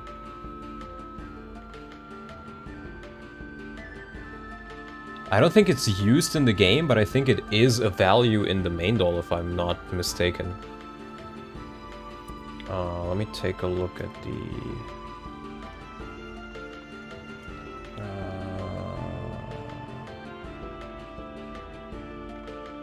From... SFXC? Yeah, okay, so I can tell you... I found some unused NFXCs in the main doll, Mage, Allies, Human, Hero, Boss. It also mentions MS, FX, Wiz, Fly, Knight, Arm. Yeah, okay, I guess you're right. I guess it's not a thing. Oh, sorry, Sal. Now I remember why I was associating SFXC Feral with existing, because you responded to that message when I asked it in the server with the fact that you gave the Ferals SFXC Feral. That's what I was thinking of. Anima Triangle, Dark Bows, and Light Knives. Yes, indeed.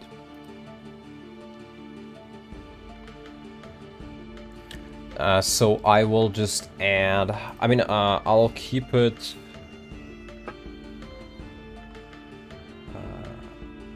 This is... the table only gets used for effectiveness though, right? So if I just take away the SFXC from the Light Sage, for example, and just change this to like Light Sage or whatever, it shouldn't cause any issues, right? Or I guess I can just make this Anima Mage. It's probably better. Because then I'm not, like, changing any of the vanilla ones around. Okay, that's what I'll do then. Just add. Yeah, no. My thing is, I just didn't want the Kushmar to be effective against light enemies. That was the idea that I was thinking of. But this is a knife, so maybe that's fine, actually.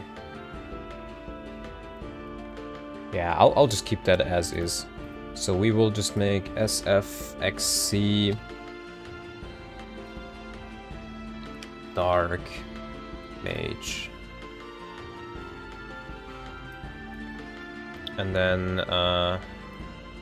we will go to all the Dark Mages and add that in. Hopefully that just works.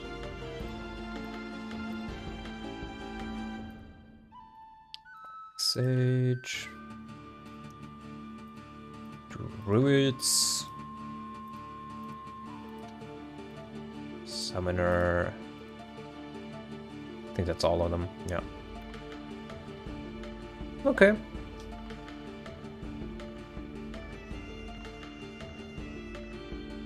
Okay, thank you, Sal. That was quite helpful.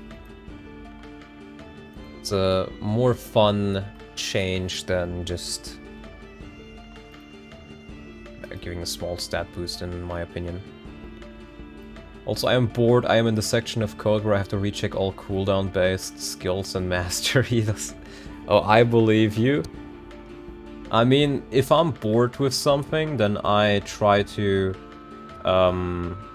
maybe work on something else for a bit. Because it's better if you make a little bit of progress in something else than if you just, like, make very slow progress in something you don't want to do completely. Right now, sometimes. Missed 4 hours, I'm gonna need to rewatch this. Ah, no worries. I'm still gonna be streaming for a bit. So, yeah. So she starts with the Radiant Knife now, and... You know what, since she starts with the Radiant Knife, let's make this guy a Druid. Or a Dark Mage. Let's make him a Dark Mage. And we'll give him Flux.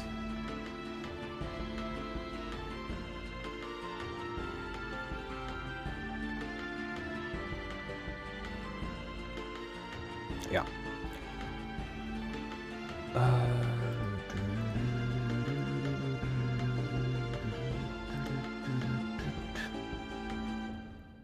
Oh, and I should definitely make her blue. It's gonna make the chapter so much more fun to play. She's just blue.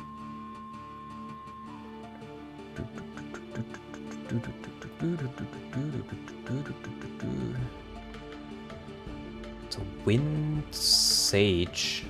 Is this guy always a Sage? I kind of want to change these guys to be Generals. Let's do... Because these are like actual full soldiers.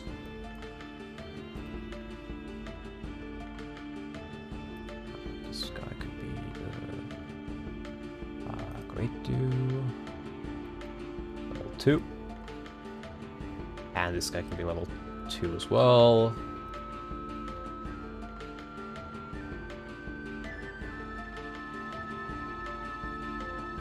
I'm not quite sure which one of these count as soldiers.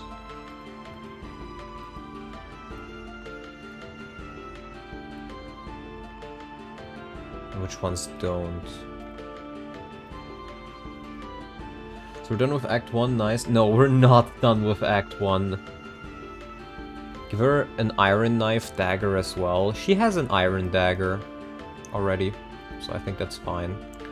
If anything, what I can also do is I can change, or I can add like maybe a thief on the map that you can fight.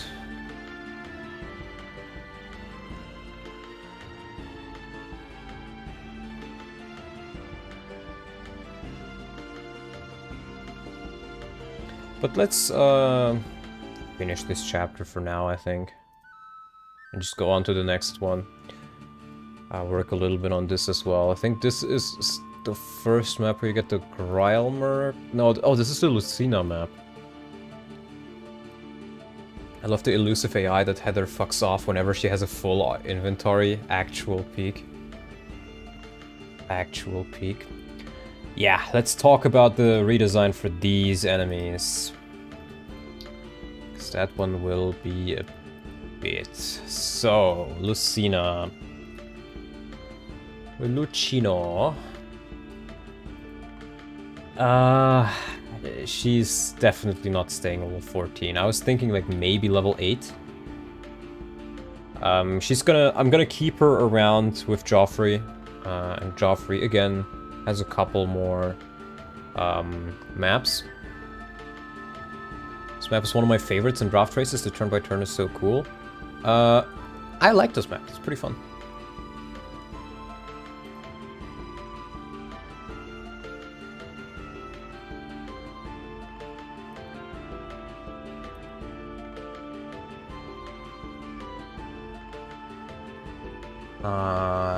Lucina.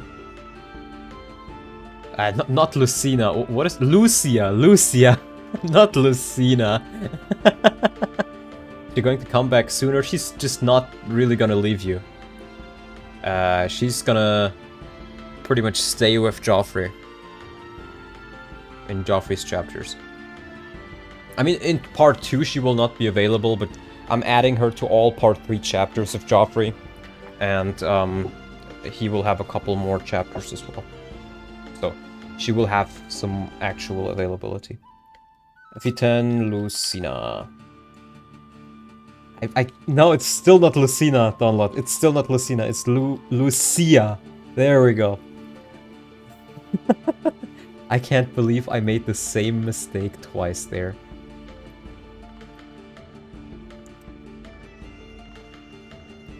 Actually insane. FE9, Lucina. No, it's still not Lucina. Lucia, there we go. No, it's also not FE10, Lucia. Oh my god, my brain is literally shutting down as we are talking. Holy fuck. Holy fuck. Actual turning off of the brain. Singular brain cell, and it doesn't want to work. Lucina! And let's compare her to, say, Mia.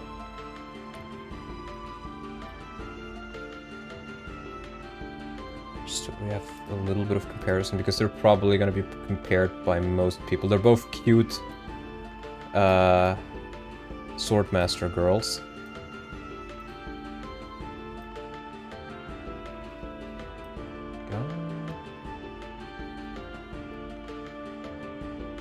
And FE9, yeah. Why you? Why you? Why you? Why you?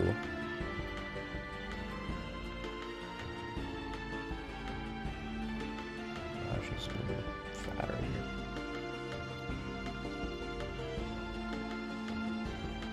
There we go.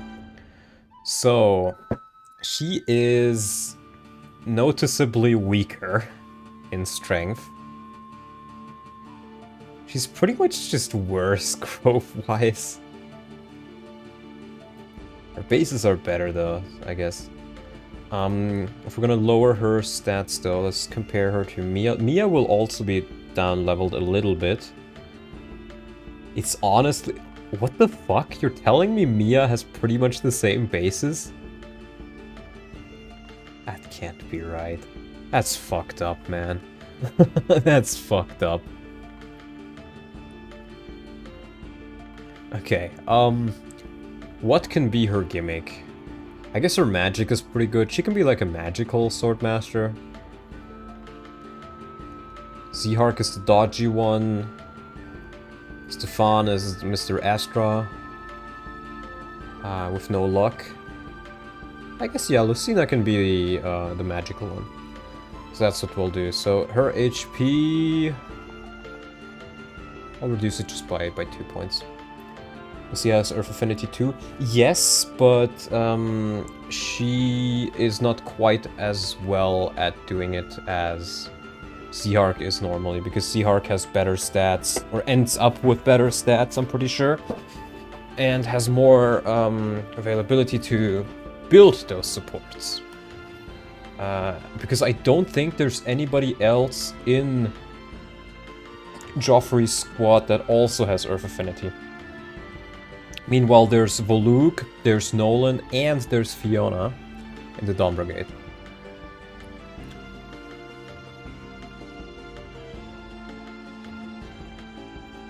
So yeah, let's lower her strength by 2 points as well. She's not gonna be super strong, but we're giving her a magic weapon. 10 magic is fine, because I'll increase her growth. Yes, let's go 12. Skill, I'll reduce it just a little bit. I mean, 24 would already be pretty high, so let's do 24. No, let's do 25. And then her speed, I mean, she wants to be able to double. And speed is pretty much all she really has there. She doesn't even have that much luck. And her defense is really not good. Replace parity. I'm very much considering it, because parity is just so bad. But then again, she already has Earth Affinity, and Earth Affinity, it's gonna be nerfed, it's not gonna be quite as OP, but it's still pretty bad. I think she still doubles with 25 speed, but let's just do 26. 26 speed, so she has a little bit less speed at least. Luck. Is Lucia really all that lucky? I'll do like... we'll give her 15. Defense, 14 defense is kind of alright.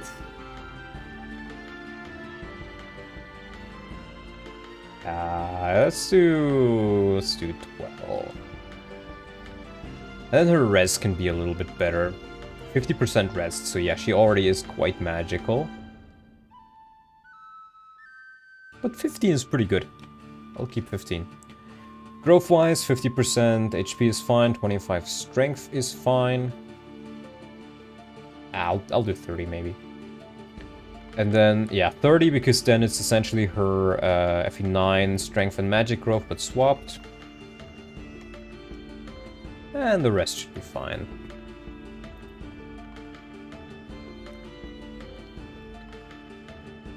The other sword masters have good skills. I think Lucia... Lucia. Yeah, no, that's correct. Lucia, that's her name. I think she should be fine. I think she should be fine. You say the other ones have good skills. Give her imbue. I'm not giving her imbue. I'm not giving her imbue. Charisma. I guess I can increase her authority stars by 1 maybe. Though authority stars only come into play if you're the commander, right? I'll do 3. So she gives a little bit more... You could say she gives charisma for her chapter, I guess.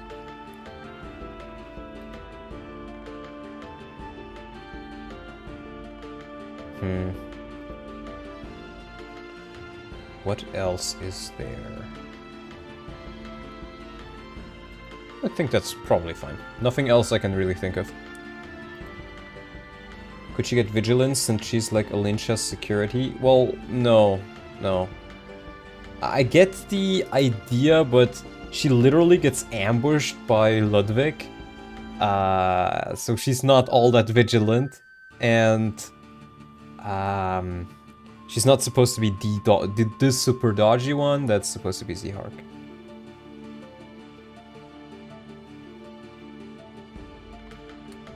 Yeah, that's gross. Vigilance plus Earth, that's pretty fucking busted. Though keep in mind, Earth is also gonna be nerfed. Yeah, I'll just keep her like this for now. Then who else do we have? Ref. What's the other? Oh wait, they're images. Oh, don't pin. Remove from favorites. I can delete these. Ref.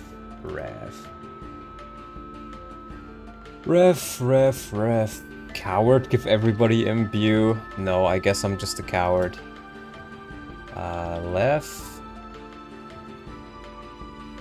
9 left. Did the music stop again? It does, it's so shitty. I hate it when that happens. I am imbue maxing. You'll have plenty of opportunities to give imbue to the characters you like, okay? Do not worry. Do not worry at all. Worry, I'm a fool about love. Great song.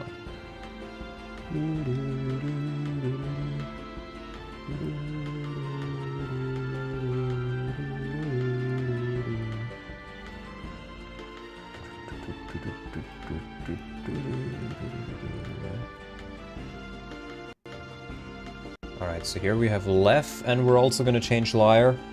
I already know Lyre is gonna be the faster one with with the ability to steal. I think that's what I'll be doing for her.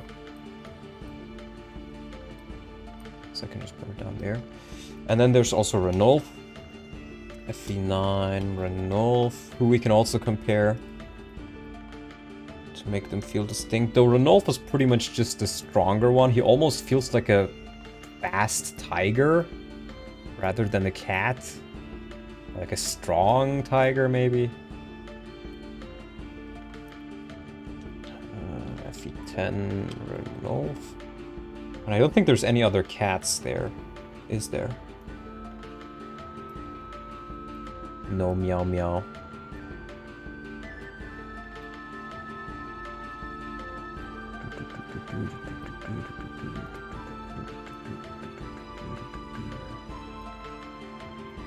Yeah, these ones are a little bit wider. So... how do they compare? Yeah, Lyre is faster. Okay, that's funny. Growth-wise, Lyre is pretty much just better. The only thing Lev has is a little bit more HP. Wow. How are you planning on changing or fixing non-royal Laguz? The way I'm gonna do it is when you reach the tower, you will have to decide between which royal you want to take into the tower. You can no longer take all of them. And in general, the slots of who you have to take into the tower will be much more limited. I may just give the player more slots to take along, even if you maybe can't field all of them immediately. I'm not quite sure, but you're gonna have more playroom in the tower. And the royals, you can pick one.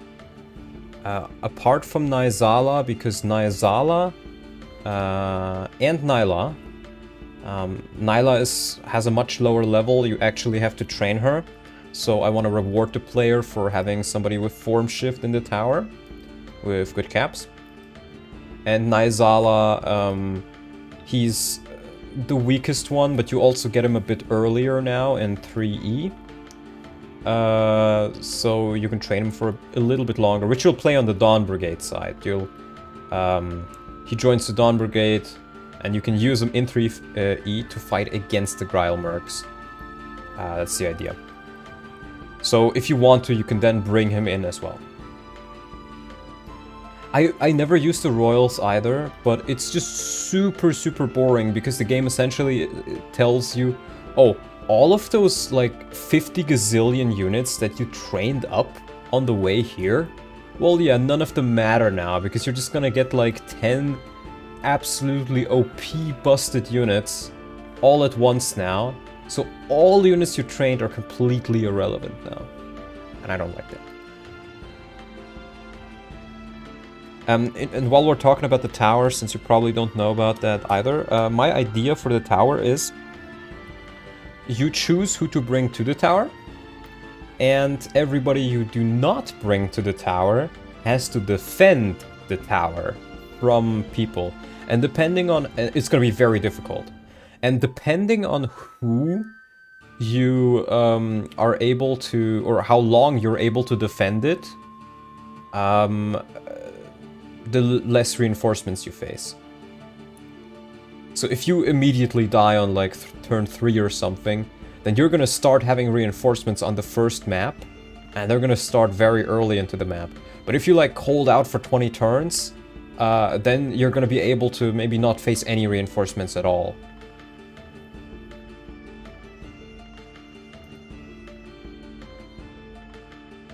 That sounds fun and chaotic, yeah. I think it works pretty well. Sorry, going back to Lev. She comes at level 21, which is relatively high.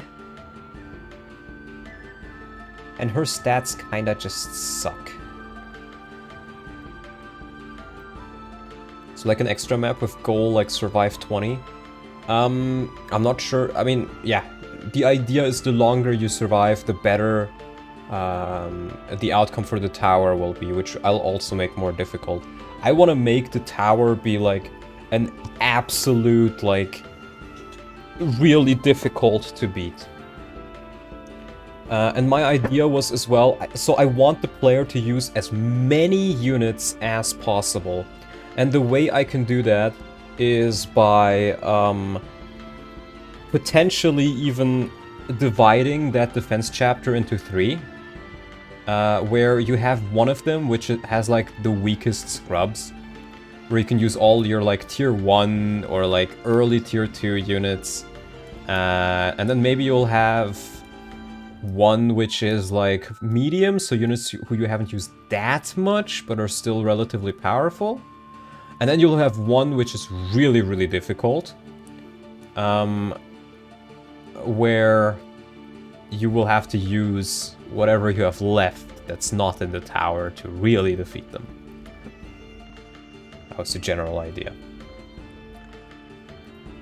So, Laguz can level to 40. She does have 19 levels to grow.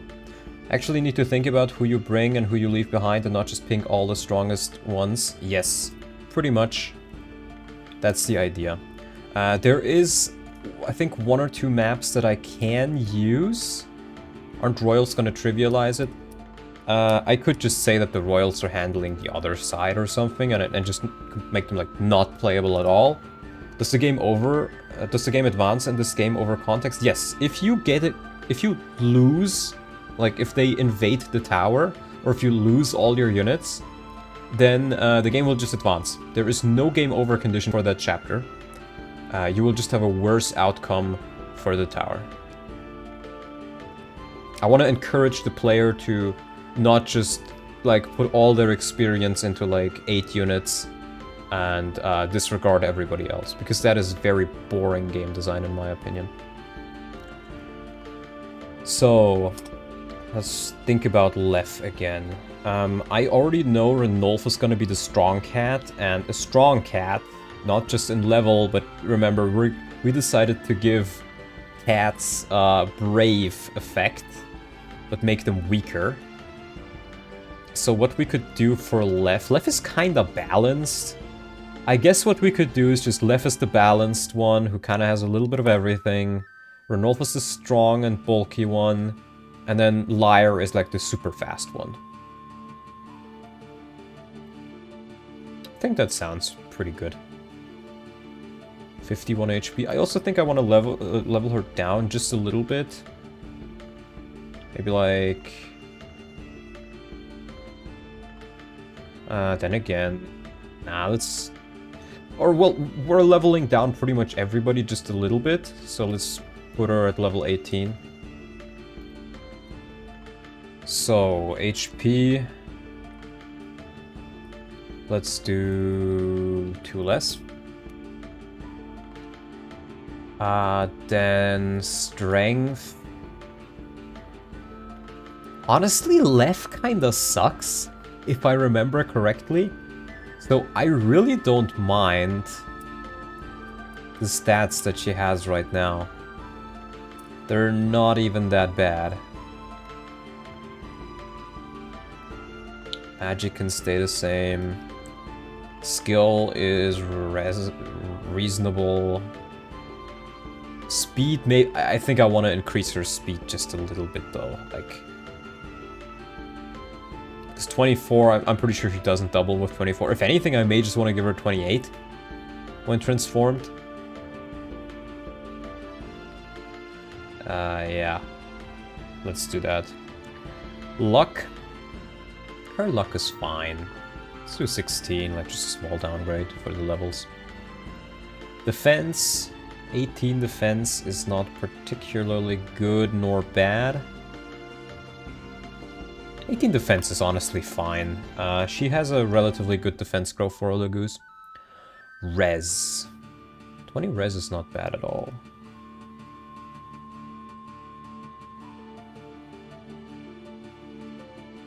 I think I'll just keep 20 res. Her growths are what I may want to change a little bit though. 35 strength is pretty alright. Skill, 30% is fine. 50% speed is fine, I guess.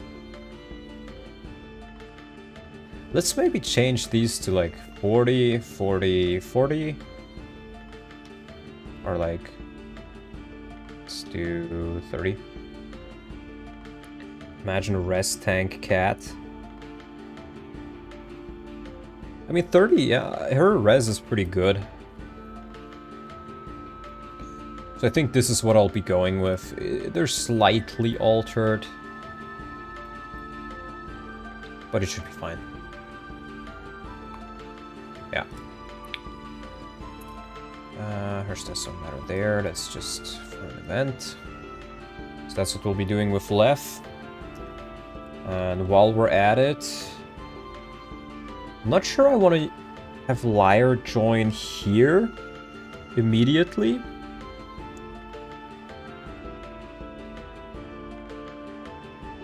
Why the fuck are Lef and Mordecai even here again in part 2? I honestly forget. I honestly forget.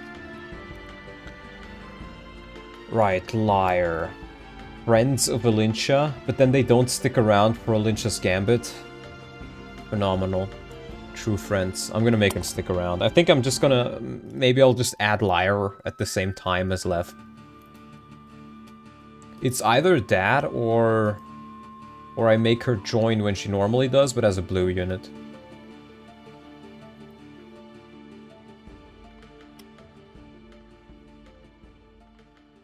Hmm.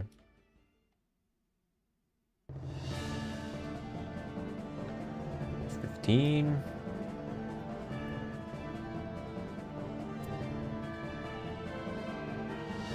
Lef and Mordecai help in Gambit? They do?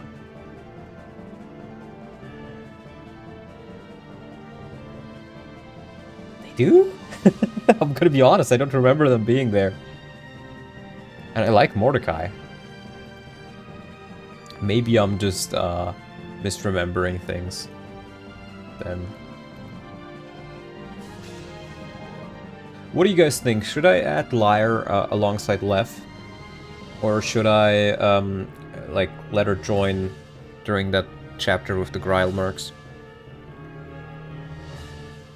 Because I was also considering adding another chapter after Olyncia's Gambit, where you actually have to, like, charge Lucia before she gets executed. And because you have this great map where you have the castle gates, you could have, like, Joffrey charge out, and then on the other side you have the Grail Mercs, which could charge in from the other side. So you're, like, pincering an enemy horde, essentially.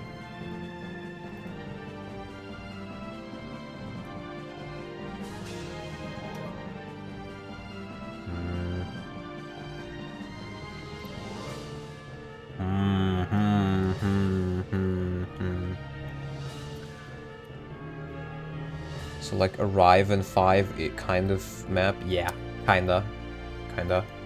But then if I add in Liar, where am I adding Kiza? Because Kiza's availability would be even worse.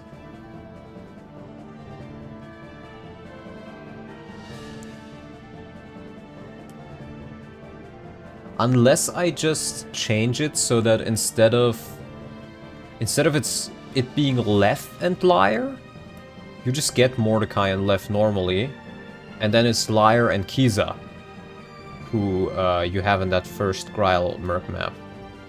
I think that honestly works better. Okay, so I'll keep her availability, or I guess it still improves her availability. She's available as a yellow unit, but that kind of sucks, so I'll keep it as this.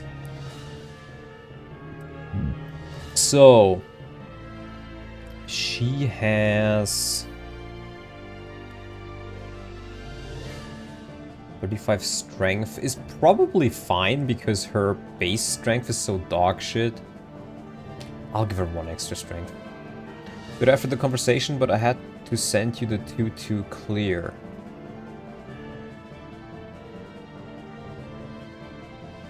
Okay. Let me download that and show it, because it's only a minute. That's actually, like, very, very quick. I'll just put it in this folder because I recognize it. Here.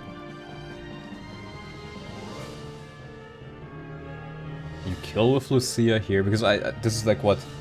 How many turns? Like 6 turns, I think you said it was? I don't really know all that much about LTC and the like. But it's still sometimes pretty interesting to see just how quickly some of the chapters can be beaten. Is this normal mode? I'm assuming this is normal mode, because I don't think Mordecai gets 22 experience normally. And I'm pretty sure he takes more damage. Mordecai is tanky, but I don't think Mordecai is that tanky.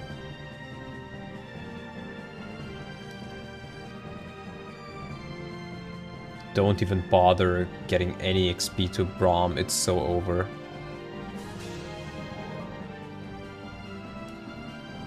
So over.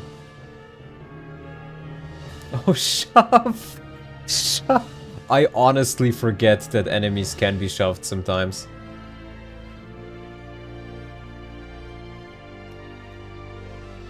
Wait, what? What? That's it? Yeah. I guess you would then just kill him next turn. Okay.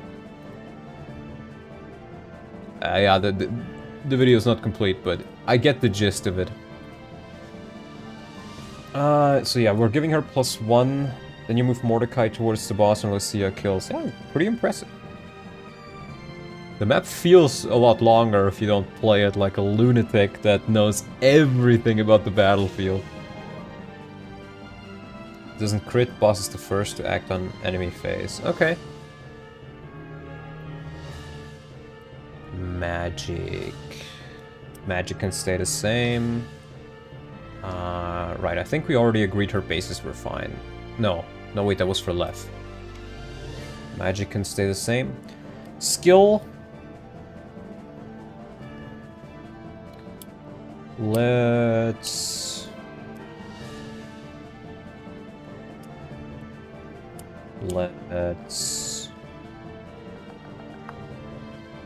Left starts with 13. What is their cap again? 14, so 17 is their cap. Let's give her 24. We did change liar stats a little bit as well, I think. Speed-wise, I want her to have a lot of speed. A lot of speed. So we're gonna do 28, I think. Which would be 3 more points. And then luck. She can keep. Defense. She can honestly keep as well. Res, she can keep. She's gonna be lower level and have more availability and more experience gains, so I think that should make her a lot more usable. And the gauges are not gonna be as bad.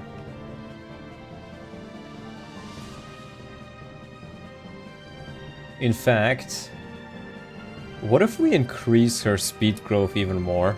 So that's just gonna be like, we're just gonna cap her speed extremely quickly, but her other stats are gonna be kinda lackluster for a bit.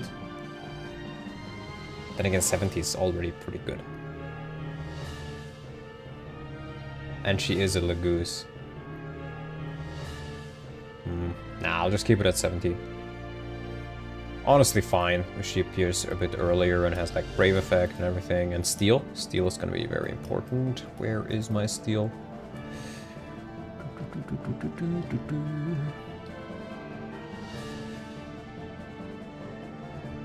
Where are the thieves?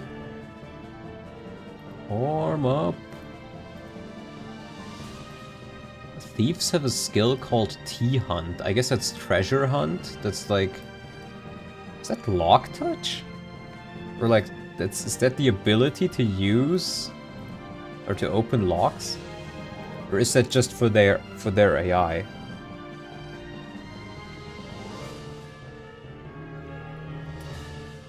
That's a 60% pickup bonus. Well, she's getting that. It's an invisible skill as far as I know. So it's gonna be left. And while we're at it, we'll also do Renolf. Sorry, not Renolf. Lay. Like the fucking chips. And for Renolf... At first I gave it to everyone, but then I found the sparkling tiles and those are 100%. Okay. So SIDT hunt became obsolete. I'm still not sure how exactly I'll do the treasure hunt. I think what I may just do is I'll massively increase the range in which they can be found. So you have a chance of actually stumbling across them. Normally. Like on maps with treasure, most of the tiles should have a treasure. I'm pretty sure you can set it in the script, if I understood it correctly. So, Renolf. What are we doing with Renolf? His strength is already gonna be the best. And I kind of want to make Renolf appear a little bit earlier as well, but let's still do like level 24. Because Renolf is pretty good. So HP can stay the same. Let's do a little bit less strength. Like, just maybe 1 or 2 points. Let's do 1 point less. Magic. Let's give him a little bit less magic. 3. Skill. He can have a little bit less skill. Yeah, well, he'll be the one where we reduce the speed just a tad bit. 30 speed is still pretty good. Or, no, that's 28 speed. Ah, it's almost a little bit too low. Yeah, we'll do it minor. We'll keep his speed the same at 30 then. Skill we can reduce by 1. Luck. 20. Renolf canonically fights Skrimir and the Black Knight and manages to hold his own for a little while. Yeah, that's true. But I want to make him a little bit more tankier and give him like more of a... He's going to be the strength guy. And he's still going to be pretty good. So maybe like... Wait, what even is his cap? 16? Ooh, 14 would make him very tanky, actually. I agree with buffing him. I almost don't. Like, buffing Laguz is so difficult. I really wish they would just return to how it worked in FE9. I much prefer the Laguz mechanics in FE9. I mean, I get why they changed them, but... Possibly Kurt Naga, Nyla. This dude is honestly so fucking busted. Actually insane. Now his res I think I can reduce. 1 as well. And we'll increase his growth rates just a little bit. Left has like 35. Let's give him 45 strength, 5 magic. Skill. Sure. Speed 35 is fine. 55 luck is fine. I'll change his defense to around 35, I guess. You can scale the shifted and unshifted class bases and caps differently. Yes, I guess you can. I guess you can. I guess I could just do that.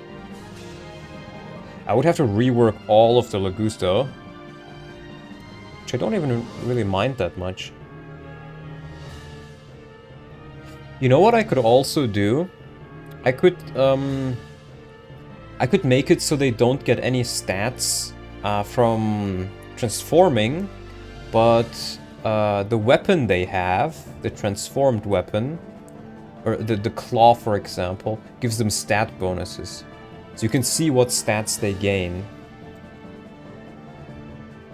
Let's say unshifted bases plus caps plus 5 on each stats. Then your stats aren't just unshifted times 2 equals shifted, instead it's unshifted minus 5 times 2 equals shifted. Let me read that again. unshifted bases plus... Okay, you give +5 to the unshifted bases. Ah, okay. I see. Okay, I understand it now. I think I've toyed around with it a little bit. I mean, you could, for example, make it so that the bigger your strike rank, the more bonus stats they give. Yeah, that's what I was thinking as well. Or maybe when you use this, though I don't really know how you would implement this. When you use the Satori sign, your shifted bonuses increases or something. But I think I should probably take a serious look. Let me write that down. Oh, it's the wrong one. Change Laguz mechanics to work like FE9.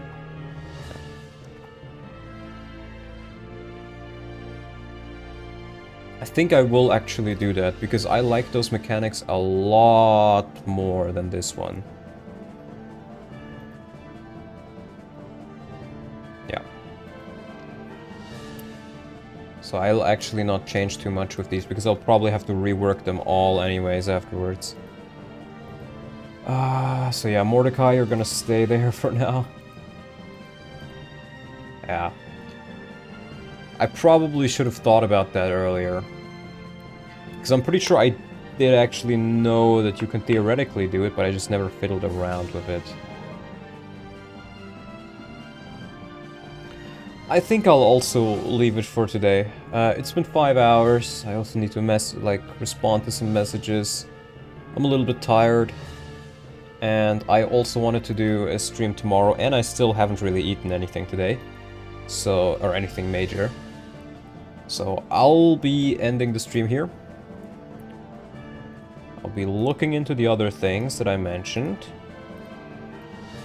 And I want to thank you guys for watching. Thank you guys for watching, and I'll be seeing you guys next time. Hopefully tomorrow. Bye-bye, Sal. Have fun. And everybody else. Christ, that screen. Yeah, this was made for me during one of my... let me, I guess, explain it to you first before I leave. When I streamed Shin Megami Tensei, or I think it was Persona. No, it was Shin Megami Tensei. This was my team. You could give them names. I think it was Nocturnal on the PS2. And we ended up naming the characters Chris-chan, Alex Yeek, Pol Pot, and Woman. And this is like an additional thing that was a running gag, I guess you could say, between me and Hanako. Where I made like a video where I changed. She was like, oh, you can't change your background on Linux. And I was like, oh yeah, I can change it. And like I changed it to have this. And the background just looks so schizophrenic. I love it. It feels like a roller coaster. Anyways, thank you guys for watching, and I'll see you guys next time. Bye bye.